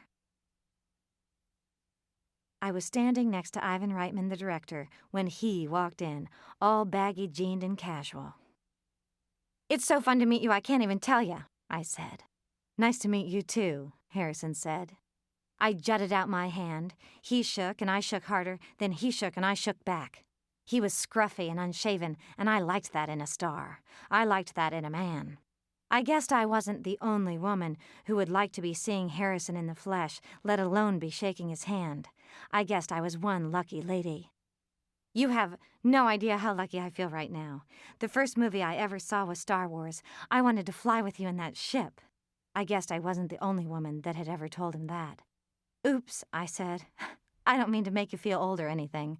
I wasn't allowed to see a lot of movies when I was younger. I'm probably not that much younger than you.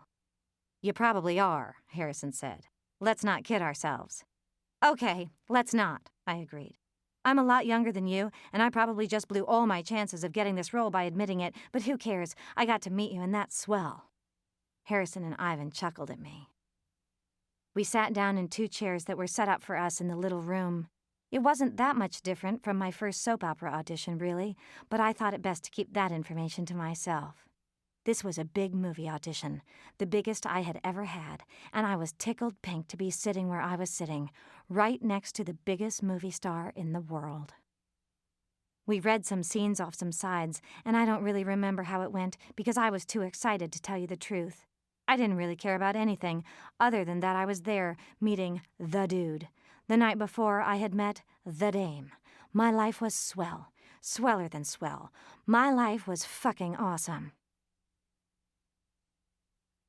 How'd it go? My agent asked. I don't know. I think he may have thought I was a dolt. A dolt? I couldn't keep my mouth shut. Oh, Anne. I heard disappointment in his voice. I had a kind of reputation for saying what I felt without much edit in meetings, and he was afraid. What'd you say this time? I told him about Star Wars. You didn't. I did. I couldn't help myself. I was too excited. I mean, it was so perfect. Ellen last night and Harrison today. It's too good to be true. There was a brief pause for a cough. Sorry. What was that about Ellen? Ellen? Oh my God, I didn't tell you. I met Ellen DeGeneres last night and I'm in love. I'm so in love. I've never had such great sex. No wonder lesbians are lesbians. Anne, take a breath. Okay, breath. What? Let me get this straight. You slept with Ellen DeGeneres last night? Yeah, she's amazing. She's going to be my date for the Volcano premiere. Isn't that awesome? There was some more coughing, and I began to be concerned for my agent's health. Hello? Are you okay? Hello? I had a full day of press the day before the Volcano premiere and asked Ellen to join me and my team for lunch at the Four Seasons Hotel. My agent, manager, and publicist would all be there, and I wanted them to meet her before the event.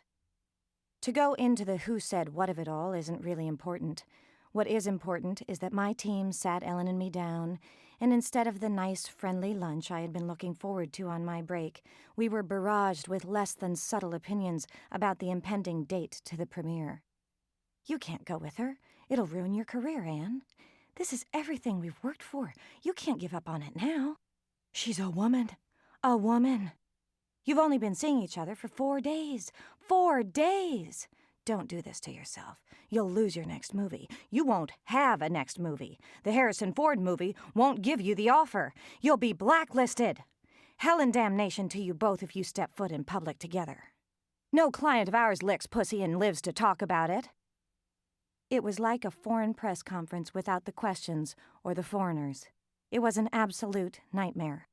My people were telling me that if I took Ellen, the woman I was in love with, to the premiere of Volcano, I would lose my career. It was unfathomable and humiliating. It was scary and nauseating. I was angry, confused, frustrated, and sobbing. I had never heard of such absurdity in all my life. Who knew that my having sex with a woman would wreak such havoc on so many lives? Ellen was rightfully insulted and told me that she didn't want to ruin my career. She tried walking out of the room and my life right then and there. I dragged her back into the room and tried to get my life back into some perspective. What's going on here, folks? This is my life. My life is more important than a fucking movie, for crying out loud. I am in love with this woman, and it's about time you all wrapped your heads around that fact and stopped being so petty. It's a movie premiere for Volcano. Could we get a little perspective here? I am an actress. Who is going to give a shit about this? No wonder Ellen has to come out on national television. Even you guys are afraid of gay people. My mind was reeling with the stupidity of it all. I had no idea why gay people stayed in the closet, and now it was hitting me like a ton of bricks. People want them to. We don't care you guys are dating, Anne. That's not what we're saying. It's not? No! We just think you should wait until you've had a bit longer to see if this is really what you want for your life. I'm telling you, this is what I want. You wouldn't be giving me the same advice if I was fucking a new guy, would you? Would you? That's different. The world isn't ready for this. How do you know what the world is ready for? How is the world ready for anything when there are people like you making the decisions for them? I was angry and confused, and probably not as eloquent as I would have liked to have been in the room, but I had a new mission. No one was ever going to treat me, or Ellen, or anyone else the way I was being treated if I could help it. I would go to the premiere and any other place I wanted, with whomever I wanted. If a movie didn't want to hire me because of my choice to simply show up at a premiere with a babe, then I didn't want to work for those people anyway. Here Ellen had her coming out episode about to air. She was on the cover of Time magazine, and everything she was trying to combat was being thrown in her face. Stay in the closet. Be ashamed of who you are. Don't go out in public. Your love is bad love. Before we even stepped out of the limo together, Ellen was whisked away to the side of the red carpet to try to avoid anyone snapping a picture of the two of us together. Before the lights came up in the theater at the end of the movie, we were led out a side door, into our car, and told that we would not be going to the party because there would be too much press. I imagined the banner they might have hung on Ellen's front gate to congratulate me on my success. Welcome to discrimination. I didn't know what to do. Do I fire everybody on my team? Do I stand up and scream? Do I go on TV? Do I hide the real me? Do I have more sex? Which muscles should I flex? Do I pray to God above? My message is only love. My message is only love. Before Ellen or I had the chance to sip our coffee the next morning, we were plastered on every cover of every newspaper all over the world, with people waging bets on how long we would last. Friends called me from different countries to see if it was true. There was a huge price for any picture of the two of us together, and everyone and their brother tried to get the paycheck. There was a litany of I told you so telephone calls and press statements from my mother saying that I had entered into a sinful relationship. No one could have prepared us for what was happening. Ellen had a better idea than I that people would care, but even she wasn't prepared for how much. I had been warned, but no one knew the extent of the impact that we would have by simply showing up in public together. We had no one to cling to, no one to get advice or support from except each other, and we clung on like lovers on a sinking ship. Without even knowing it, we were becoming one entity, joined at the hip, and we hadn't been together a week. We were afraid to go out of the house without the other. There were so many emotions racing in each of us that we were afraid to be alone. We were afraid to answer the phone. As for my career, who knew? Nothing could be predicted. I was told that if Volcano failed at the box office, it would be my fault. How dare you steal the thunder by taking a woman to the premiere, they screamed. There's no way in hell that Disney will hire you after what you've done. It was like I had murdered someone in my family. The pressure was so bad and the comments so ugly that Ellen and I stayed holed up in her house for a week without stepping outside the gate. I couldn't go to my house because there was press camped outside my door. We were in shock. All we did was fall in love, and not one person seemed to care how we might be feeling. One day in the middle of the onslaught, Ellen and I were sitting on the couch, wondering what bomb would explode next, when the phone rang. Ring! It's bound to be bad. Bound to be. Ring! Should we even get it?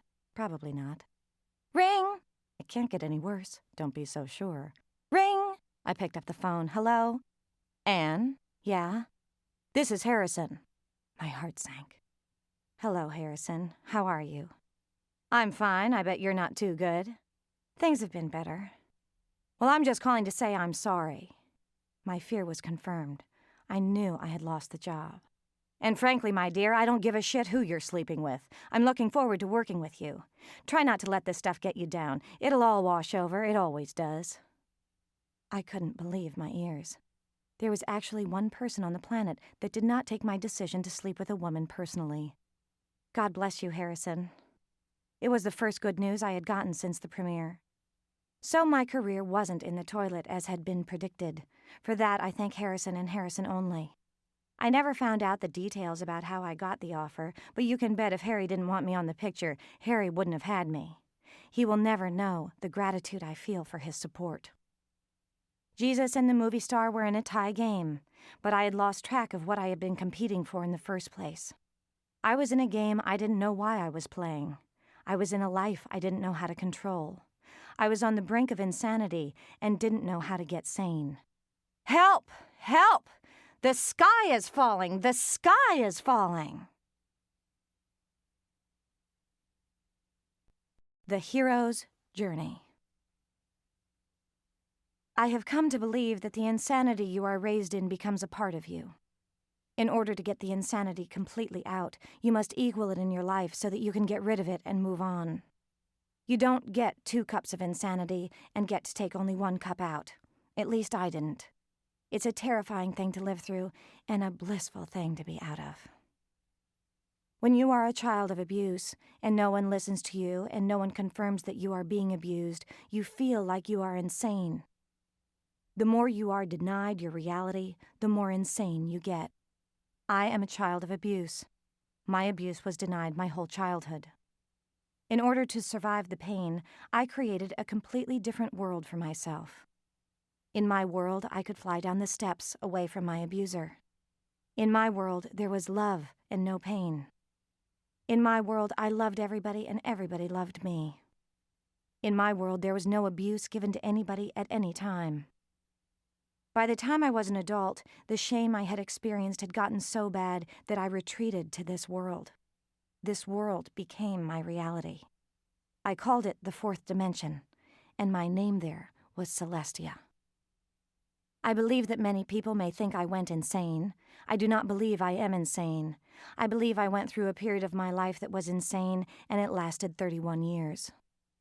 At the peak of my insanity, I never knew what was going to happen to me next. I was constantly hiding and being asked to hide. It was confusing because I believed what was happening to me was really happening, but I knew that other people thought I was crazy. Hiding is never a solution. It works for a while, but then it falls apart. By the time I finished shooting 6 days, 7 nights, I felt like 3 completely different people, all existing at the same time. I was Anne and Ellen, the second half of the most famous gay couple in the world. I was Anne Heche, the closeted abuse victim with a burning desire to be a successful actress, writer, and director. And I was Celestia, a spirit being from the 4th dimension, here to teach the world about love. The fight to keep all of me alive over the next 3.5 years almost killed me. The first year of Ellen and Anne was like a dream. We were like any other newly in love couple. We were out, gay, and merry. She came to visit me on my sets, and I visited her on hers. We bought a house together and made it into a home we thought we would live in forever. We walked through rooms holding hands. We thanked God each night before we went to sleep and counted our blessings. Sure, there were red flags, but we chose to ignore them. I focused on my fantasy of her, and she focused on her fantasy of me. We wanted to be the perfect couple. We didn't want the predictions to be right. We wanted to have perfect love. We were representing love for the gay community, we told ourselves. We had to be a united front. But underneath the fanfare, there was the truth. When Ellen's show got canceled a year later, all the layers of lies we had built into armor began to be exposed. Ellen did care what people thought of her. In fact, she cared so much that the torture of the dropping ratings and the fear that she wouldn't work again started to consume her. She sank into a depression that would last the next 2 years of our relationship. She stopped having perspective. She stopped trusting that what she had done was a good thing. She began feeling like she was fighting the world rather than embracing a part of herself that she had hidden from the world. My fantasy about who she was to herself dissolved. Her fantasy of what it would be like to come out was over. I saw the real Ellen and didn't know what to do for her. She was as vulnerable as I had been when we met. Her feelings became so overwhelming that I didn't know where to put mine. My needs were not being met in our relationship, but I didn't feel like I could express them to her. I didn't feel like my needs were as important as hers were. I was sorry for what had happened to her. I felt as she did that it was unfair, but I couldn't convince her that there was a positive side to all things and that she would get another show in time. I wanted to take care of her. I wanted her to know that she was loved, that the world did love her, and everything was going to be okay. But nothing I said helped. Ellen felt that there was no place for her in Hollywood anymore and wanted to move. She was feeling choked and suffocated and unappreciated. So we moved, out of a house we had bought together less than a year before. We isolated ourselves away in a bubble called Ojai and pretended that living away would make the pain go away. But the pain got deeper for both of us. I became focused on trying to make her life better and ignored mine. When I went away to do a movie, she became jealous and worried about me meeting someone else. Our arguments were brutal. She was terrified that I wanted to be with a man again. She didn't trust that I loved her and didn't care that she was a woman. So I stopped doing movies. I stopped doing anything that might make her feel insecure. She had a blanket of fear wrapped around her, and I adopted the blanket. We snuggled up next to each other and pretended for the world that we were fine. It's amazing how productive you can become in a lie. I told myself it didn't matter that I wasn't acting anymore and focused only on my writing. I wrote 2 short films and 3 features in a year. 3 of the projects were for Ellen to star in. I thought that if I gave her back a career, she would find herself again and we could return to being happy and in love. I thought if I loved her enough, she would then trust me and I could return to my acting. But I couldn't give her love for herself any more than I could give the world love for itself. I sold my shorts and directed them within a week of each other. I edited them at the same time and took a movie right after to pay the mortgage. My shield of workaholism was back and stronger than ever. I used my shield to ignore my feelings and told myself that I was doing it in the name of love. My pattern of abuse had returned. I was trying to be everything for someone else and lost myself in the process. Fresno, 2000. Anne Heche? I was still massaging the woman's feet when 2 cops came through the door. Yes, I said as I turned around. How can I help you? You are Anne Heche, is that correct? I was Anne, yes. Now I'm Celestia. Could you take your hands off that woman, please? Certainly, I said. I wasn't hurting her. You know that, right? Could you stand up and put your hands behind your back? Certainly I can. I slowly stood up and put my hands behind my back. But I don't understand, officer. What seems to be the problem? As the officer cuffed my hands, I began to get afraid. Do you know where you are, Anne? Certainly. I am at this nice home where I'm waiting for my spaceship. They have been lovely enough to host me until the arrival. Your spaceship? The 2 officers looked at each other and sort of smiled. Then I understood and wasn't afraid anymore. Oh, you're here to help me board, aren't you? You are Peace and Calm, my escort sent from heaven. It is very nice to meet you. I'm glad you have arrived. Would you have a seat over there, please? Peace, the officer who was speaking, pointed to the couch and I happily obliged. I figured I had some more to learn before I got on the ship. He asked me all sorts of questions, kind of like a test, I assumed, to see if I was ready for the trip. I told him anything he wanted to know. I also told Calm about the directions back to my car. Calm took the piece of paper and headed out the door. Have you taken any drugs today, Anne? I thought it was a trick that Peace was still calling me Anne. 1 pill, I said. Is that enough? Enough for what? Enough for the ride. And what ride is that? The ride to heaven. I was told to take one before getting on the ship. I took it after my car stopped on the side of the road. You were told to take ecstasy before getting on the ship? That's right. What ship are you talking about? The one that's going to take me to heaven. Do you want to come? I'm not going anywhere, darling. You are. Why don't you come with me? You can, you know. I don't want to come with you. Why not? I got a family and friends. I'm fine just where I am. But they can all come too. Don't you want to live in a world of only love, where there's no pain and no struggle and only peace? If there's only peace, then I wouldn't have a job now, would I? Com arrived at the door with my car keys and a bag I had left in the car. "It's here," he said, and I jumped to my feet. "It's here? Is it time?" I searched out the window but saw no ship. There was a vehicle that looked very much like an ambulance. "My ship isn't here?" "No, ma'am. That's what I've been trying to tell you." And then it dawned on me. It's coming someplace else, and that thing's gonna take me? You got it. That's gonna take you where you need to go. Oh, man, I can't believe I was wrong all this time. Leave it up to God to throw you for a loop. The young girl had been standing outside this whole time and was now in the living room holding a camera. "Do you mind if I take a picture with you?" she asked. "Sure," I said. I thought it was a good idea to remember this moment as well. Peace took off my cuffs, and I took a picture with the girl and her family on the couch. Then Peace and Calm sat down on either side of me. When I had my arms around their shoulders and we were smiling nice and big, the girl snapped a picture. "Perfect," I said. "Now I'm ready for the next stage of my journey." It is not Ellen's fault that I didn't express my needs in our relationship. It's not her fault that I hid myself from her. We were in an ugly fantasy dance together. I think that if we had had the time in the beginning of our relationship to see each other for who we really were, we would have realized that we were very different people. Yes, we bonded over wanting to show the world that you can love whomever you want, but that bond was not enough to keep our relationship together. The fight that we fought side by side is one of the things I am most proud of in my life. I learned so much. I felt so much compassion. I heard so many stories and met so many wonderful people. I believe everything Ellen and I ever said and stood for. Equal rights for all humanity is a constitutional right that is not upheld in our country, and we pretend that it is.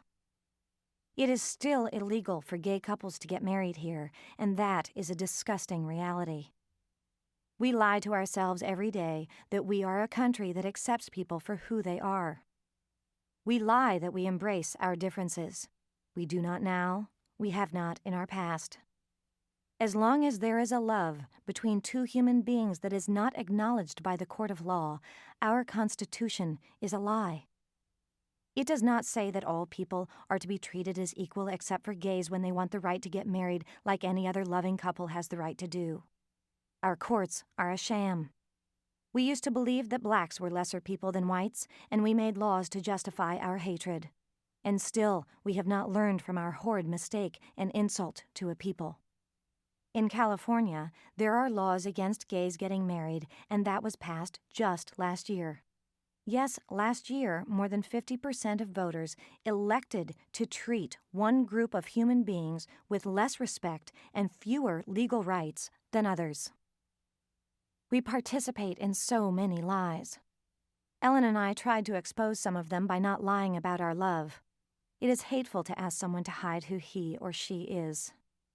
There are so many people who try daily to fight the fight for human rights, and I applaud them. It is a hard fight.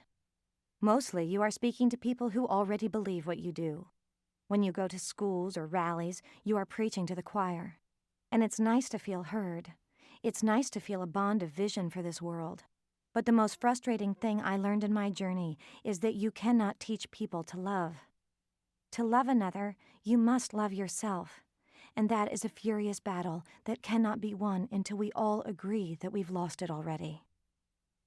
We are not taught to love ourselves. How can we teach our children that the world is filled with love when we are also teaching them laws that clearly discriminate against another? Children know what they are learning. Children comprehend the lie. Why do you think kids kill each other in schools? Because they are taught every day by example that it is okay to hate. It is okay to battle someone for being who they are. We have wars. We have world leaders that tell our children through their actions that it is absolutely fine to fight and kill. Of course they think they can bring guns to school to solve their problems. It is absurd that we are continually shocked by it. We don't even teach love like we teach sex education. Love has less weight than intercourse.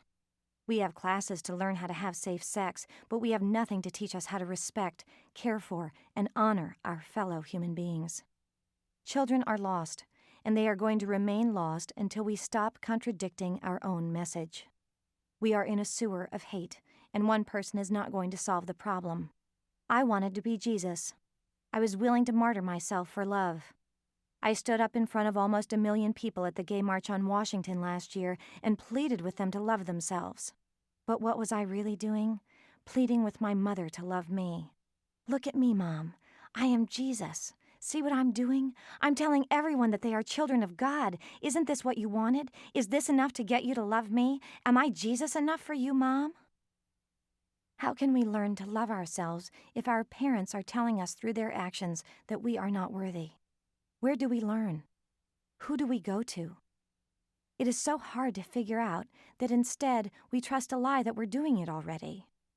Better to abide by someone else's law and another person's belief than do the work that needs to be done in ourselves to fix the problem. That's why there's religion. That's why there are gurus and goddesses and temples and statues. We want to believe that there is a better place than here because here sucks. It's hard and ugly, and if we can believe that Jesus is going to come back and save us all from it, then we don't have to take responsibility for our part in the nightmare. Hell yeah, I want heaven. The preachers and priests really did a number on us with that one. Sure, earth stinks, we know that. Tell us something we don't know. So then they tell us that we're here to suffer to get into heaven. Well, that sounds better. What do I have to do to get into heaven? Well, they say, just hand over some money and do a ritual and show up on Sundays and say your prayers. So we do. We get fed a bunch of malarkey that makes our head spin so far around our brains that we can't make heads or tails of it. But we want to believe because we don't know what else to do. God saved Jonah, he can save me too. Sure, I'll say amen. Sure, I'll take communion. Sure, I'll go to confession. I'll do anything to take the responsibility off of me and put it on someone else. Hail Mary, full of grace, please send Jesus in my place. I found myself face to face with the floor before I started to see that I had buried myself in my lie that I was okay. I had gotten so weak and so thin that I couldn't even stand up. I was so caught up in being Jesus and saving Ellen and the world that I forgot I was a human being. It was the day that Ellen was shooting her first pilot after her show had gotten canceled. It had been 3 years. After the pilot, she was going to go on tour with a comedy special she had written for HBO. She was coming back. It was everything I had hoped for her. I had decided to shoot a documentary of her tour and was standing outside a film studio talking to people about getting some free film for our documentary when I felt lightheaded. I left my director of photography with the people from Kodak and started inside to get some water. I didn't make it through the door. I blacked out. I was standing 1 second and lying face down on the cement the next. The ambulance came and took me to the nearest hospital. All I could ask was whether or not I was going to live. After I got some liquid in my veins, I told the doctor I needed to get to the studio where my girlfriend was shooting a pilot for her next season on television. I couldn't remember my name, but I could remember Ellen's show and that she was my girlfriend. The doctor released me from the hospital. I had broken my nose and had a severe concussion. I showed up at the studio and pretended I was fine. Ellen knew something was wrong, but I told her it was nothing. As soon as her show was finished, my face basically exploded. I puffed out like a balloon.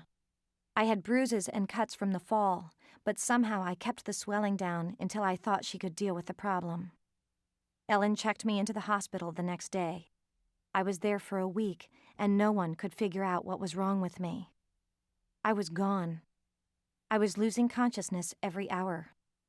I didn't want to be here anymore. I had completely depleted myself of myself. I was lost. I needed help. I had needles in my arms feeding me food, and stickers and wires all over my chest, tracking my heartbeat. Ellen wiped tears from her eyes as she stood by my bed, wondering if I would make it through the night. Fresno, 2000. Anne? I had given up on anyone calling me Celestia by this point. I was flat out and strapped on a gurney in an all-white, kind of cramped room that seemed less than glorious as a stopping point on my way toward heaven. Yes? Good, you can hear me. There was a man in a white coat with a pen in his pocket staring down at me. He looked kind of typically alien to me, and that made me relax. "Yes, I can hear you. Who are you? What are you here to teach me?" I figured now that everyone I met was going to teach me something about how to take care of myself in flight or what to expect once I arrived. "I'm a psychiatrist, Anne. Do you know where you are?" "A psychiatrist, huh? Is this some kind of trick?" "What kind of trick are you referring to?" "You know, some kind of trick to see if I think I'm crazy." "Do you think you're crazy?" "No, I don't. Do you?" "That's what I'm here to find out." "Well, rest assured, Doctor, I'm not crazy, but it's nice of you to ask." He looked at the nurse and kind of rolled his eyes, which I thought was pretty weird for a doctor from heaven to do. It seemed sarcastic and unloving. I figured it was a test. "I love you," I said. "Is this a test?" "This is not a test, Anne." His voice was getting pretty stern now, and I didn't like the tone. "Do you know where you are?" "Yes, I know. I told the nurse already, and I'm happy to tell you. But I know that you know that I know already. I'm at a stopping place where I'm being prepared for the journey to heaven. All these questions are supposed to confuse me, but it's not working." "You are in a hospital in Fresno, California, Anne." "Well, if that's what you want to call it, Doctor, that's what I'll call it. I'm at a hospital in Fresno, California. I assume I am waiting for everyone to gather." "Waiting for who to gather?" "All the people who are going to come with me." "Come with you?" "To heaven. But you know that already. You're here to test me to see if I know. Well, rest assured, I know. I know where I'm going. I know where you're from, and I'm looking forward to seeing it along with everyone else. How many are there?" I figured the count would be high. I didn't understand the logistics of it all when I started out my day, but of course people would have to be told somehow. I wondered if it was going to be announced on TV or a loudspeaker or something. "She has arrived! The spaceship is on its way! Gather in Fresno, just off the freeway!" "Do you know what year it is, Anne?" "Surely I do. It's 3000. Was that a trick, too?" "What year is it, Anne?" He said it in a deeper tone, like that would scare me into saying something else. I answered in a deeper tone to match his. "It is 3000. The doctor rolled his eyes again and left the room. I guessed I had passed the test, and he was going to wrangle the people. The nurse was standing by my side and was kind of stroking my arm in a loving way. She was perfect and pretty. "You're coming too, aren't you?" I asked her. "No, Anne, I'm not coming." Well, that made me tremendously sad. I loved my nurse an awful lot already. She had been so kind to me since I had come to the station. "Why not? I sure want you to come." "But I want to stay. I like it here." "You like it here?" She smiled so tenderly at me that I knew I should listen to every word she said. "Yes, I like it here. I have my family and friends here whom I love very much and who love me very much. I want to be here." "You want to be here?" "I want to be here." This was a new concept for me. I closed my eyes and pondered the thought. She wants to be here. Wants to be here. Want to be here. When Ellen and I checked out of the hospital, I had a new lease on life, a second chance, if you will, to make my life what I wanted it to be. Honest and loving and healthy were the first things on my list. I was prepared to give my relationship with Ellen another chance. I was willing to give myself another chance at being upfront about my needs and wants and desires. I would go on the road with Ellen, shoot the documentary as planned, and hope that our time on the bus for 2 months would bring us back together in a deeper and more loving way. I started interviews for the crew I would take. I wanted it to be small. I wanted young, hungry people whom I would enjoy spending time with every day for 24 hours. I needed to keep the budget low and came up with an idea for the internet to do weekly updates from the road. I learned new technologies that would help make the filming edgier and made agreements with companies to try out their equipment for small fees. Before we even hit the road, I had raised $250,000 for the project, not including a private investor I had contacted who matched the money I was earning through the internet project. It was exciting. I was on a roll. I was doing something I had never done before. I had a team of 3 talented young people who were going to come with me and teach me and learn from me all at the same time. Yippee! It was more than I could have hoped for. Things were happy, and life was good.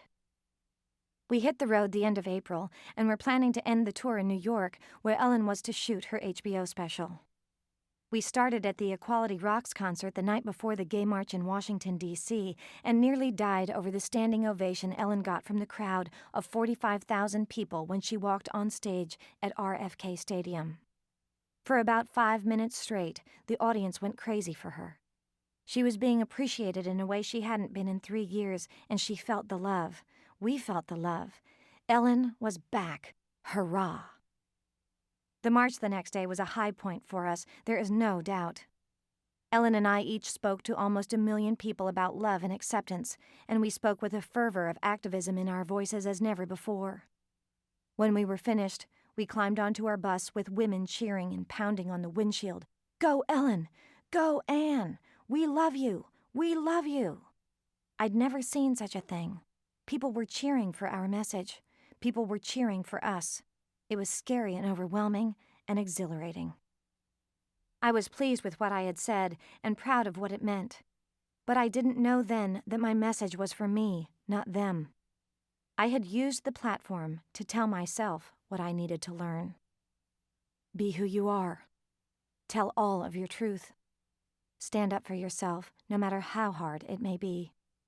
Pure love awaits you when you are completely honest with yourself.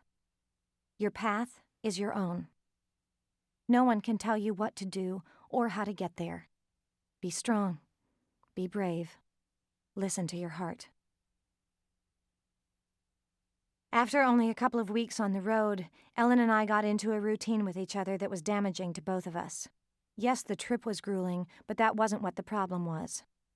I was beginning to look at things differently since the hospital. I wanted to see clearly and truthfully if we loved each other or loved the idea of each other. I was afraid it was the latter. I did anything I could to keep the truth away. I stood by the side of the stage every night and watched her show over and over again and cheered for the woman whom I had fallen in love with. I tried to get pregnant, thinking that if we started a family, our internal relationship problems would go away. But that was just another cockamamie scheme to try to fix something that was broken. I didn't want the isolated life we had created for ourselves. We had stopped having fun together. We barely had any friends. Our life had become one long note of trying to save the world, and it was apparent each night that Ellen and I were growing apart in our convictions and our needs. I took a small role in a movie which was going to shoot while the tour was on break, called Prozac Nation. In my time away, I found that I had been ignoring myself too much. I wanted other things from my life than I was able to have in my relationship. I loved my acting. I was starting to love myself. My dreams and goals were surfacing again, and they were for me, not Ellen. I came up with an idea to write a book while I was doing yoga one night. I was ready to face my abuse and get out of my abusive patterns once and for all. I started writing on my breaks on the set. As the truth about my life fell onto the page, I realized that I had been doing the same thing I had always done, trying to adapt my life to accommodate others. By the time we got off the tour, I was ready to face the real me, and the real me had some problems. One of them was my relationship. I asked Ellen for some space to figure myself out. I needed friends, I told her, and a place for an office where I could think and write outside of our house. It was an ultimatum, as she pointed out. If I didn't get those things, I was going to leave her. I don't want a girlfriend who wants those things. She said it simply and calmly. It was her right to have what she wanted in a relationship. It was my right to leave. I packed a bag, walked out the door, and never went back.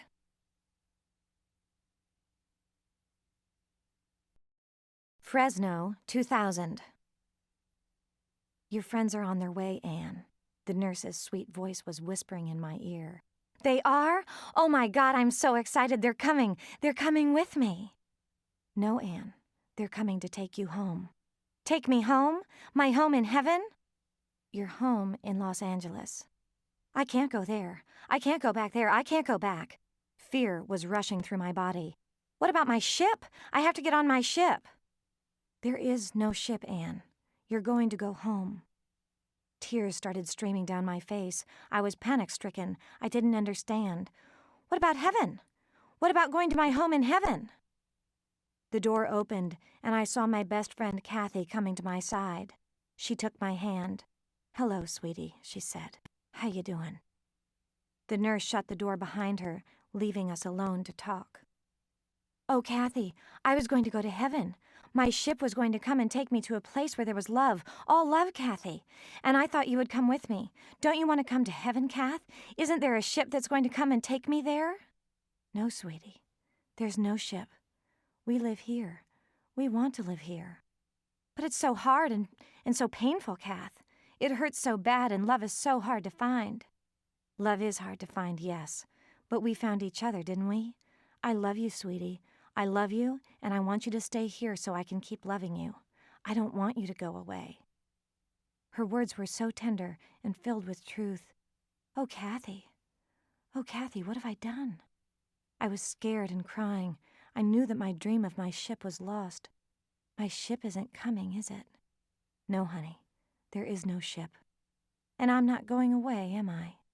"I'd rather you stay," she said. "But it's so hard to be here." "It's hard to be here, yes." It was all hitting me now.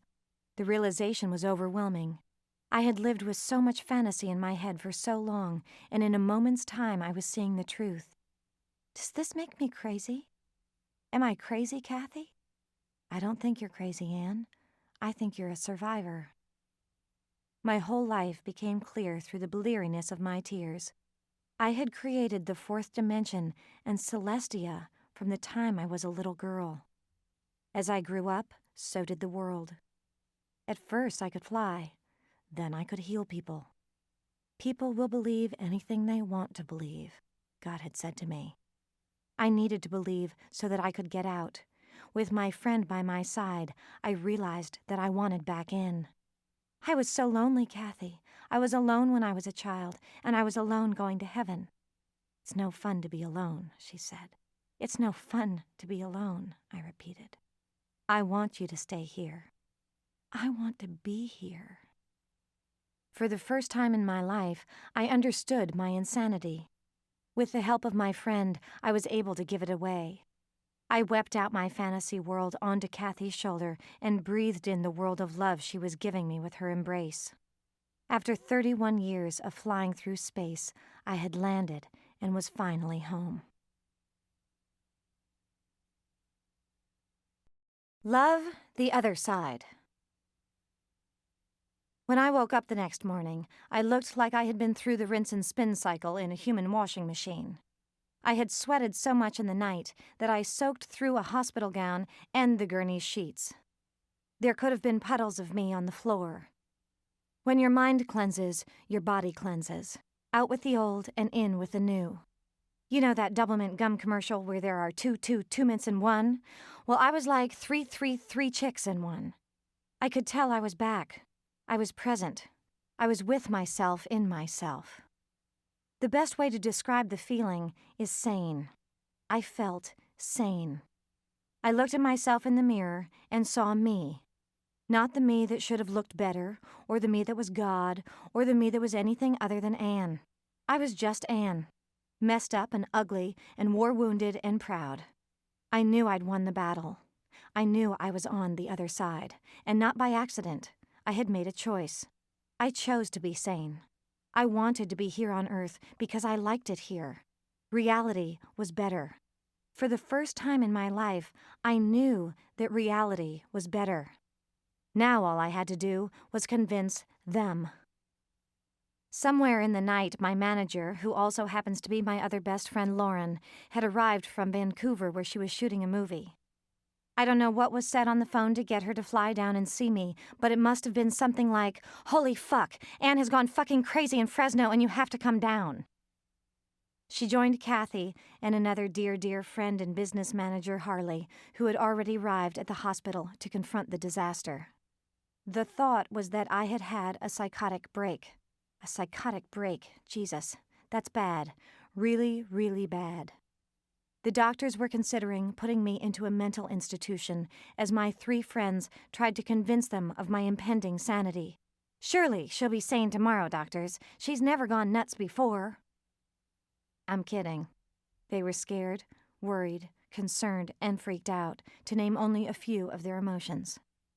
Lauren and Kathy had been aware of Celestia, but only little bits of her, and they certainly weren't going to tell the doctors anything that would tip the scales toward a psych ward stay. I'm sure there were discussions of what I might have ingested, and there was probably a drug search to see if I should be thrown in jail. I could hear them all talking and debating through the doors. It's funny, when they think you're crazy, they also think you're deaf. The race of Jesus versus the movie star was over, and I had been dumped at the finish line with no fourth dimension in sight. Psych ward or prison. Psych ward, prison. Psych ward, prison. These were not the options I had in mind.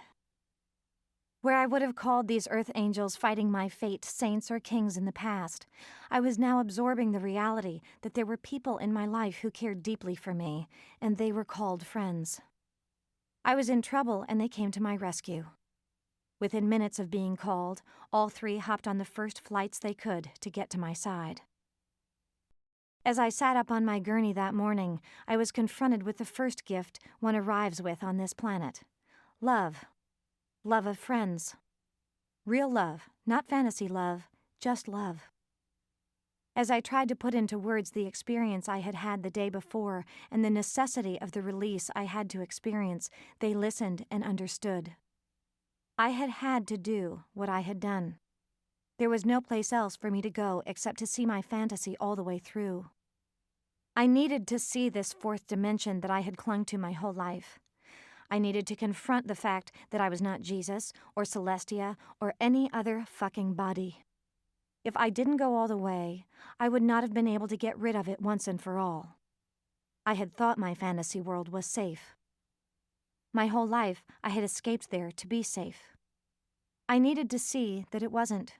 It was, in fact, a lonely place that I would retreat to when I was scared and being abused.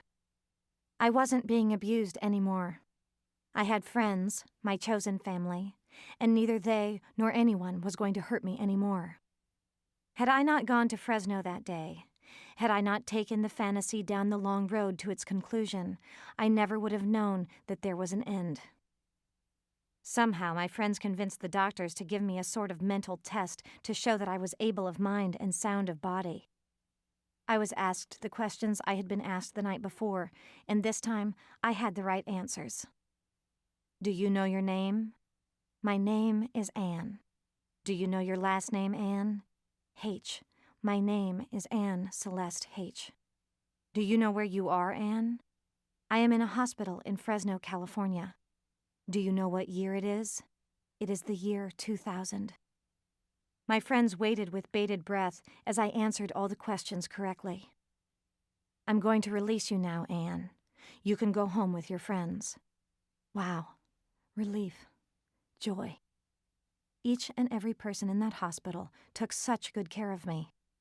They held my hand and told me the truth.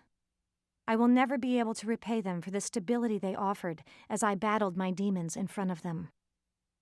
The next fiasco was getting me out of the hospital without anyone noticing. The press had gotten wind of my arrival, and they were waiting outside each of the sliding glass exit doors. Of course they knew. How couldn't they know? Some famous chick had been wandering through fields of dirt with her shirt off, asking people to join her on her spaceship to heaven. Even I would want that story. Kathy had brought me some clothes, and I donned a floppy cap and black glasses for my escape into the real world. I looked like a sewage rat in a human's clothes, looking to take a stroll on the beach. I stumbled into my truck, which Harley had rescued from the side of the road the night before, and we sped off into the sun-filled Fresno skies, hoping never to return. Yowzy! It is a doozy going crazy. It is a thrill to be sane. Thank you, Fresno. Thank you every single person who helped me that day. I thought you were there to teach me about my future, and I was right. There was just a little mix-up about my destination. With gracious and loving hands, you all delivered me safely into the arms of planet Earth. I am eternally grateful that you knew where I belonged, even when I didn't.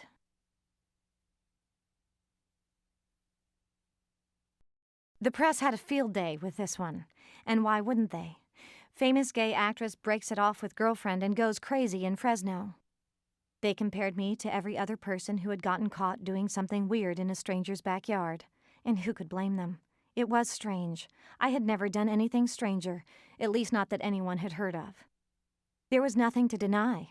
There was nothing to say in my defense. It was true. Funny that. When something's true, what can you do? I was all over the news for the next 2 weeks.